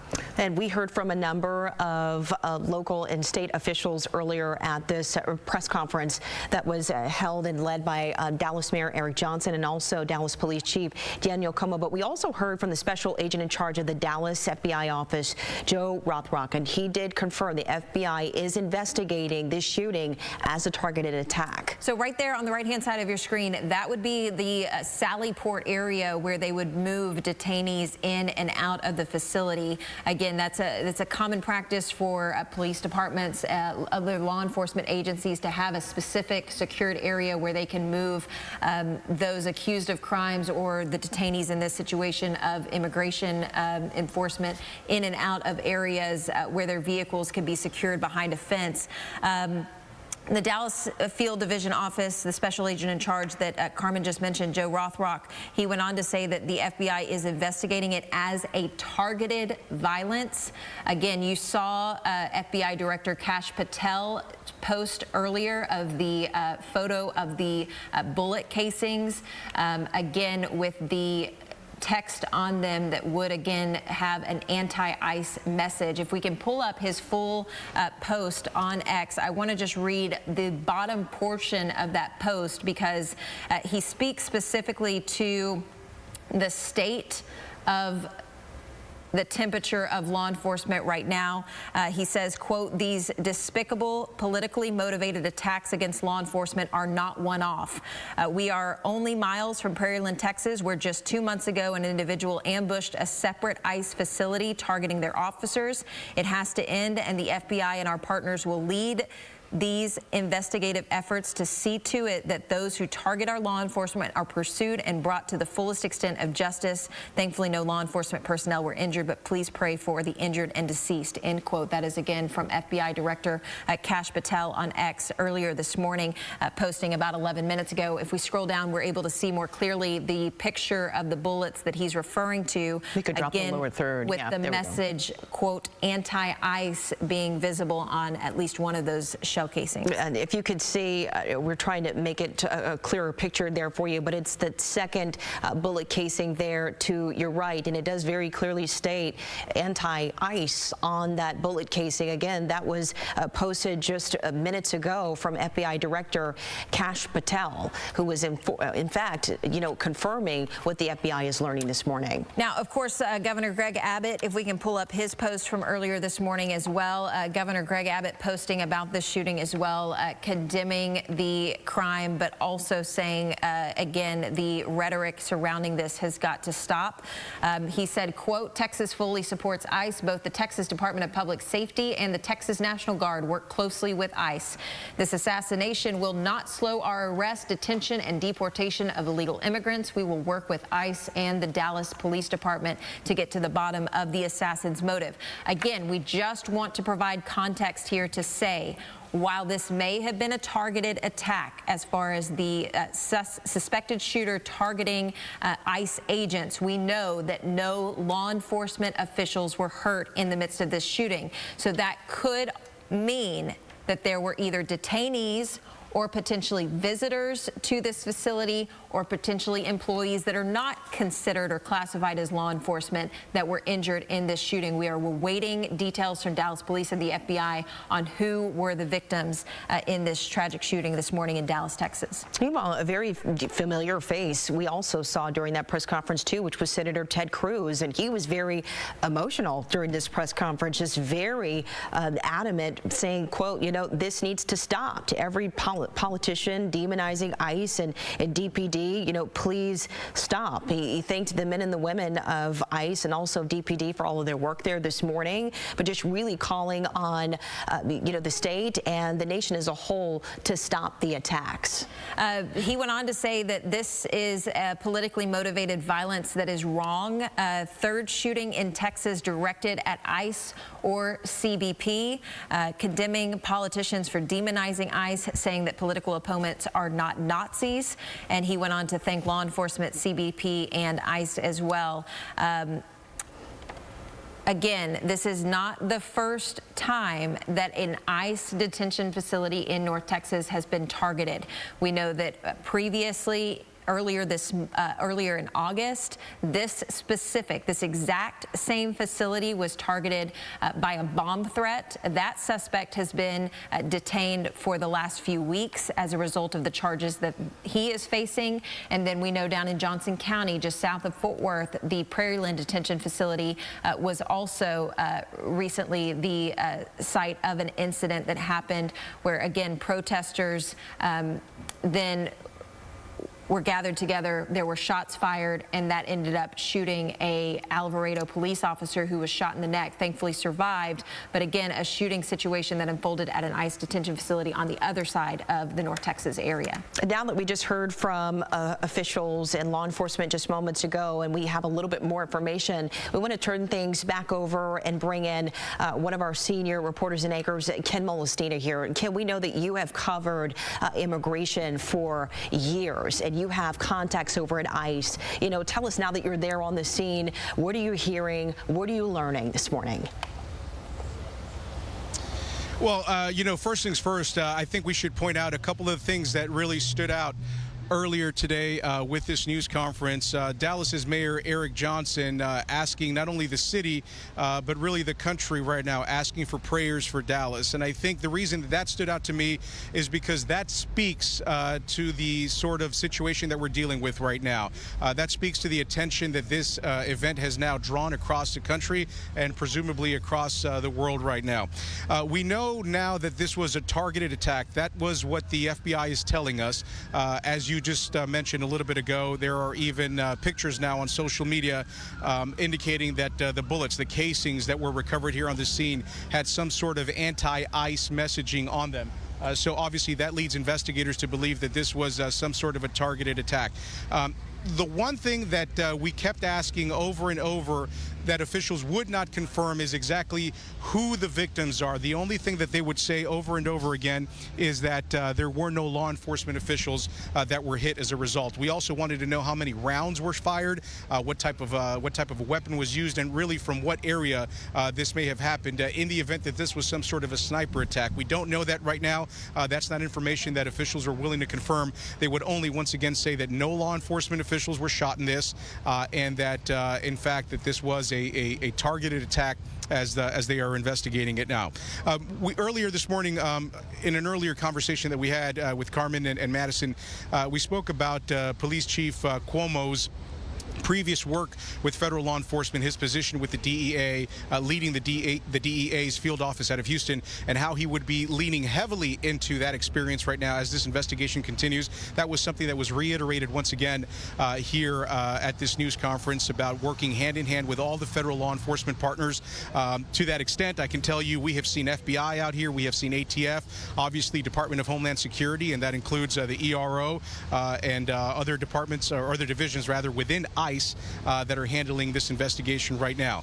So again, still a lot to be learned right now, but the big news here is that this is now being investigated, in fact, as a targeted attack. What we didn't hear is exactly confirmation on whether this was a targeted attack on ICE agents or whether this was a targeted attack on possible detainees that were with the ICE agents at the time of this shooting. And this happened at about 6:40 in the morning, so things are still relatively dark out here at that time. Things are kind of sort of getting going right now. The building may not have been officially open, but there's certainly activity that takes place here at this building 24/7. So again, we're here on the scene. The rain has let up. That's important to note because that's going to allow for more of the physical investigation of the evidence that's been here on the scene to now continue.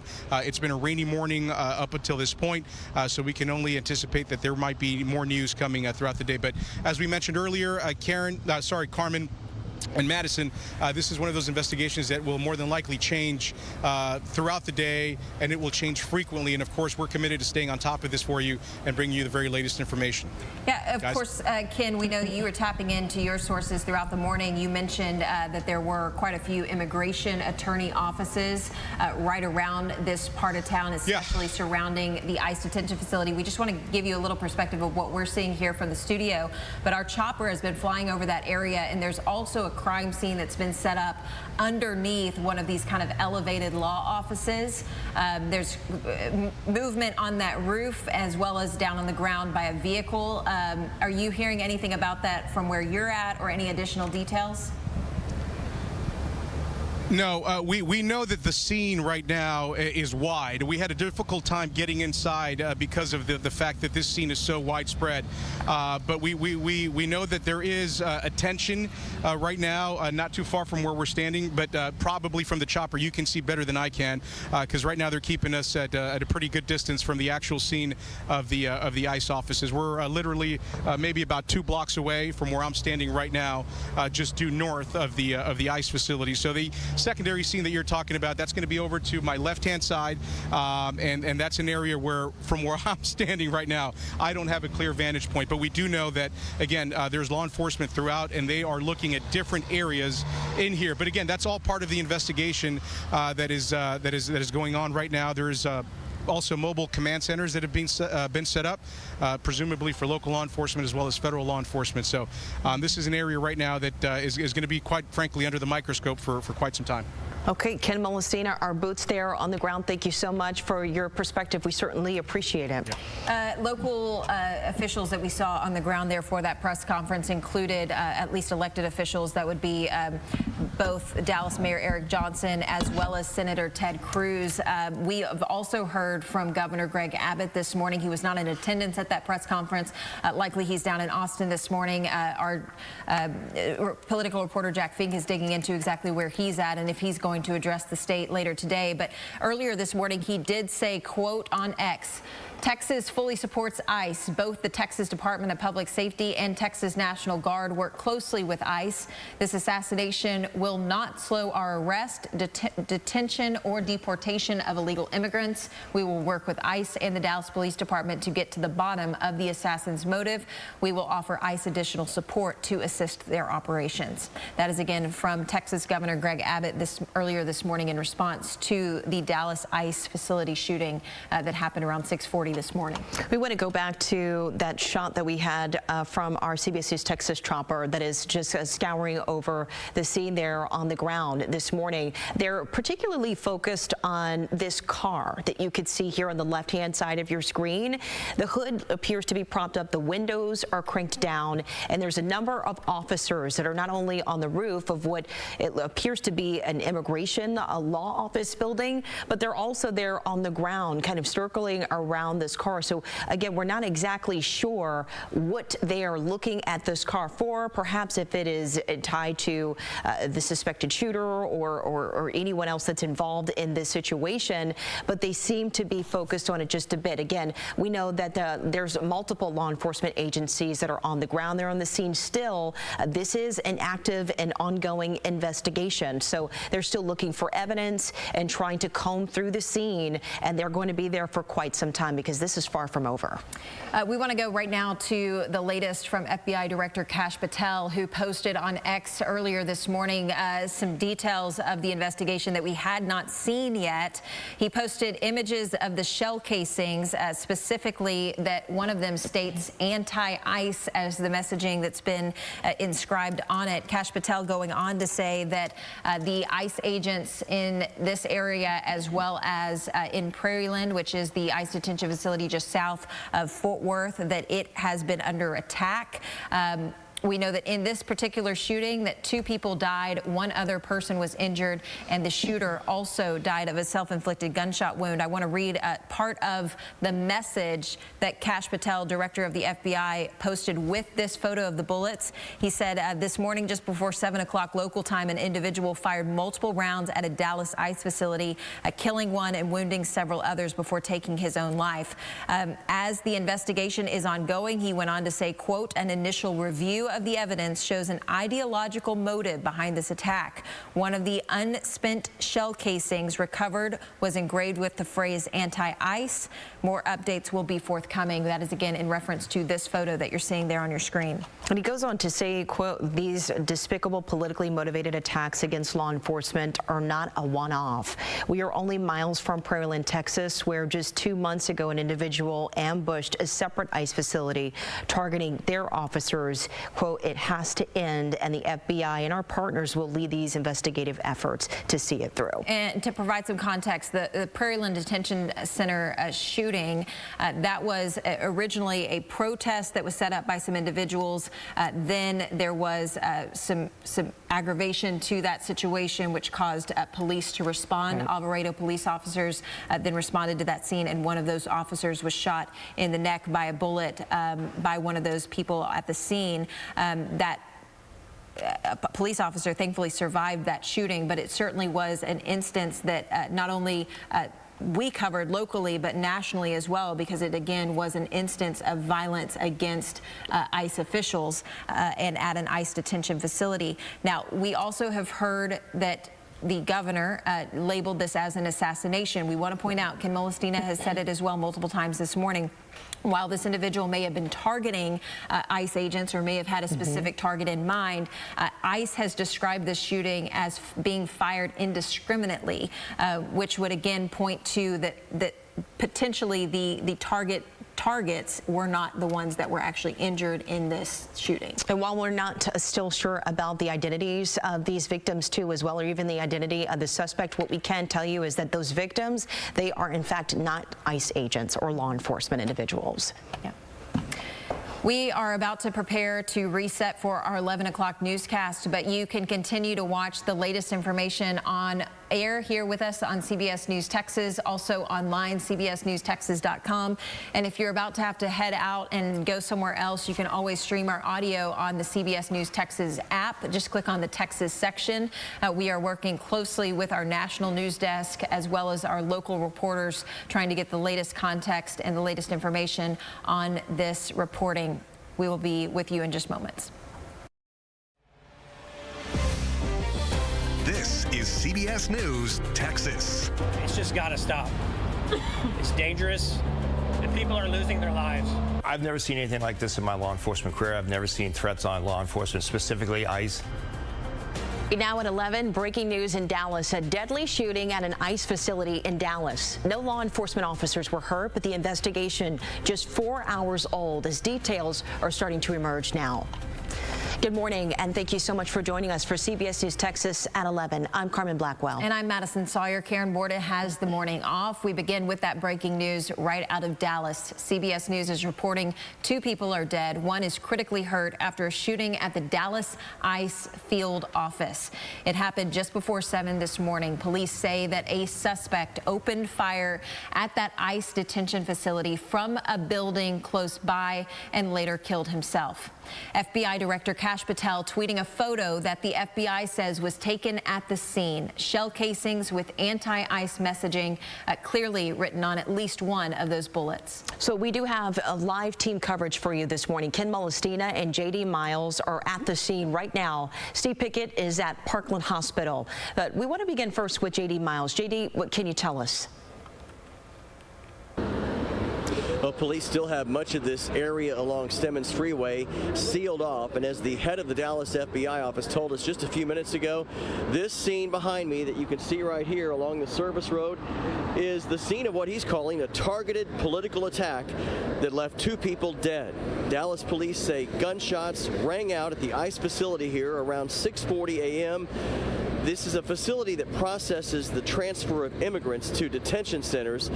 We know that the 2 people shot were civilians. We don't know yet for sure if they were detainees, but we know they were not law enforcement officers. When Dallas police arrived, they were able to determine where the shots came from, and that was on a roof of a nearby building believed to be an office of an immigration attorney. The 2 unidentified victims were transported to Parkland Hospital where they died. Dallas Police Chief Daniel Como says when the officers got here, they found the suspected shooter dead from what they believe was a self-inflicted wound. Now, the FBI told us that the shell casings around the shooter had anti-ICE messages etched into them.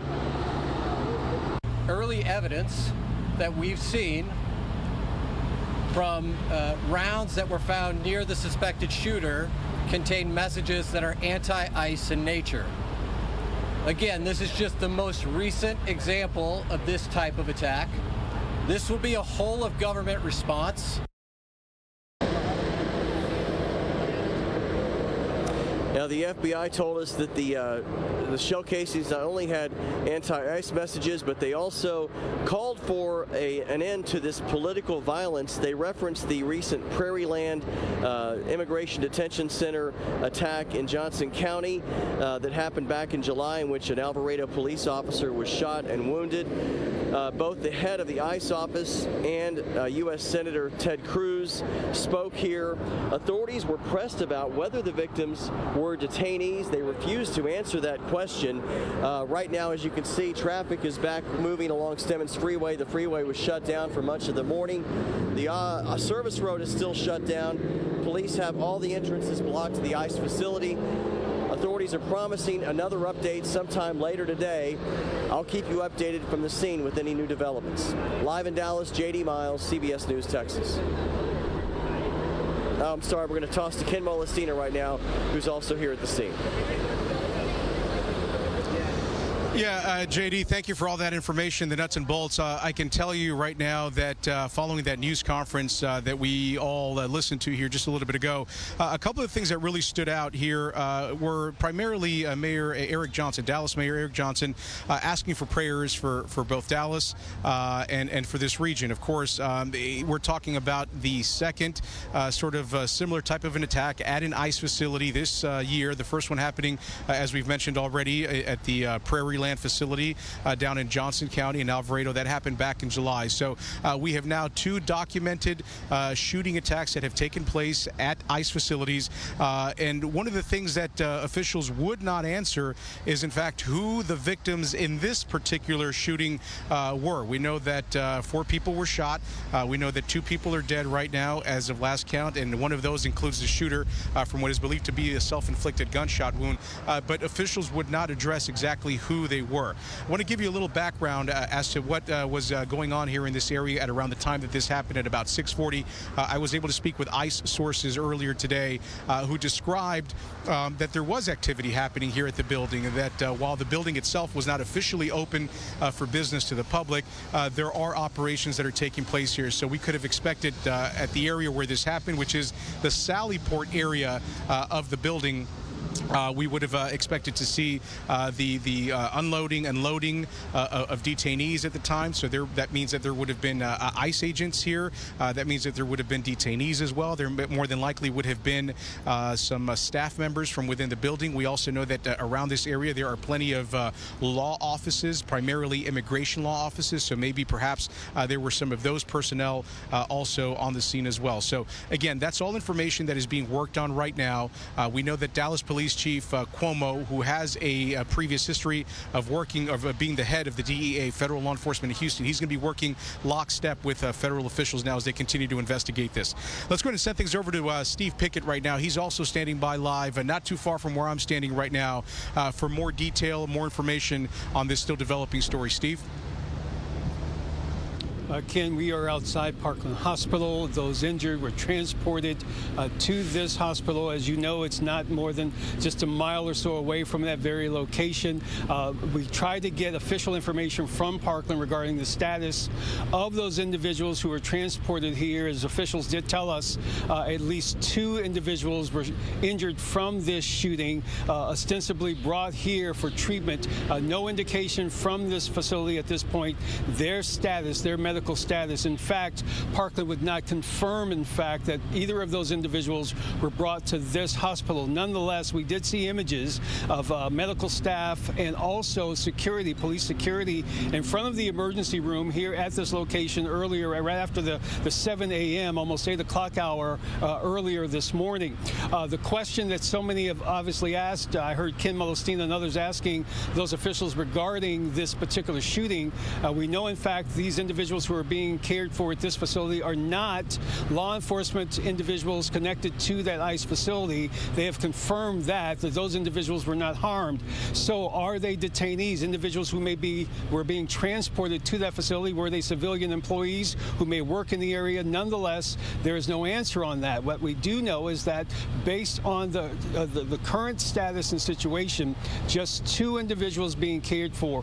What their actual status is medically right now, Parkland is not stating. They've referred all questions regarding all of this right now to the Dallas Police Department. And as you heard earlier, the Dallas Police Department now transferring essentially those questions, seeking those answers to the federal authorities. Federal authorities are simply saying at this juncture, based on those individuals who were injured in this shooting, that they are not, I repeat, not members of the Immigration, Customs, and Enforcement contingency of employees there. We will try to get more updates regarding the individuals who are being treated here. If we get some, we'll let you know. We'll send it back to you, Carmen. Madison. Okay, Steve Pickett, live for us outside Parkland Hospital. Steve, thank you. And we are just getting some new information confirmed to us by CBS News. Yeah, breaking news into the CBS News national desk that we want to bring to you right now. We do know that from 3 senior law enforcement officials that the victims shot were all ICE detainees. No law enforcement, as we've been hearing, was injured in this shooting. The gunman did specifically target the ICE facility. The gunman fired indiscriminately in a, quote, spray pattern at the ICE facility at an unmarked van nearby that facility. Now, as we know now, the victims shot were all ICE detainees. It goes on to say that at least one of those victims tried to run out of that unmarked van to get help from inside the facility.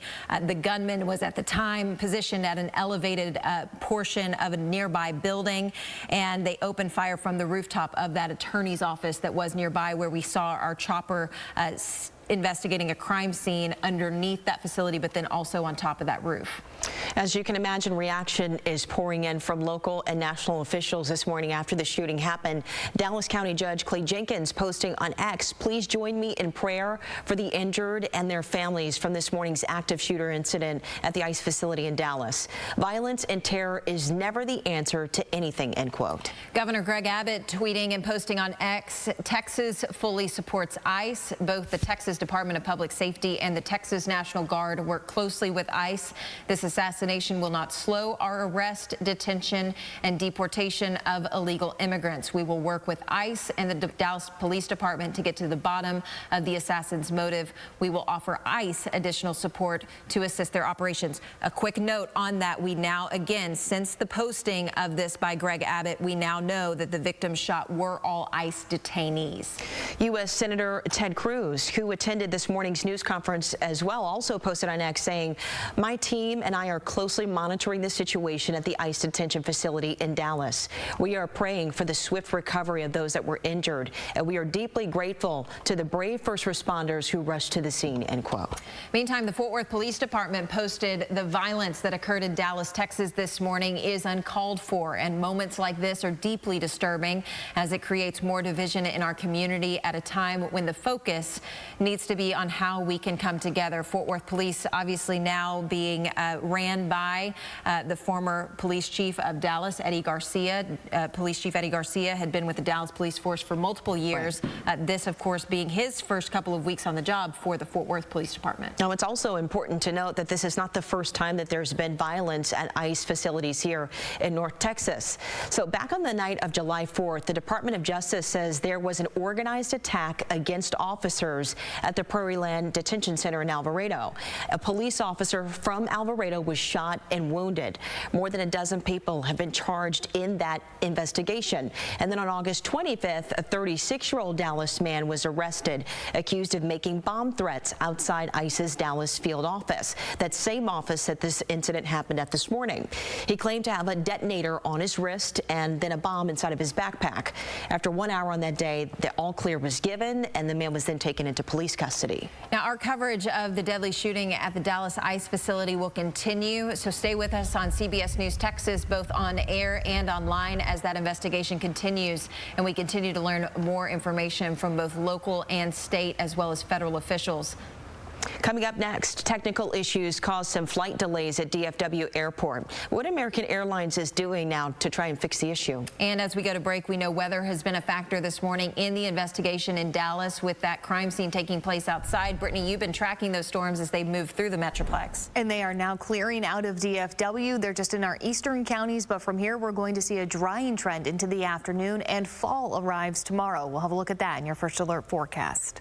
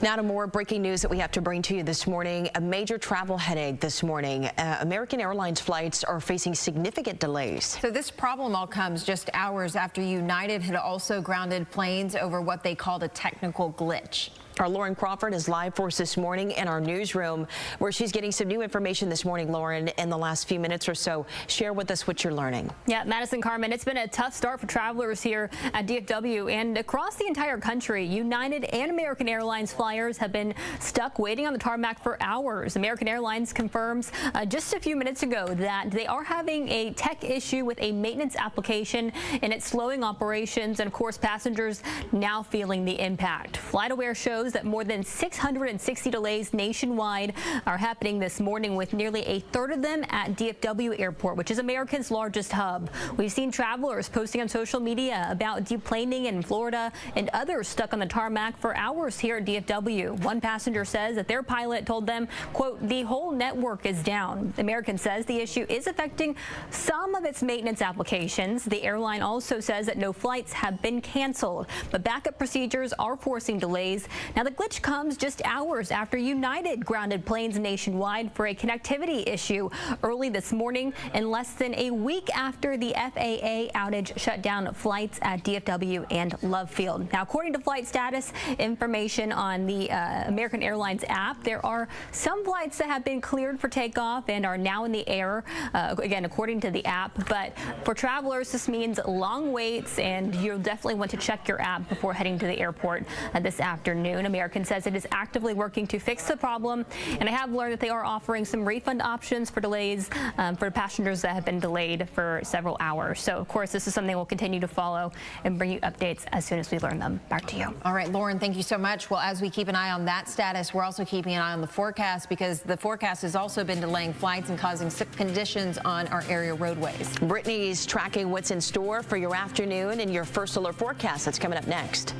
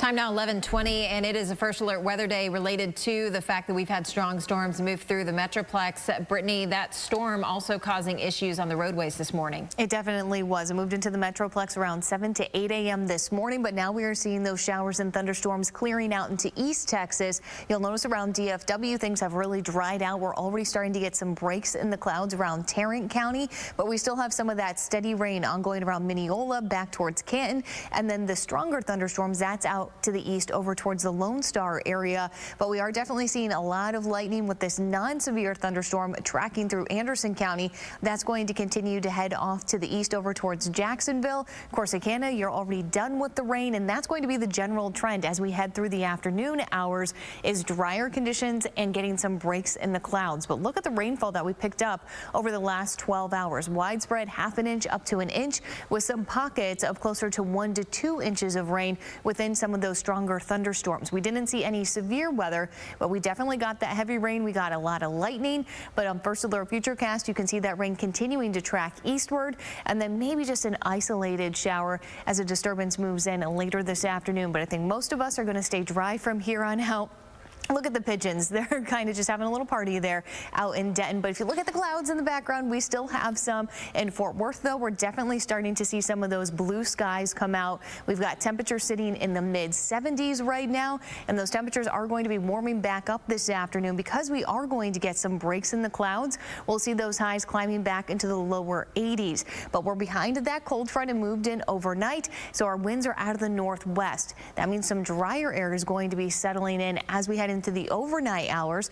With those clear skies, that will allow our temperatures to drop back into the 60s, going from about 66 degrees tomorrow morning in DFW, but our outlying areas are going to be in the lower 60s. Then tomorrow afternoon, it's looking beautiful. Highs in the mid-80s, that low humidity out there, a lot of sunshine on the way, and great news if you're headed out to the opening day of the State Fair of Texas. Look at this, full sunshine. At 10 a.m., we're sitting in the low 70s, and then a seasonal afternoon with highs in the mid-80s. But it is going to get a little bit warmer as we head into the weekend. We're getting back into the upper 80s, but we will have that nice stretch of dry weather. We'll be right back.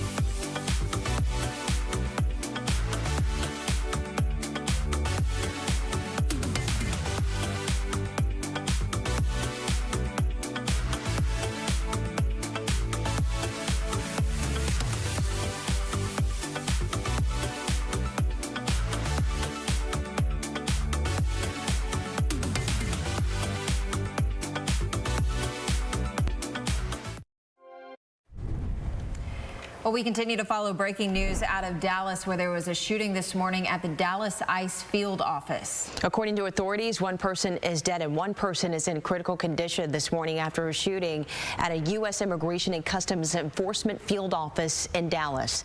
Officials confirm that the shooter is also dead. No law enforcement officers were injured in this incident, but the FBI also released an image that shows shell casings. They say that these that you see here on your screen are actually from the scene with anti-ICE messaging labeled on them. 3 senior law enforcement officials tell CBS News that the victims shot were all ICE detainees.